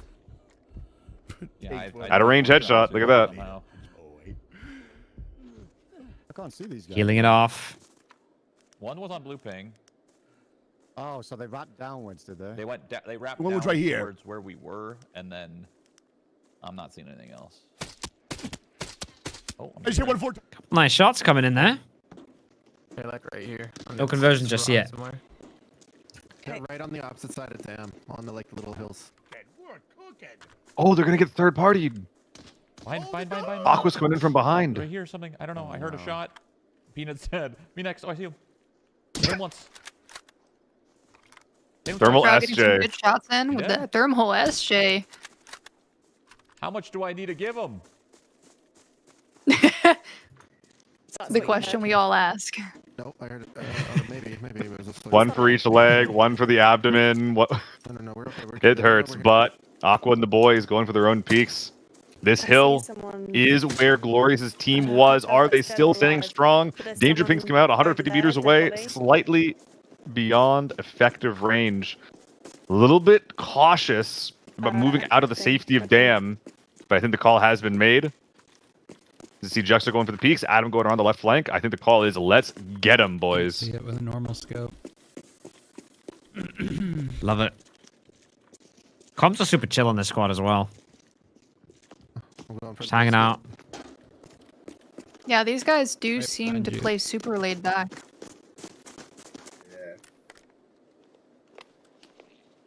Looting. He got thermal. Glorious E. That's good. Is that might the be dead Shroud's body body. of Shroud? Yeah, I think that might be what that is. I don't see any players left from that team. Adam in a very important position on that wide left side, controlling a lot of space toward that hilltop between him and Hotel. Aqua doing his own best, securing the watchtower. I believe that Glorious E a little bit further to the southwest, a bit closer to that hotel approach on that main highway. What way, towards camp or towards cable, do you reckon? I do see a dead something looted. Oh, I see players. Oh yeah, they're up here. Oh, Adam's spotting them. Yeah. I'm gonna flank. I love it. God, I killed another one. I honestly don't think the thermal. I don't know, man. I don't know. I'm curious about your guys' opinion. For me, the thermal, it just doesn't feel worth it when everybody else is just ADSing so much faster than you ever could. Running out of bullets out here. Wait, where did Peanut Yeah, man. die? We're looking at like minus 20 ergo, no variable scope. It's good at like one range only. Yeah. He got everything he had in. There was a guy. GL having a giggle. He's tried to make this thermal work over and over. I think he was the only one bringing it in every single round. Whenever I saw it looted, I was just like, man, RIP to the boy, RIP to the king, GL, for just trying to make it work. Oh, but the thermal scope getting more value here. It's amazing. The thermal scope is amazing if you are not getting shot at. When you're allowed to actually sit there and line up your shot. And I think Landmark and the boys in Hotel, I think they might be finally getting ready to move out. But they're now getting pulled in two different directions as they spot players southeast in that fight with Aqua, but also some survivors on the northeast. I believe that is Imao, retreating away from the whole fight entirely. Down the hill, 210. That's a lot of damage. We have Jake getting shot at. That is as a well. lot of damage coming in. Tag twice. Yeah, that thermal scope is worth its weight in gold. Jake, Jake's getting pretty good shots in on these guys, though. Yeah. Thanks for the smoke. Let's jump. Yeah, let's pull back. Maybe they'll shoot at each other unless they're the same team. Now, I will say, guys, this team we're looking at, Aqua FPS's team, these guys have been practicing non-stop on this map the past, like, week or so. Two of them. I fucked one up so bad. I mean, hey, if there's ever a team that's going to win the show match, it's going to be the ones who put the time and put the hours in. Headshot one, double headshot him. He's dead right Oh here. my good. Oh my gosh, What crazy. is this man made of? What? Double out of range headshot? Just snapping like that? Are you okay? Do you need anything? Reloading. You're in another smoke. I guess that's why he's here. We don't need to loot or That was anything. nasty. Turn, right? I don't think so. Okay, I'm Dude, and these guys are just like hanging out while Landmark is just demonizing people. Give me his morning routine. I want to know what he ate for breakfast today. Like, I guess if he had an endurance, what a that would be handy demon. for us, but that's really it. Where am I looking? That's AI, I think. Okay. Gonna reload again. Yeah. look at that animation, man. Look at that.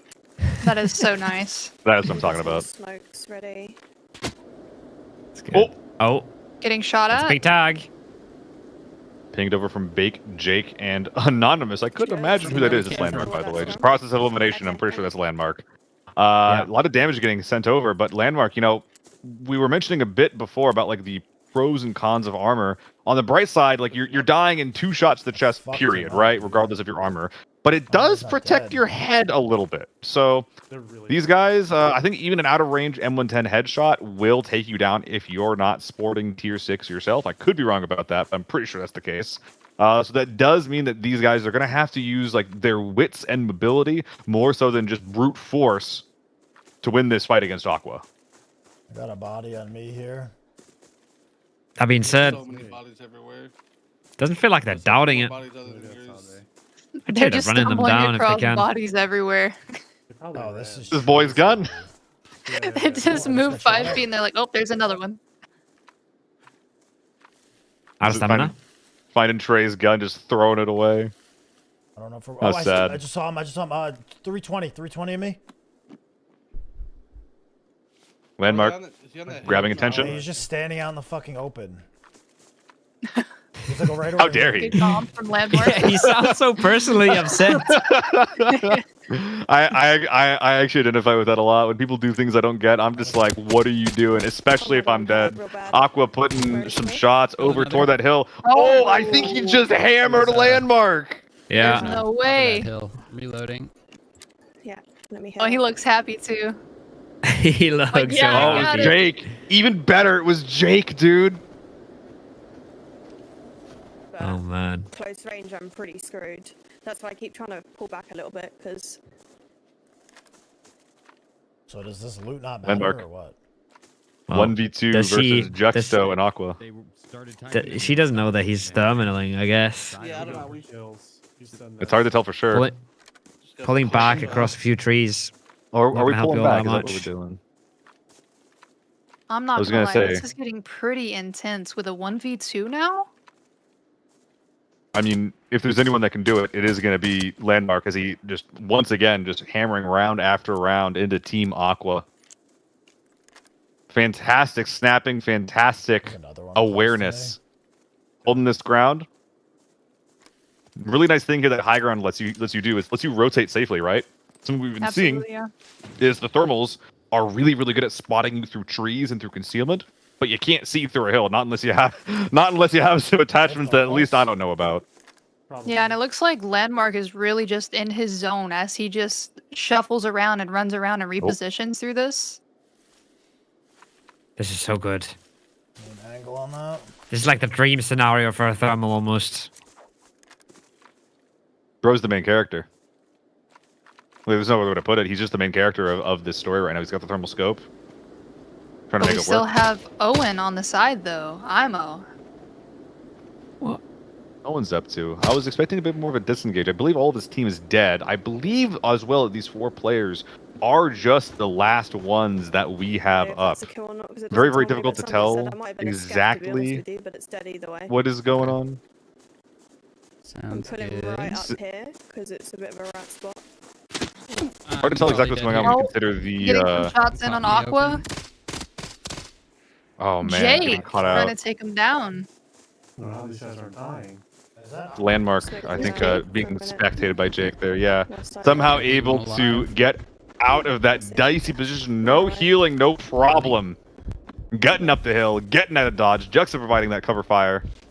And now all of a sudden it's the duo that is getting chased down by the apex predator that is Landmark. Absolutely.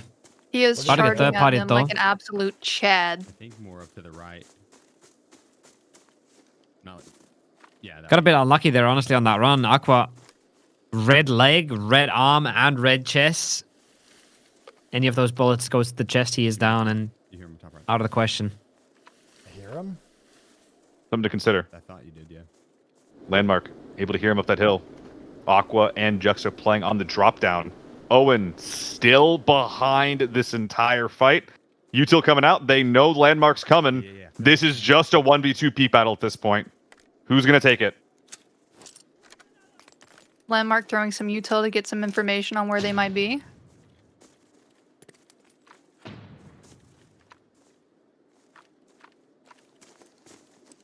Scans that hilltop. Maybe That's up where they there? were right ahead of him at the drop down. Are they still there? Or the other side.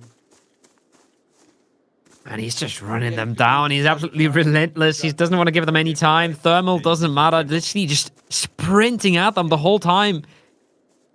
You heard him to the right. That man is scary to face right now. Oozes confidence, man. Underhanded grenades over the hill. Trying to keep him short range. Stun grenades will provide a little ting if you get that hit. It is directional as well, so you will know where they are if you hit them with a stun. Very nice situation to have happen for yourself. High ground being used here. I'm almost surprised the high ground itself isn't being camped by Juxto and Aqua as he continues the chase in and around the comm station here on Northridge. Footprints where? Leading to your right.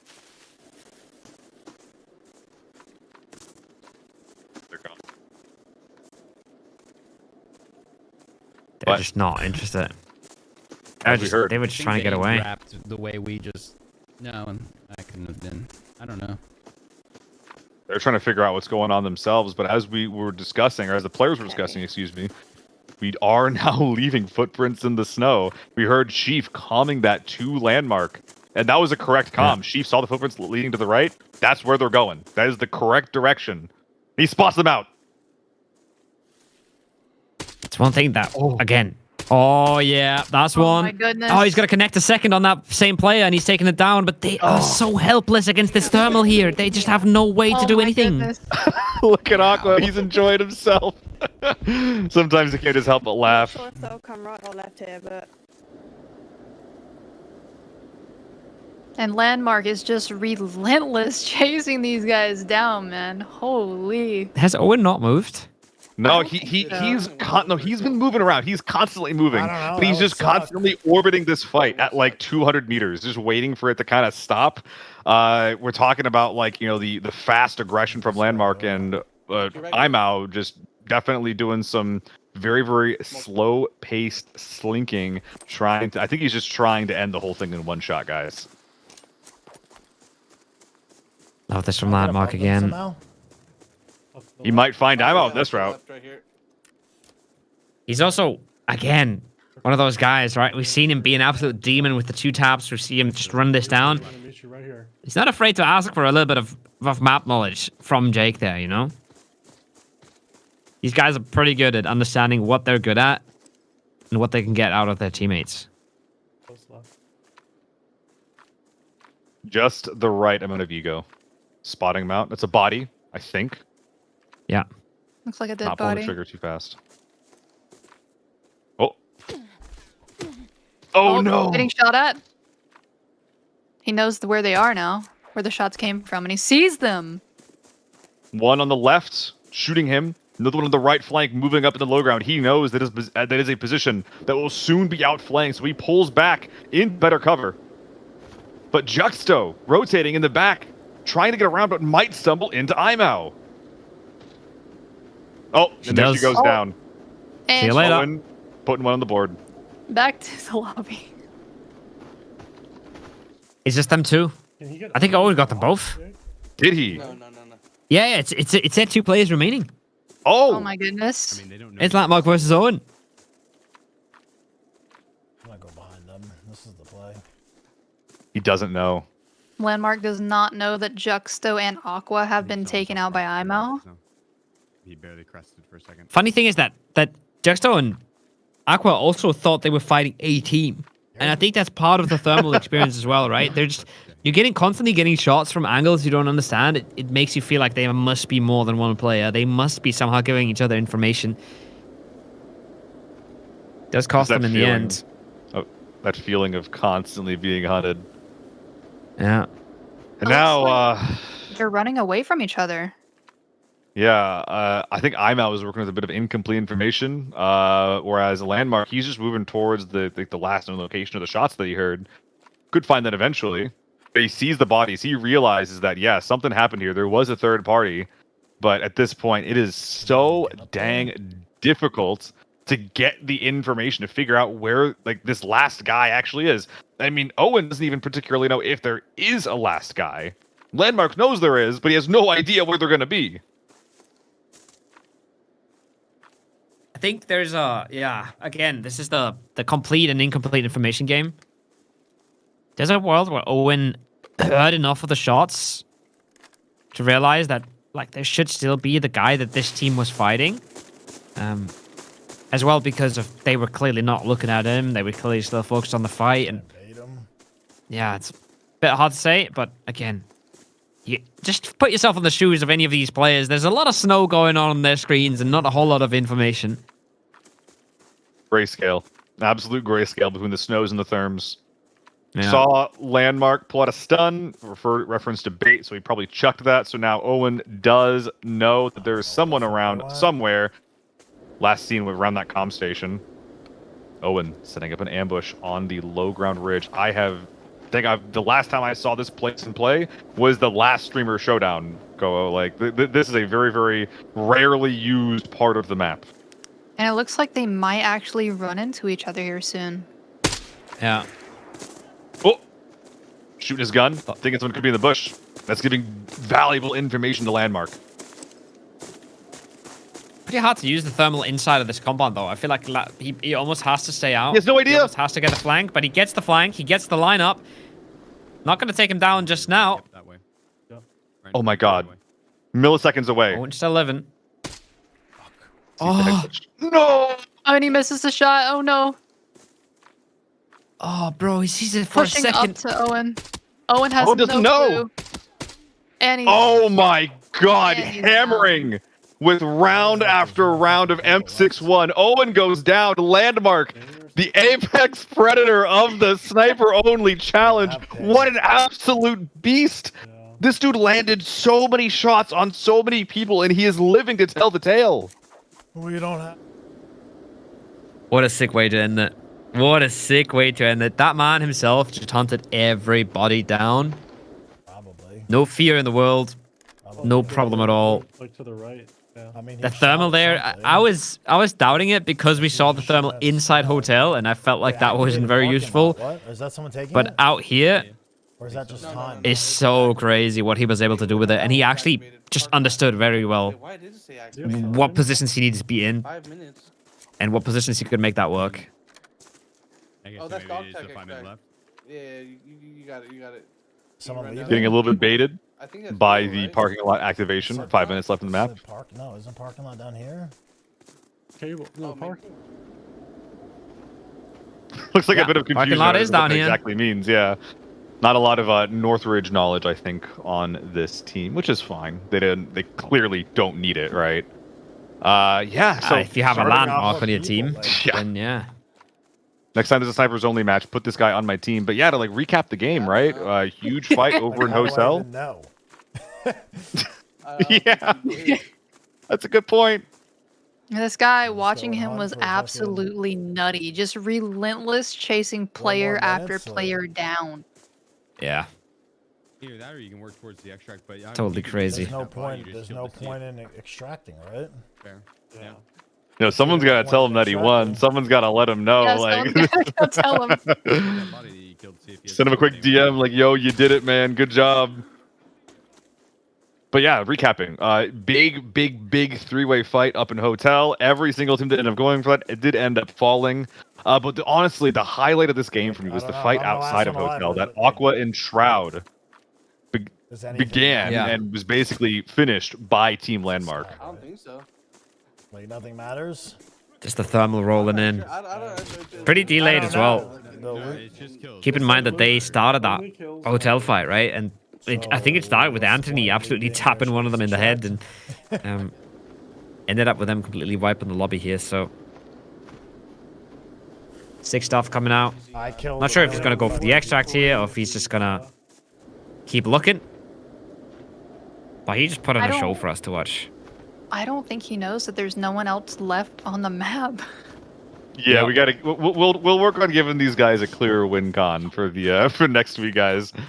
We'll see if we can get anything going there. But yeah, 2 minutes left. He is going over toward the parking lot extract, and honestly, like I think that this round highlights a lot of highlights a lot of diversity of the game. Just what I like about this genre as a whole. You know, thermal scopes, red ammo, sniper rifles. These are not things that we've ever seen before in the ABI show matches, but also they're not also things that we've seen in this like quantity, right?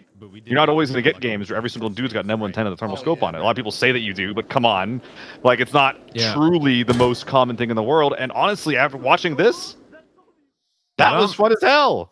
That was awesome. That was really cool. That was pretty sick. We got to figure out a way that we end these rounds. We got to figure out a way that, like you said, like a win con, right? But that was pretty fucking sick, and that was pretty freaking sick. Yeah, Landmark, pretty flipping good at the game. That guy. Not bad. Apparently, that was insane. That was a nice map to end it on as well. I think it's the most atmospheric map we have at the moment. But I think we're going to cast our minds back pretty hard because we are going to talk about who won this day, and we're going to talk to who won this day here in a second. So I'm gonna have to ask you guys to figure out some questions for Anthony because I'm sure he's the one that's coming on over. And I realized as well, looking at the scores earlier, there was a bit of confusion about the scores of the individual matches, but we fixed them in the end, and we are now 100% clear that was the team that won the game. API is new for season 4, so I think the reds weren't counted correctly, something like that. But we got to figure it out, and I think we got the most consistent team walking away with a win here, Seal.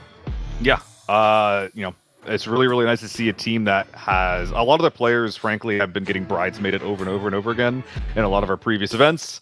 You know, Critical and Solo frequently not quite able to take the first place home. So it's really cool to see them making it happen today with a relatively new team, but also with like just the absolute anchor that is Anthony. I think that it's pretty easy to get like a new player in a game like this, who, you know, maybe would clutter comms, get in the way of things, but like he said, 13 years experience with doing stuff like this. He was anything but. I think that dude was like, he was one of the top performers in the lobby, and I'm I'm not even saying it to gas him up. I that is like the honest truth here, Kobo. Absolutely gassing him up. The kids would say you're glazing him, and I don't blame you because I think they've been fun to watch. I think they've been really fun to watch. I think it's going to get better and better the longer these teams figure out the map, especially figure out airport, figure out the game mode and all that kind of stuff. Let us figure out the show match as well, because we know we gotta fix that up a little bit. But yeah, I'm super excited to hear from him. Okay, I'm leaking my question. I need him to tell me what happened in that last round, because we didn't get to see a whole lot of it. But that is my question. There you go. Figure out something for yourself. All right, dude. All right, dude. We have him getting ready, guys. It's gonna be in a matter of seconds that we get him into the interview here, I'm sure. So that the production guys are putting all the wires into the right boxes to make sure that we get to talk to him again. I'm gonna preemptively say it was a pleasure to be here. It was really fun to have you guys with me. Matcha, Seal, thank you so much for carrying me through this evening. And yeah, I mean, for anybody that's going to run away now, because they're not going to get any more ABI action, they're just going to get the winner interview of the absolute GOAT. There's more next week. There's more Steam gift cards. There's more ABI. There's more of the biggest streamers squaring off on the new map. So you can go play ABI now, but we'll make sure that you come back next week. Anything else you want to say, Seal? I mean, yeah, man. I think that like today really highlights that there's a lot of new toys to play with. There's new maps. There's new versions of maps. There's new gear. There's rebalanced gear. And if these guys can make it work, like guys, I know the U191 is scary. I know it's good, but sometimes like if you just outposition them and shoot first and shoot better, like that's all you need. So I hope that this also is provided like a little bit of inspiration to people to just play the game how you want. It isn't always about winning. Sometimes it's just as much about self-expression, and that can be a lot of fun in its own right. Marta knows a lot about that. She just W keys. That's self-expression, isn't it? Maybe. I respect it. I love the carnage today. I love the carnage from everyone. I love the bloodbath. I love the W King. And I love to get to watch everyone that is some of the best compete. I just love it. It's great. Okay. The most awesome words I could ever hear from production. The interview is ready. We're going to hop on over to the interview with Anthony for one more time because his team won today's games. Let's see what Anthony has to say about it. Hello. That's our second mic check for the day, Anthony. How you doing, man? Doing great. Doing wonderful now, man. How you doing? That was some sick stuff. We have a lot of question marks, all right? Because we didn't really get to see what your team was up to in that last airport match. And then suddenly you were walking out with an insane amount of loot. What happened to you guys? What were you guys up to? Oh, the airport match? You're not sniper match, right? Not the sniper match. No. The third round where I think you extracted. I mean, so what happened was like depending on our spawn, changed our tactics on that, and we get a good spawn to go to the middle portion, and we played it kind of aggressive because we didn't know how many people were going to go towards that middle area.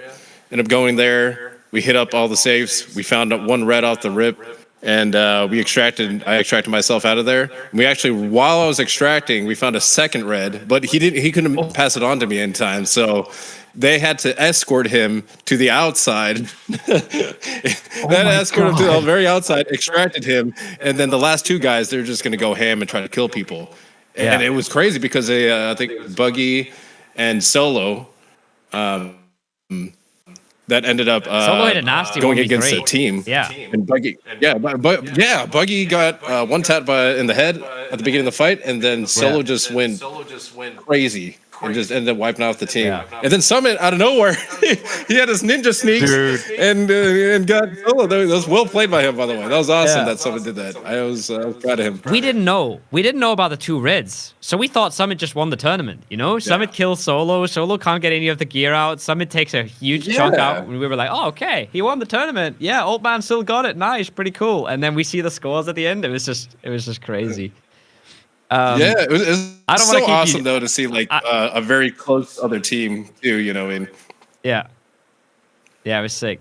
Seal, shoot your questions. Production is yelling at me. We got to wrap this All right. one up. Be fast. I just want to ask you like a little broad question, dude. Like when it comes to like extraction shooters, like what do you like most about the genre, man? Because like I think that there's so many good things about like we could say about that, The but like I want to know what intensity you for think. sure.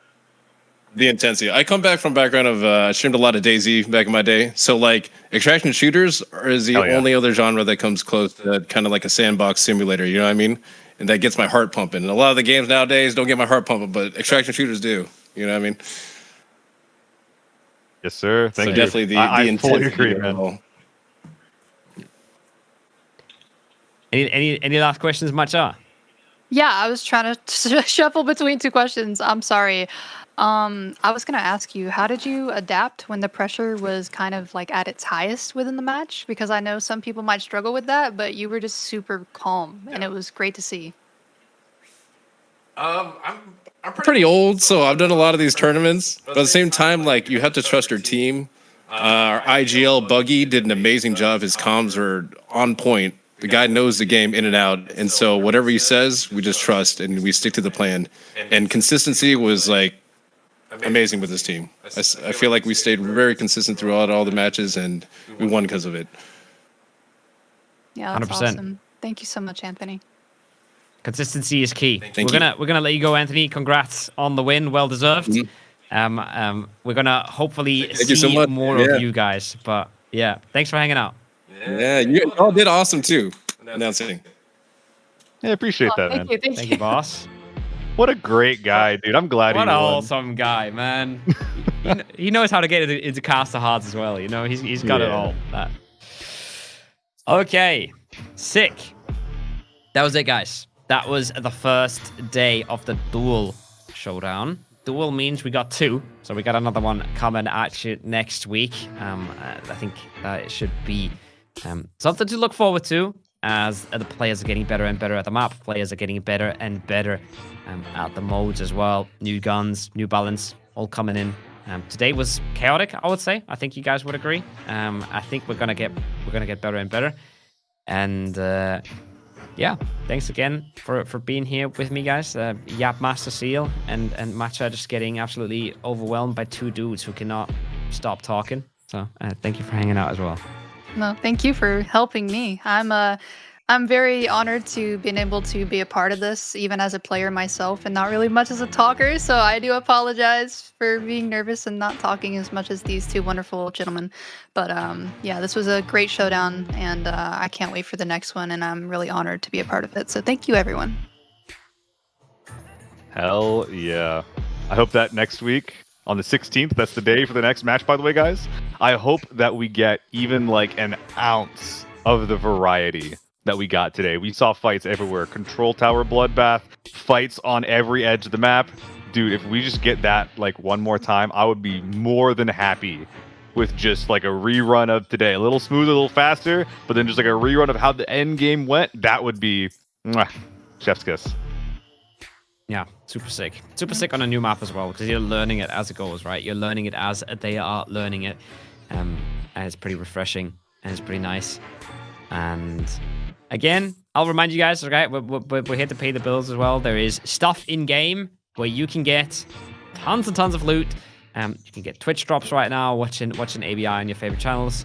You can get free emotes, free stickers if you subscribe to some of the streamers involved in this. So there's tons of stuff that you guys can get as well. It's not only the 20,000 that's going to the winning team, that's going to Anthony, Solo, Buggy, and Crit. It's going to be 20k more next week, but there's so much more on the line. There's so much more coming. You're getting on right now, Seal? You're gonna grind some snowy Northridge? What's the plan? I'm thinking about it. I was actually thinking about that right now. I was like, do I get on right now? Like it's already kind of late. I'm sleepy. I haven't eaten dinner yet. I think that there is like a play there. I'm definitely gonna be playing with some new guns, new gun builds though. U191, T191. I know there's new stuff with the AEK as well. MK14 I know is like just as good, or actually better than it used to be. But the H4 is also cheaper than it used to be. So maybe like just H4, just running it down with A1s, which are still really cheap. Like there's tons and tons and tons of new toys and new tech and new builds to play with. So maybe I'll just do that instead of actually getting in a raid. There's no way you just said I can't wait to play some more H4 after 6 months of it. Anyways, guys. I haven't been using it. I have not been using it. No. Not letting this guy embarrass us anymore, guys. We are cutting the stream. It's cancelled. It's over. We're cutting the stream. Thanks for watching. See you guys next week. But not in 7 days. See you on the 16th for more ABI action.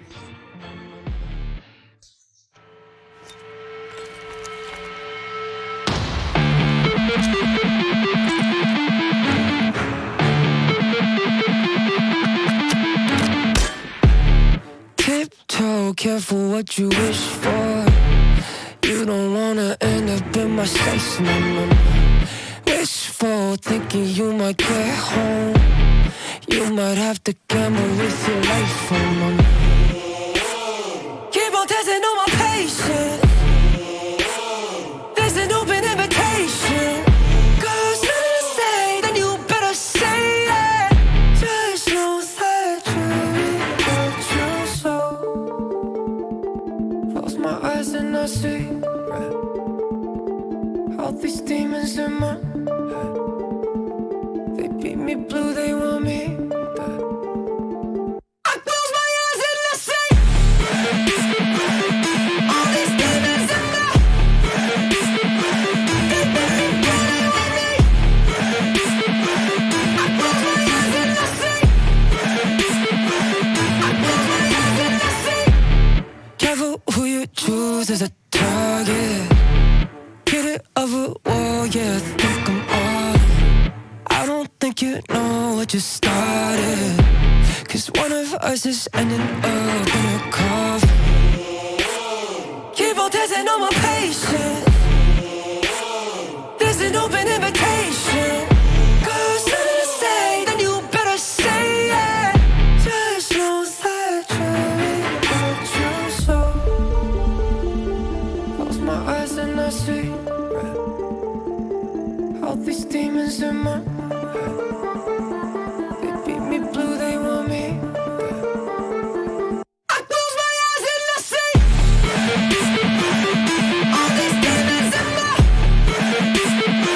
They beat me blue, they want me. I close my eyes and I see. I close my eyes and I see. Strange how quickly you went silent. Wait, now you're saying you're not about it. Don't stop, you should keep on talking that talk. See if you can walk. Close my eyes and I see all these demons in my head. They beat me blue, they want me dead. I close my eyes and I see all these demons in my head. They beat me blue, they want me. I close my eyes and I see. I close my eyes and I see.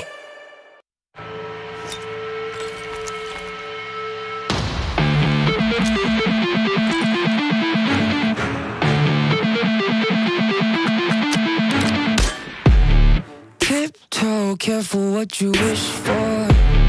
You don't wanna end up in my space, no. Wishful thinking you might get home. You might have to gamble with your life, Keep on testing on my patience.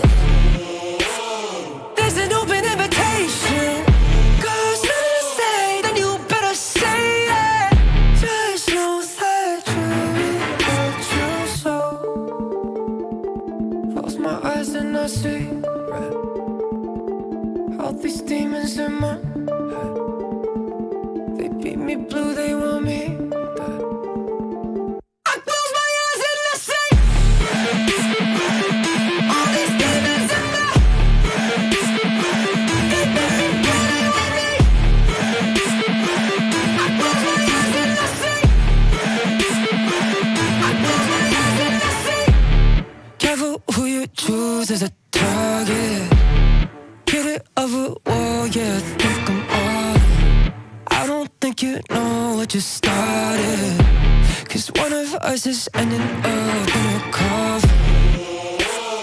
Keep on testing on my patience. There's an open invitation.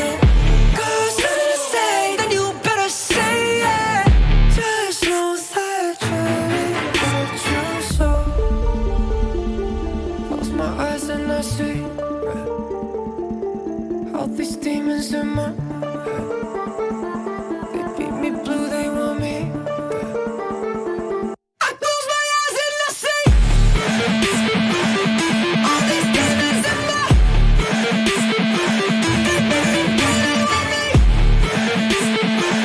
I close my eyes and I see. I close my eyes and I see. Strange how quickly you went silent. Wait, now you're saying you're not about it. Don't stop, you should keep on talking that talk. Let's see if you can walk. Close my eyes and I see red. All these demons in my head. They beat me blue, they want me dead. I close my eyes and I see all these demons in my